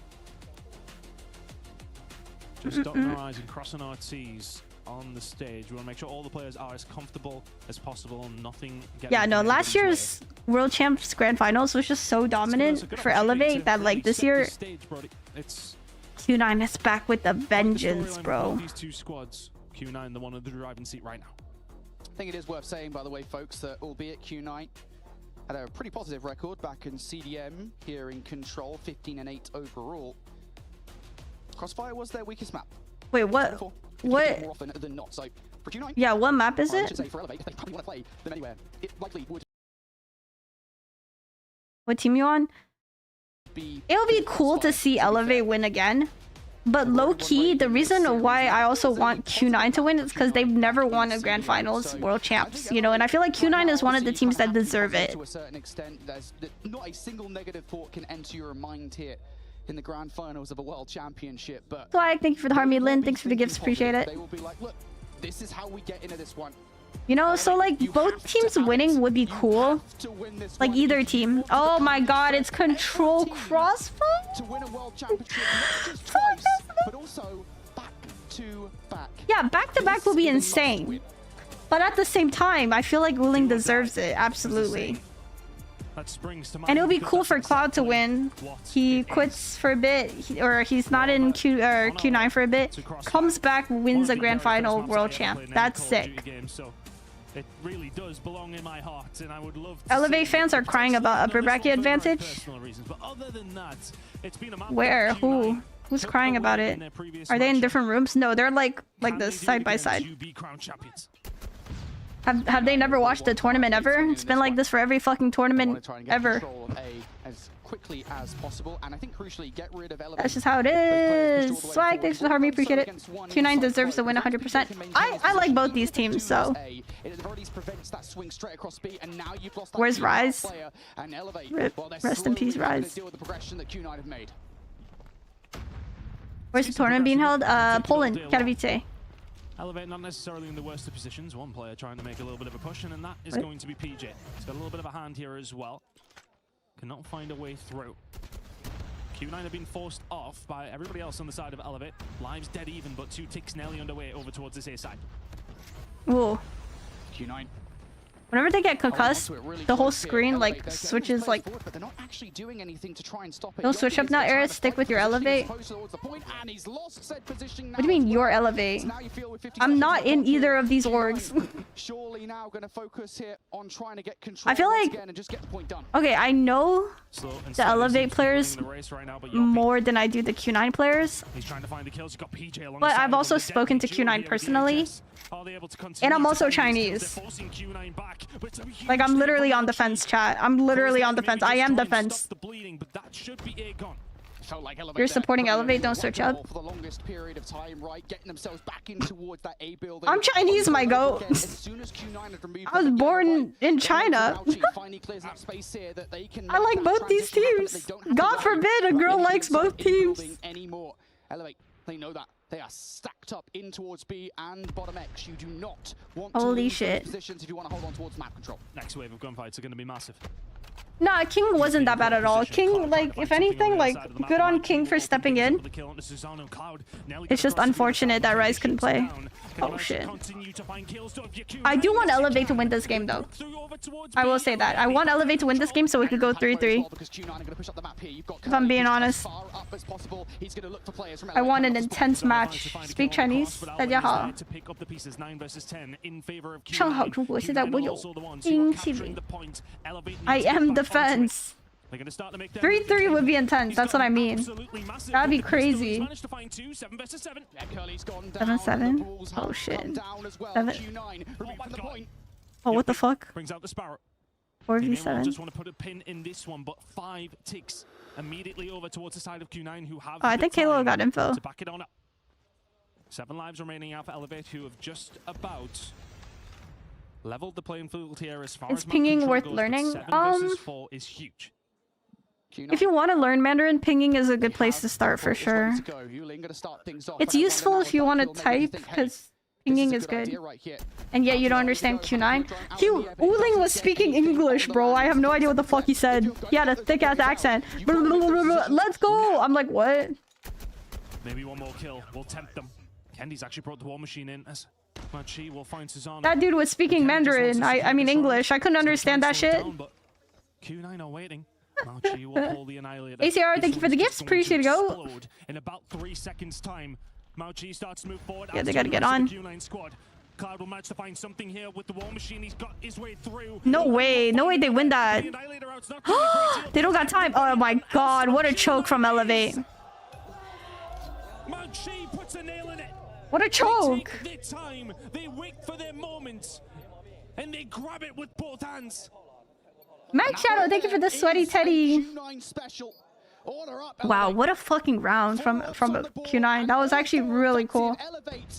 I think that was 4 ups for them in quick succession, and all of them amount to naught. I don't know how many of them are chargebacks, but nonetheless, a huge round for Q9. Nah, huge round, bro. Gotta be careful of this one getting out of control because this kill feed is looking very positive for Q9. Susano turns and deals with Curly. That's a big choke from Elevate. He's pushed forwards, and it was a scary moment. Oh, Yopi, one more.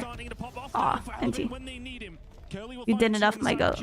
Not much inroad made over towards A, but eventually Elevates will start to get a little bit of control. And they absolutely needed it. With the Tempest out, trying to get things control.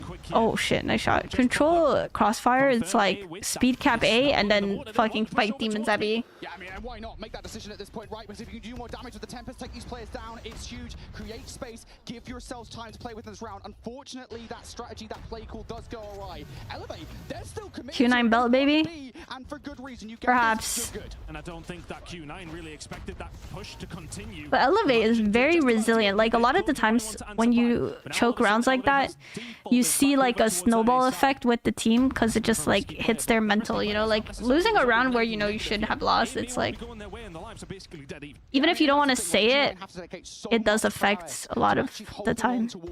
He doesn't know, he's literally right behind him. That as a backstop, right? They know that there isn't going to be anybody from Q9 who has transitioned over towards A. That is so unlikely. You don't really lose anything from making that kind of gambit. As a matter of fact, you get an extra 60 seconds on the board and you've got time to potentially charge into ops. Cloud and Co just trying to survive. The nade does tickle him. And do Elevate. Trying to pounce after that. Susano will find. See, that's the thing. They get a fast cap. They get a fast cap at A, but then B is so hard because it's like you have to cross, and defense just has all the upper angles, all the power angles, and everything. It's wild. 10 seconds to go. Q9 have got operators out. Elevate can take their time.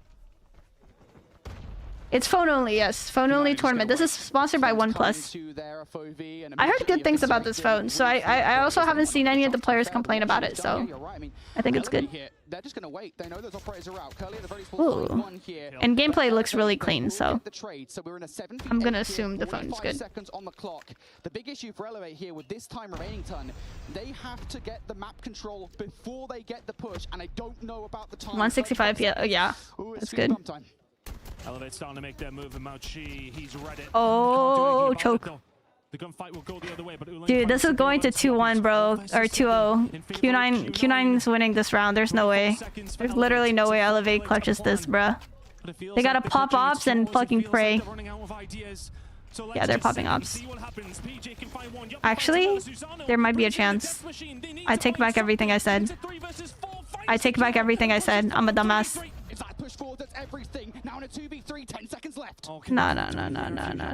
No. Susano got a god angle. You've stopped the time. Q9 know where they are. They know they can do something. Susano, you fucking rats.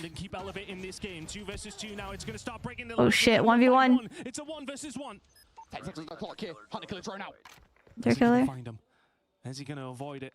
You saw him. Or is the Emperor just going to ascend the throne? Uling goes forward. Wow. Uling's a fucking nerd, chat. Uling's a fucking nerd. For the script, bro. For the script. You were supposed to lose that. Because I said they could never win that round. You were supposed to lose that.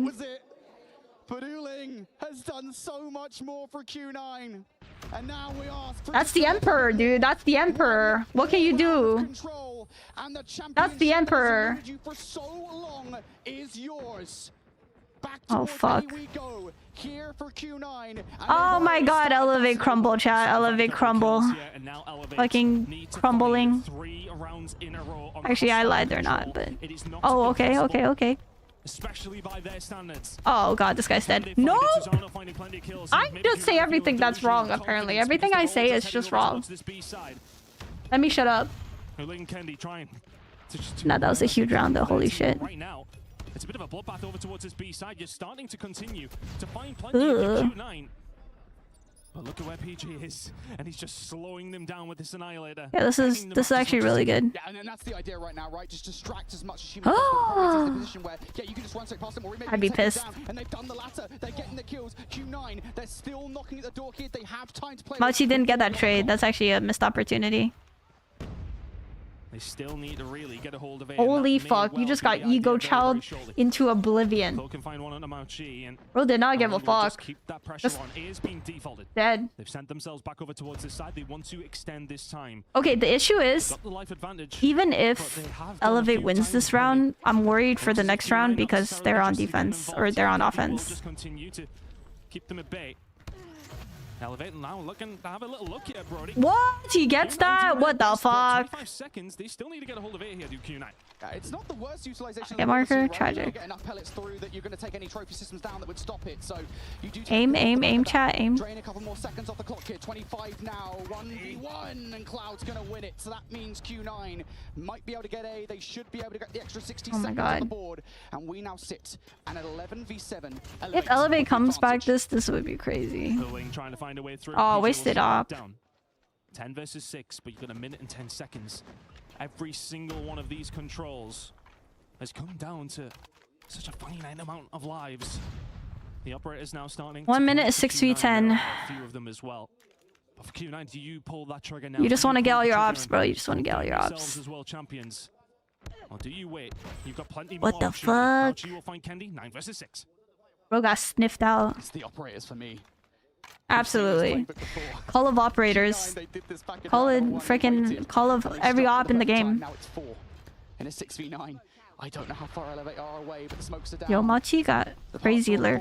All Q9 have to do is put them in position. Will find Curly. Oh, he got timing. Never mind. Will also fall, but Cloud will find one back. 8 versus 4. This is difficult for Q9, and I wonder 23 if seconds. They may not pull the trigger now. Yeah, go to the next round. This round is cooked. And they will find this round, barring a 1 versus 7. Coming in here from Curly. It ain't gonna happen. And at this point, you're playing for ops. Yep, you know the situation. It doesn't really matter that much. Yeah, you just want to die there if you're Curly. And that's an interesting choice right there, because it wasn't exactly like he was threatening for any ticks or progression over towards the point. He was on the hunt for the kills. Elevate might have got a little bit more operator charge, because now you're at disadvantage, right? There's only 1 on hand, maybe 2 at most, and Q9 have everything in the kitchen sinking towards this round. Elevate might be in trouble. Q9 may well just put them in the sword immediately, but the kills have come through here for Elevate on their attacking round. They've traded across the board, and they've got a little bit of map control. I would have thought Q9 might have just thrown everything in there just to force them back into the spawn off the rip, but everything's been brought in that Elevate can actually afford to do, and the Tempest is out. Now the push in over towards A will be formulated, but it feels so tense. Every single movement has to be perfection from Elevate. T-Shen's trying to clear out some space here. At the very least, you're going to clear enough space that you get some control over the A building. That's a big, but oh no! Close the eyes. And now he's going to give enough breathing room here for Elevate to actually make that A capture. I don't see any reason for Q9 to go forward. As a matter of fact, Elevate starting to poke the bear a little bit, starting to garner a little bit more real estate. That's the idea. Q9, they are not giving anything away for free. Nice early cap. Oh. Fuck, jump scare. Jesus Christ. I see PJ's freaking little skin pop up like that. That's terrifying. He'll bring in the Tempest. It will take one big play to really force them back. He's missing choke! He's missing absolutely everything. Doesn't find much, but finds one through the middle. Oh my god, aim. Pressure will be on. They're starting to find kills of Q9, but Kendi will take him down. Great usage for Elevate. Not that hot for Q9 so far. Yeah, you take that 1-for-1 trade. Oh god. He's out on the prowl with the equalizers. Oh my god, Uling is sniffing them out. Uling just wants to go home, bro. Bro said my flight is tomorrow. I'm just trying to clock out. Cloud still does have his operator available. But Elevate have not been put to bed yet. They've been forced back. It's not ideal. This is what I mean, like, lives are close. It is worth saying, right, the board is basically reset here. B is so hard to get into. Elevate have to work back for that map control, and they don't you need good util. PJ, the only one with the Annihilator, and he good timing, good op usage, and a bit of luck. PJ, we need to see it now. The MVP last year, his team are working around him as well. Kendi can find 2, and PJ, he'll just be looking for the cuts. Emperor, chat, Emperor. Fucking Uling, bro. Fucking Uling trying to close this shit. Trying to find a way through, they still continue survive? And now Susano needs to play catch up once again. He has to try. The lives are still close, but it's like the time. Oh, nice. Nice. Oh, shit. Wait, dude, Uling, somebody get him off. Uling is too good. 40 seconds? Oh, it's... And I don't know if you can wait for opposite. Does he know that this guy's flanking? Just gotta go with 35 on the boards. You have to make oh my god. now Chloe back doing what Susano was before. Kalo. Wait, 20 seconds? 7 versus 3, they're starting to find the gun. Elevate, cooking. That they would find. Can Cloud maybe, just maybe, find something here as Elevate starting to make the way. Wait. 2 versus 4, now 1 versus 4 is Cole PG combined so well. Elevate. Okay, round 5. Okay, we're bringing it back. We're bringing it back. Gotta give so much love to Susano and Chloe. They knew exactly what to do. Get behind enemy lines, be a nuisance, be a distraction, open that door, and Elevate. They walk through it. Round 5 once more. This time, Elevate. They have to win. They've done it 2 rounds in a row. God knows what the operator economy looks like at this stage. I've lost count. I'm stressed. But Susano will find Cloud and Elevate just need to defend. Nice. To send us to a map number 7 in this grand final. This World Championships final. Everything that these teams have played for all huge. Elevate wins this map, bro. Be on the lines with the fire range S&D. Come on. Elevate need to complete their end of the bargain. Close pushing forward with the Tempest and he gets going. Mao Chi will do a fantastic job there. Ao Ling's got aggressive. Ao Ling is dead. The Susano and Co do well. Across the map, not necessarily too much control here for Q9, but they've got Cloud inside of a good position. What the fuck? He's found 3, and all of a sudden, B might just be gone. Oh my god. Oh no, Elevate, they fought their ace up the sleeve, was the Tempest, but Q9 refused to get rid of their chokehold over B. This capture is coming. Bro's in like the worst angle ever. They do not have the map control to deal with it. They've just given up. He still got a kill? Do not care about B now. They are going to side themselves towards A, and the life advantage continues to grow. You look at this. Oh my god. Bro's being a little sneaky rat. Wow, they fast cap B, chat. What the fuck? Q9 just broke it open. Mao Chi. How many times have we said just been clutching up with Elevate? They're starting to find some kills and a little bit more control. Everybody else. Okay, Mao Chi got a god angle right now. He needs to do work for. Oh my gosh, he's doing work. The game now changes in a certain kind of way. 1.5 minutes to go. Both these two teams have very little control, but Yoppie, everybody else from Elevate starting to find some operators and starting to use them well. And she goes down as well, so that's Q9's ace out of the round. 13v13, blue kill feed, and Elevate have to do something that's improbable. You have to defend A when B is gone. They are so close to getting Holy smokes. 80 seconds on the clock here. Now the death machine from Susano. Holy smokes. Susano. Ao Ling will fall. Susano got that like nonchalant vibe. Bro's like light. 11-11. They don't know Yoppie's close. Defensive side is Q9 trying to find a way through. 1 minute to go. 11 versus 11. Nope, they know he's there. Never mind. Are the key to the championship now for Q9. When they come, it will rain down upon Elevate. Ao Ling's found 1. Oh fuck. Can find another, but Elevate are holding on. The Emperor. Who will just seal the deal. Ao Ling finds a way around, but with the huge That's a crazy nade. That's a very good nade. Elevate with 2-0 down. Nade glaze. Just send us to a final map. PJ. He's finding everything. Oh, they're just going for cap. Q9 are clutching its straws. It's desperate. Oh, they have so many ops though. D-Trent tries to find a way through, but Yoppie may well just seal the deal. 6 versus 2. Oh, the person caught his ass. We know exactly where we're going, and it's to the firing range to decide. Nah, if anyone's gonna clutch, it's the Emperor, bro. Unless he couldn't do it, Brody. 20 seconds. I don't care who you say he is. There ain't no way Ao Ling can do this. They spot him out, they kill him dead. Map 7 inbound. This is crazy, Chad. That's something you never see. That doesn't happen. You cannot defend A when B has already been lost. That's against Oh my god. And if there's anyone who's going to break the rules, it's going to be Elevate. Oh god. Rules and regulations, all the norms out the window, folks. Game 7.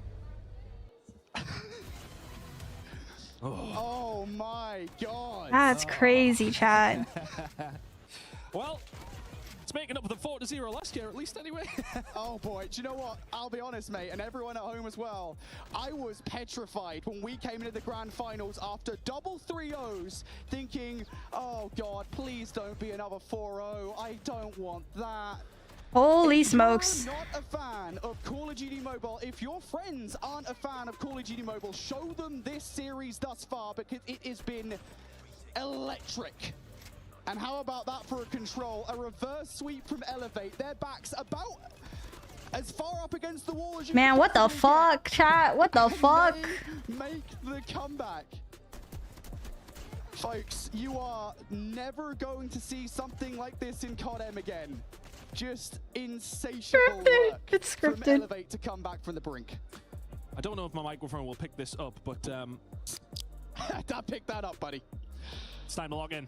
Map number 7, we go. It's S&D though. Game of control that was. The thing is, Elevate has momentum, but it's S&D. Not just from 2-0 down, but what do we feel, chat? What do we feel? Themselves having to defend. Like, how are we feeling? Because it's S&D. So I'm not gonna lie. we saw the S&D earlier. Q9 fucking killed it on Surge. It was like 7-2. But Elevate has momentum, you know? I tell you where we're going. We're going to that map number 7. But it's S&D, so sometimes momentum doesn't even matter. I'll let you do so. How are we feeling? In a second. But we do need to talk about firing range. Yeah, of course. Let's get about that one for a second. Sorry, I waffled too much. Oh, it's firing too.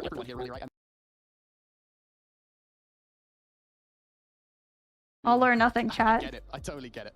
Map number 6 is incoming. Firing range. What the heck, bro? That's just incredible. Look, Fire and Range Search and Destroy is a phenomenal map for both of these two teams. And I think, you know, for Elevate, there will be a moment here of, well, they'll be stressed for sure, but at the same time... This is actually the best grand finals we've gotten to see, like, in World Champs history, bro. 3-0. The lore, the close games, the comebacks, the storyline, jeez. Strong map for them, and the reasons why, well, I feel that's like crazy. Everyone knows their name at this point. Susano and Kendi, there is a lot of love shown to the SMGs and the ARs and the like for Elevate. But it is that is crazy, bro. Players, the sniper rifle players, really specifically, folks, the Tundra players on Fire Range S&D that makes their Fire Range so deadly. And let me tell you something, Ton. Look, those snipes have not been perfect, but at the very least, Susano's... Don't hate. Don't hate on the goat. That's what I wanted to say. He had 37 kills in that game. He's been paramount to the success for Elevate. And all we need from them to Holy fix what happened smokes. earlier on is just for them to win some first bloods. It's easier said than done, but for me, we can talk statistics, we can talk eventualities, likelihoods, but one thing that statistics don't point towards is emotion and feeling. That's true. For Elevate, mere seconds away from what could have been a sensational win for Q9. But then Elevate turn it on its head. Dude, that's just Elevate with ice in their veins, bro. It's theirs to lose. Q9 have just had that trophy snatched from their hands. And are they able to reset? That's what If that's how you go down, that'd actually be tragic. I can't even lie. At this map, that is undoubted. But for me, it's about the headspace of where both of these squads are. Look, let's just take a minute to talk about what happened earlier on, folks. So if you're just joining us here, and I don't doubt that holy smokes, considering there's probably a lot of people that are hearing, hey, there's a Game 7 going on right now in the World Championship, the Grand Finals between Q9 and Elevate. If you're just joining us, earlier on, we did see that Coastal Search and Destroy, and we talked a little bit about how it was more dominant, for sure, and I think that's very obvious. Holy shit. Right? 7-1 win that time around for a Q9, and I think there started to become a little bit more problems for Elevate than maybe were even present in the upper bracket final. In the upper bracket final, I think a lot of it was just down to, yes, as I keep on kind of going on about, those first bloods, but also simply how reactive Q9 had become, right? You know, even if they were up in the life advantage, Q9 would go hunting down the remaining players. If it was a 3v1, a 4v2, a man advantage that they were extremely happy with, they would not settle for the map control. That's they true. Would go after those remaining players. They did not give Elevate a Kill hungry. rest. We get towards the 7-1 search and destroy earlier on, and I think they kind of ratcheted up that aggression tenfold. Q9 were confident, and for whatever reason, Elevate just could not find some kind of response.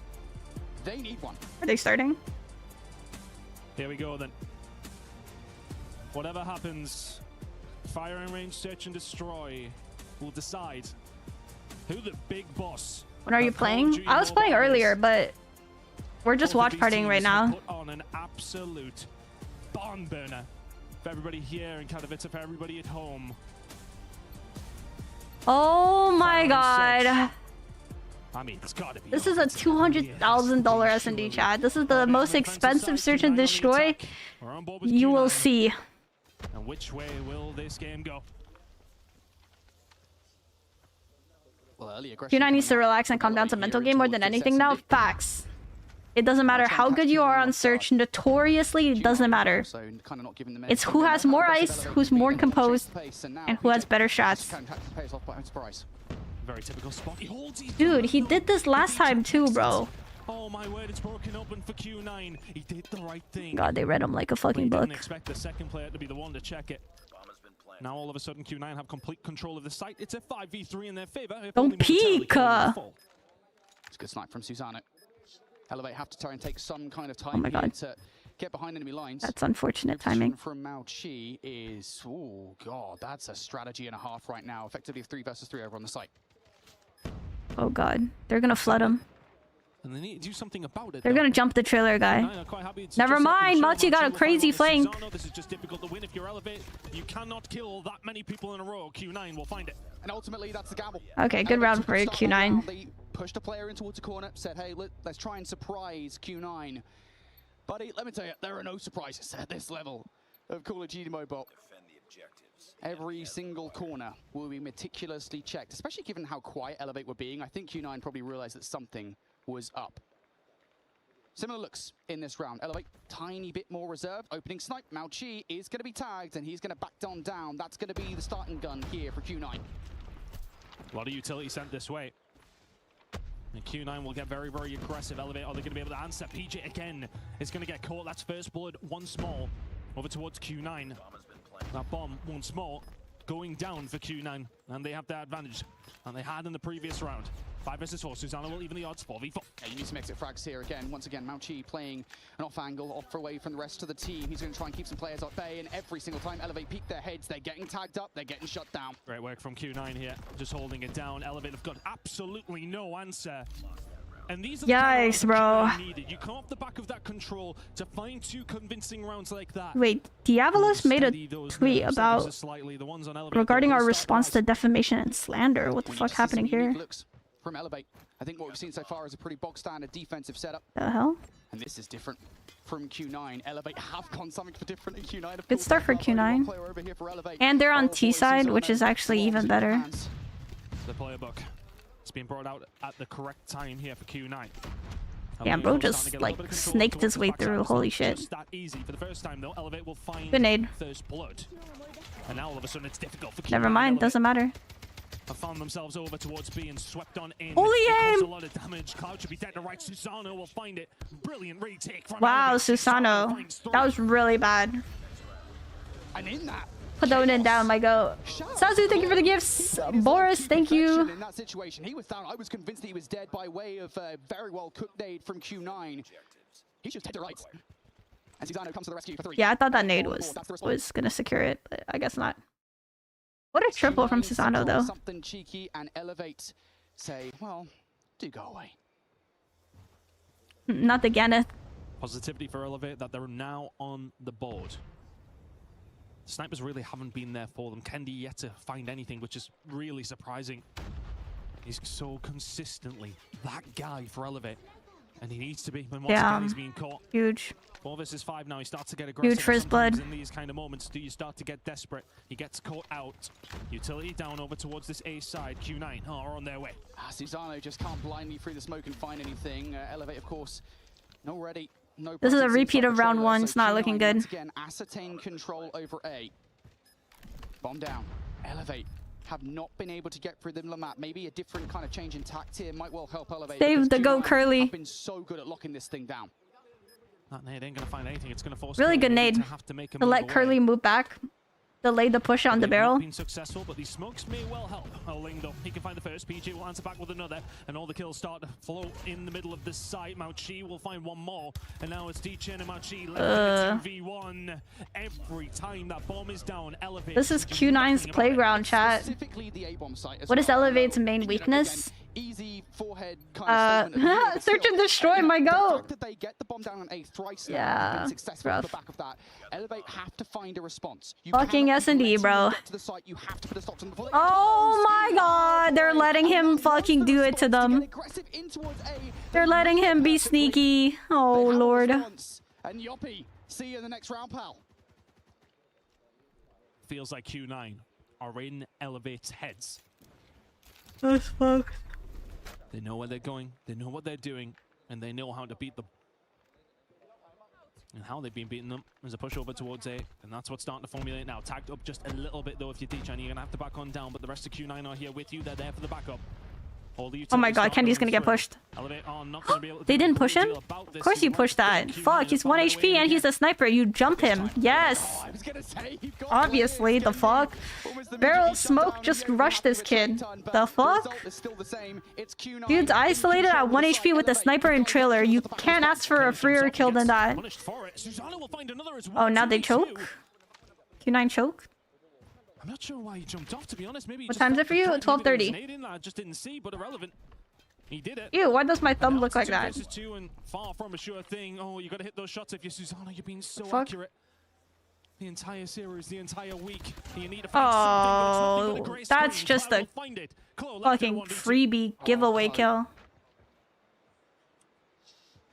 This man made a big play earlier. Why do they keep leaving person at A? They don't want to commit to it. We'll go for the challenge and Claw will get sat down.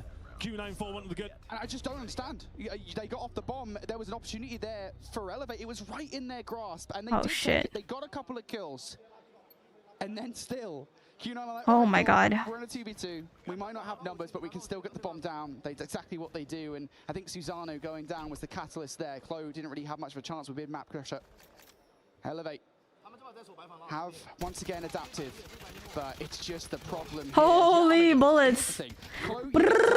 Get away in that situation. You garner information, that's fine. Curious how many members of Elevate he's seen, of Q9 he's seen, I should say. But it's also given the side of Elevate a little bit more of a chance to set up over towards this A side. This is a little bit more methodical from Q9, but it has to be. They haven't found those inroads, they haven't found those cracks yet. Q9, they've chosen their target. You can't wallbang green. Again, what the fuck is green? Oh, here? Different. And once again, wait on Susano's shoulders. Okay, Cubby, you can wallbang, but his bullets weren't on him. Dude, they're just fucking like they're just walking into it. Free kill? Yeah. Oh my god, they got info on Yopi too. Now left in a 1 versus 4 to end the half. And he's dead. It's game. It's game, bro. Fuck. Q9 ran away with 5 rounds on T side. 5 rounds on T? You can't give 5 rounds on T, bro. That time around is exactly the same here on Firing Range. Look, Firing Range can sometimes be an offensively sided map, though. Q9 just showed you guys exactly why, but those kind of opening sites, Kendi needed to take Curly out of the play. Doesn't do so. Q9 now are on towards the A site, and Elevate don't have the same open door that Q9 did. Bro's trying to jump on the thing so bad. Well, a bit point possibly. Just taking their time. Problem being. Just walk up mid and get the guy jumping, bruh. Lee need to win quite a few rounds to stop Q9 becoming champions. It's so difficult from this spot, but they're taking their time. They're slowly making their way. Oh, Q9 going to be ready for it. It's all about these snipes. You've got to take these players out. Oh my god. D-Chen, well, he's known for him. Incredible shot from D-Chen. Kendi yet to get on the board. He's been so dependable for Elevate. He's been shut out of the game time and time Elevate's again. getting cooked. Feels like And then you got this fucker in top tower. It's a similar feeling. That's wild. Q9 playing these rounds like so well. Yeah, he's dead. Especially with Cloud up here. Oh my god. Well played from Cloud. Very well played. 5v2 Elevate. Nice shots from Kayla. Does feel like the backup plan is non-existent, doesn't it? Q9. Clean. Championship point. Elevate. They were poking and prodding at the A defensive setup. Guys, if Elevate is gonna make a comeback, this is the time. Dude, nah. Q9 is just too good on that surge, bro. And first blood, oh my. I think they're just gonna ego chow everything now. I think they're just gonna ego chow and be like, fuck it, we're just gonna kill all of you. Yeah. Playing his life. He's got one now. 4v3 on the site. They don't even give a fuck. They can feel it. And they have so many rounds to bounce back on, so they're just full sending. To find a way through, they need to dig as deep as possible. Cloud and Co are ready and waiting, but Kendi will find his first kill, and could that be the catalyst? As Ling will fall. Oh, this is so awkward. In and around firing range, 3 versus 3, and they may well back down here due Q9. That's the right decision for Q9. You can hit the regen. You can also retake. We saw Q9 being very proficient at that this tournament. And that is the play call for sure. Elevate, of course, will also that nade. time off the clock. That would have been a crazy nade. Know that Q9 have backed away from the site. That works against them here. That open line of sight, that's their biggest issue. They have to cross to the bomb or stretch it to get that thing down. If D-Chen picks it, it's over. Who can be the hero? Here for the side of Elevate. That bomb goes down. 40 seconds, and Q9 have got to find a way in. Elevate. Remember Q9 lost in firing final CDSI? That don't matter no more here. Their defensive positions back at the site. 30 seconds left. Q9 are on. Here we go. Oh, here we go. Retake. To make their move, and is it their move to get their hands on the trophy? Because it may well be. Oh, it's over. That's game.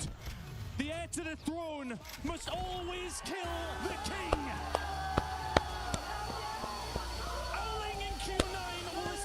Fucking cinema, bro. Cinema.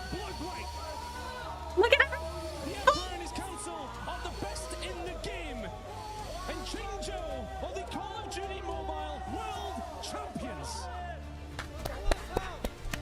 Q9, bro. Q9's fucking crazy on that search. That was so dominant. Is he crying? Don't cry. That's gonna make me sad. Oh boy, Q9. Insatiable. Long have they waited for this moment. Yeah, PJ's in shambles. PJ's destroyed. Yeah, wow. I'm very proud of Q9 because they... Oh, that's fucking... What? What is zooming in on him crying, bro? $350,000 is theirs. And of course, they are your champions. My goat is fucking crying. He just lost the biggest tournament of the year. What does the cameraman do? Hey, PJ. PJ, care for an interview? Holy shit. Oh, that's very sad. I'm very proud of Q9 because they've always came close to winning, but they never won a world champ. They came second. They lost to Elevate last year, and in the most dominant world champs finals, they got 4-0 fucking dick down. What a comeback. What a comeback story. Just absolutely incredible. PJ's crying and it's like, let me zoom in on it. Oh, that's sad as fuck. Champions for 2025. Oling, let's just I'm so proud of him. Come with me. Lucia, the wonderful Lucia is here to translate as well. Oling, if you look back to last year, The Emperor. 4-0 defeat You must have thought about that all year long. You come here, you don't just beat your opponents in Elevate once, you beat them twice. What changed over this last year?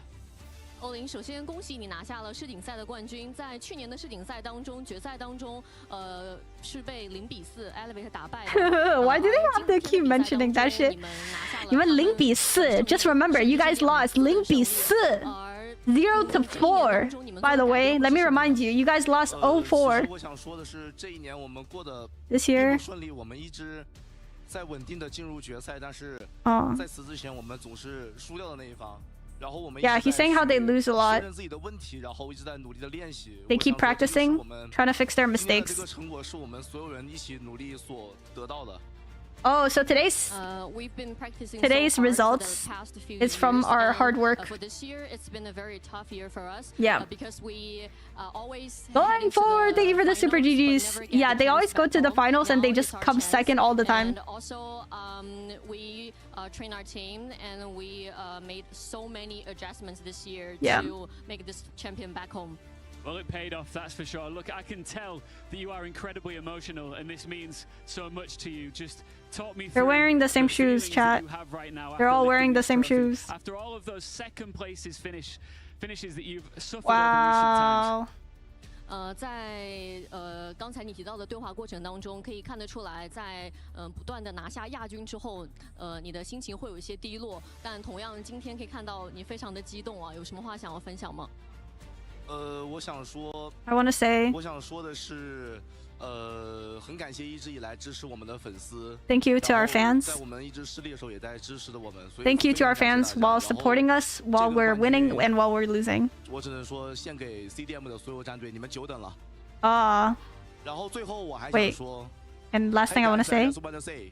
I was the best AR last year, but now I'm the best SMG in the world. He said, fair enough. This man was going crazy, bro. I wanted to say that, no need to translate. To all the fans who support Q9, also support CDM region, and also this world champion will be the champion for all the fans who support CDM. And thank you so much. I love that, guys. Just come a little bit closer to the trophy for we need Uling speaking English always. Listen, of course, always. No idea what he's saying, but just have him say English words. Just give him like buzzwords. Give him buzzwords to say like shit, rage bait, aura farming, clip farming. So whenever he wins a game, he'll be like clip farm. Or like teach him the Ferg. I am the clip. Just one more time for us here in Katowice before we go back to the desk. Tremendous congratulations. The stalwart people. Duty Mobile 2025 wow. World Champions is Q9. 再次把掌声送给秦九。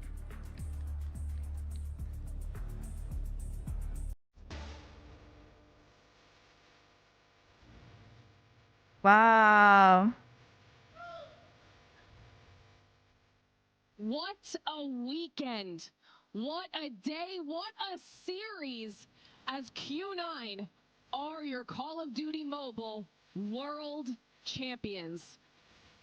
And you can see the emotion on all of the players' faces. This is everything they have worked all year for. As they raise that trophy above their heads and officially make their mark.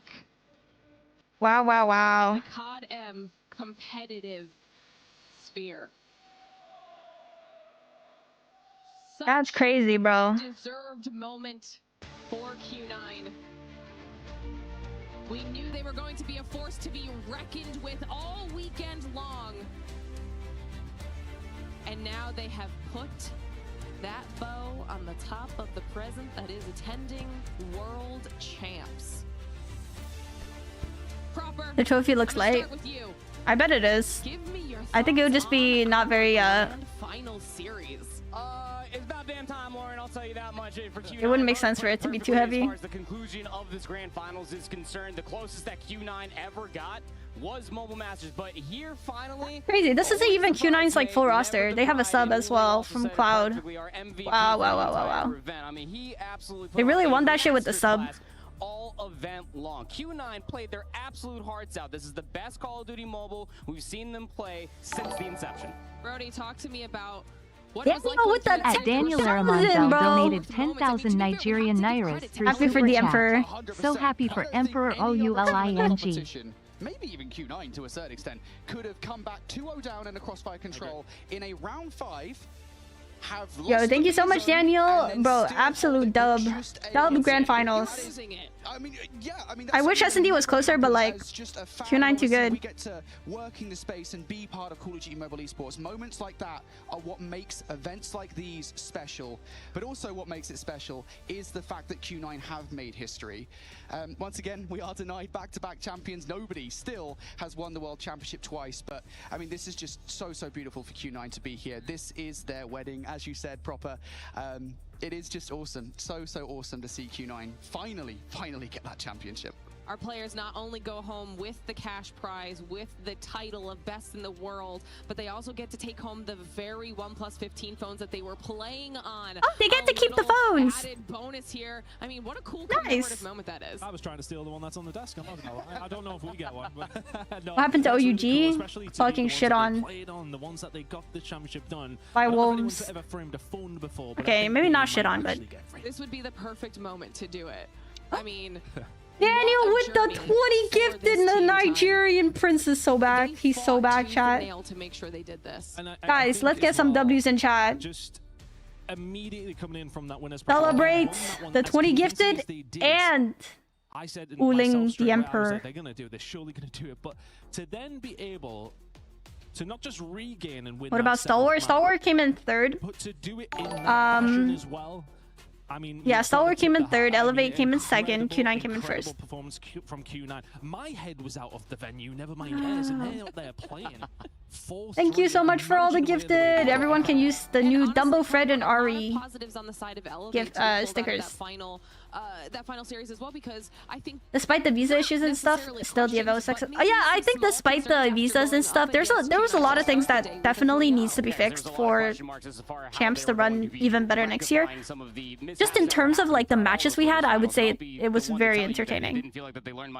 Actually, all of these games have been 3-1s and 3-0s except the Elevate Wolves game. But each game felt a lot better. I think because it's double Elim, it was much better. There's more storyline, more comebacks, more intense games. It just feels more enjoyable as an audience. Getting beat twice is just sad. We're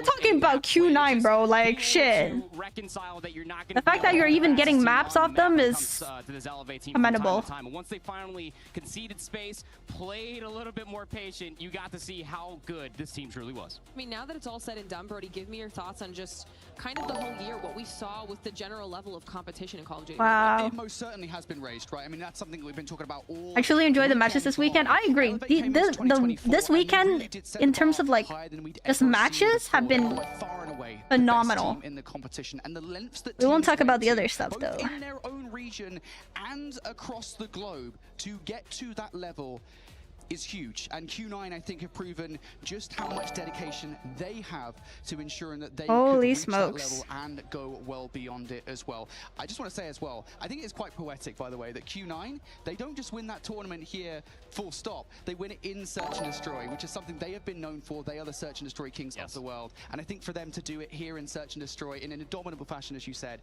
it is a beautiful moment. I mean, Tom, what has it been like for you, obviously following along all year with all of these teams to now have it culminate in this? It's incredible. I mean, I always Holy just said, smokes. these big international competitions, it's what people love esports for. There's been a couple of big ones today. We love this esports. one right up there for me. That was an incredible thing to see. Gorgeous. And it's just always when the stakes are the highest where you get the best competition. And I've been ringing about it all week. As soon as he said it in that very first interview, PJ said the competition, the level has risen. Everybody is able to bring something to the table. And that's credit to everybody to seeing Elevate last time out and saying, yeah, okay, we know that these guys are the best. Let's try and catch Let's see. up. And boy, did a few teams not just catch up. Well, it's being etched into the That history pen books is as fun. we speak proper. It's official. It's on the graffiti wall. Pen looks cool. They should hire me to do the graffiti, bro. I'd kill that shit. I had a huge calligraphy phase back in like high school. But like even still, like I think it's one of those things when you look at it. They should get me on that. Throughout all of this year have rightfully deserved this. So, like putting in all of the work, always falling to Wolves in their region continuously, and always keeping in the back of their minds, this Elevate team did not come to play CDM this year, so they had to wait 399 days just to get their revenge, and they got it in space, like Brody said, on Search and Destroy, no less. Y'all don't want to see. I'm gonna cook. I'm gonna cook, bruh. It was a Ghost, thank you for the 5, my goat. Appreciate it. Storylines, amazing outcomes. It was so phenomenal across the board. And while that might be the end of our competitive year for 2025, if you want to see what we've got coming up around the corner, follow us on social media. Okay, it's the easiest. I mean, we all knew Q9 was gonna win. Okay, buddy. We will have coming up at PlayCOD Esports, of course, whether that is on. I didn't know after that Crossfire game. I didn't know, bro. Single second of any of PJ is our king, but Wuling is the king. Nah, that's the emperor, bruh. At the desk, all of our phenomenal casters for bringing you guys the most insane action all At Ghost King I5H donated 5 Saudi Riyals through Super Thank you for the 5, go. in time again to entertain everybody and to, of course, make history in Call of Duty Mobile. It's been a phenomenal weekend, a fantastic world championship. Can you believe that Elevate stands complained about Q9's map advantage? Yeah, that just sounds salty, bro. I can't lie. Like, oh, pause. It's gonna copyright strike. I'm just saying, chat. Like, look, I love Elevate, and I was rooting for them for many of the games. But just in terms of rules, everyone knows that if you win the upper bracket, you go into the grand finals with the map advantage. Like, it's not fucking rocket science. And it's been like that for like every tournament ever. Don't get me pissed off. Because Elevate also had the same exact treatment last year when they were in the upper brackets. They had that too. They had a map advantage as well. Were they complaining back then when the team that they support had the advantage? No. It's because like people are just salty if their team doesn't get the advantage. But that's just how the rules were for every tournament. Like what? Literally any team that would have won the upper brackets, they get that. I will say single elim is dumb. Fuck single elim. We love double elim. And I'm not saying all Elevate fans though. It's just some people. Some people, but it's like that for every team's supporters. Like there's always gonna be. It's a matter of like character, not grouping the fans together. You can't possibly group all the fans together. It's just certain people are brain dead. Yeah, Elevate S&D was, yeah, it was rough. Yeah, fuck single elim, fuck single elim. Who won? Q9. Single elim also just takes away like potential stories.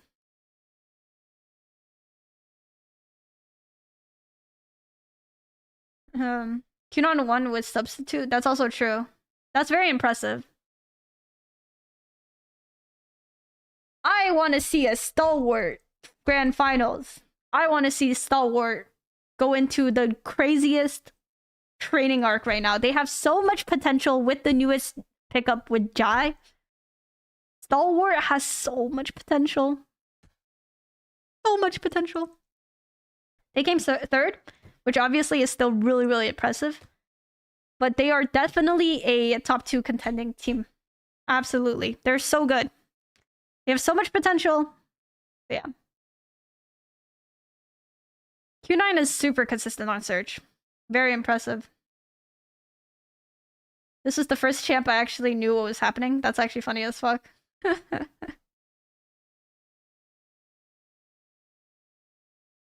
Yeah, Q9, wow, holy voice crack. Delete the VOD chat. Yeah, the thing is, Stalwart definitely, you could tell just by the way they play, they're not as composed as the other top teams because they start making mistakes when they lose. And it showed in that hardpoint, it's hard for them to close out games against the better teams because the better teams will stay resilient for up until the end, basically.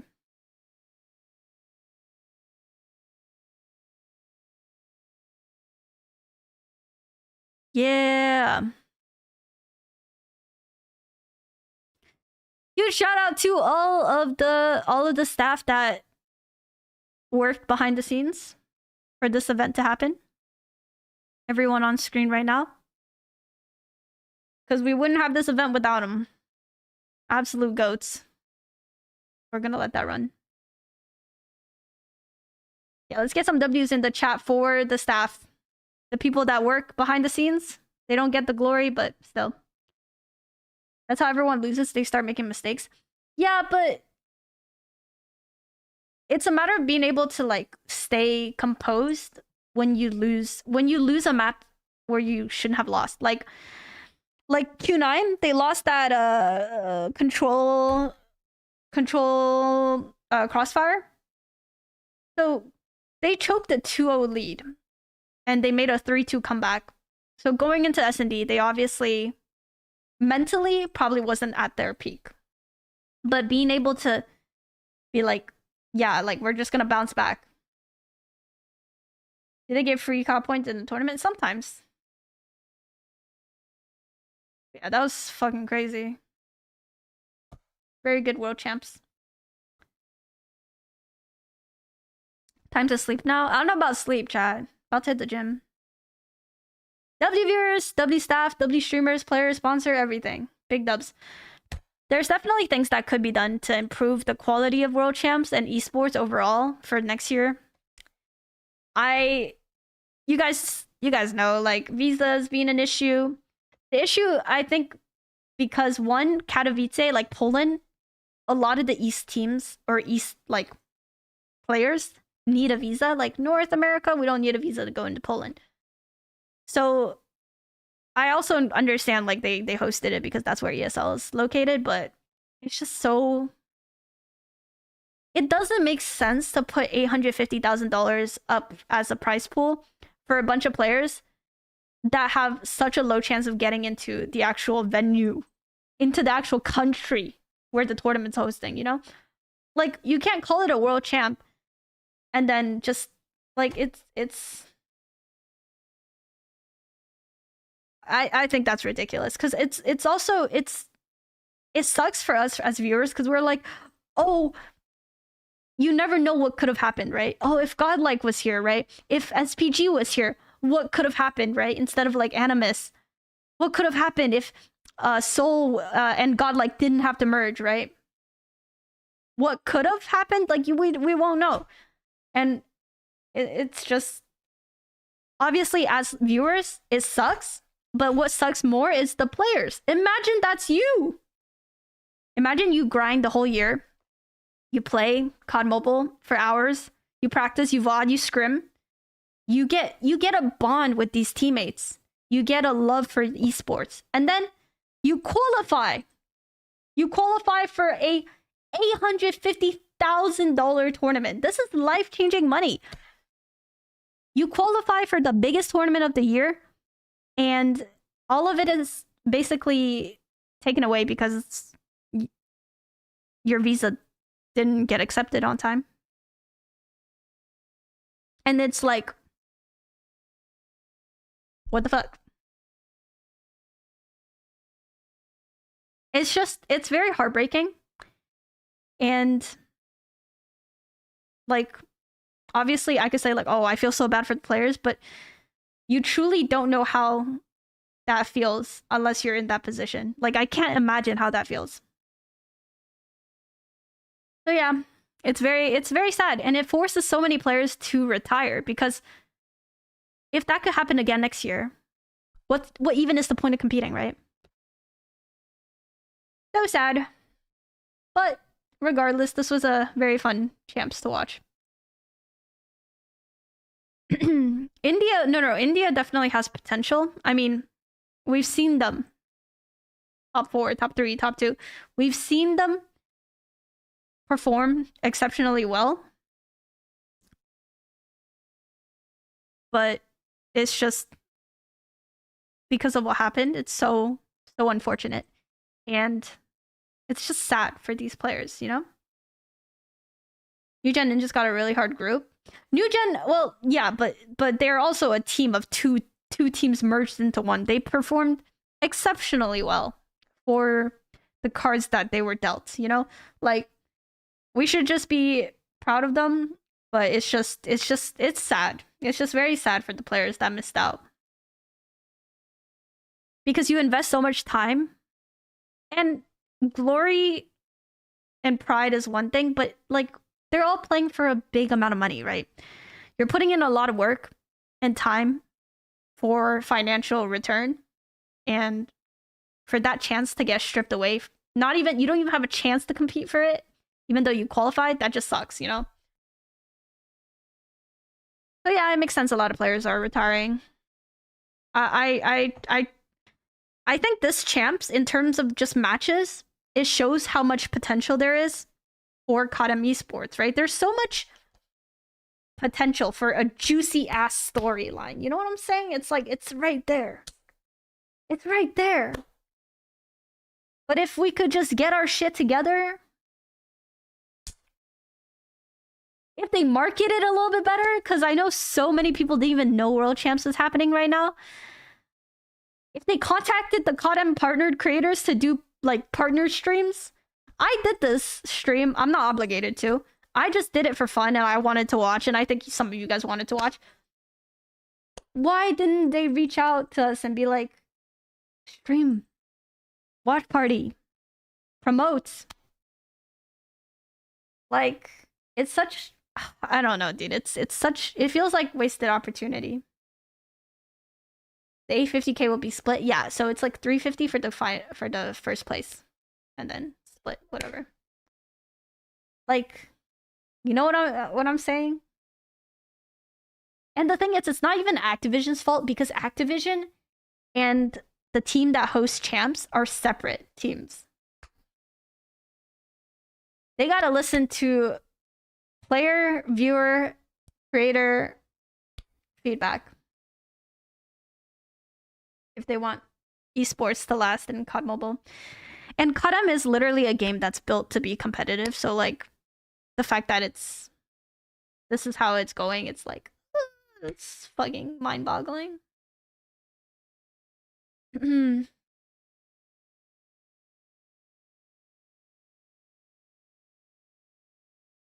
I don't know.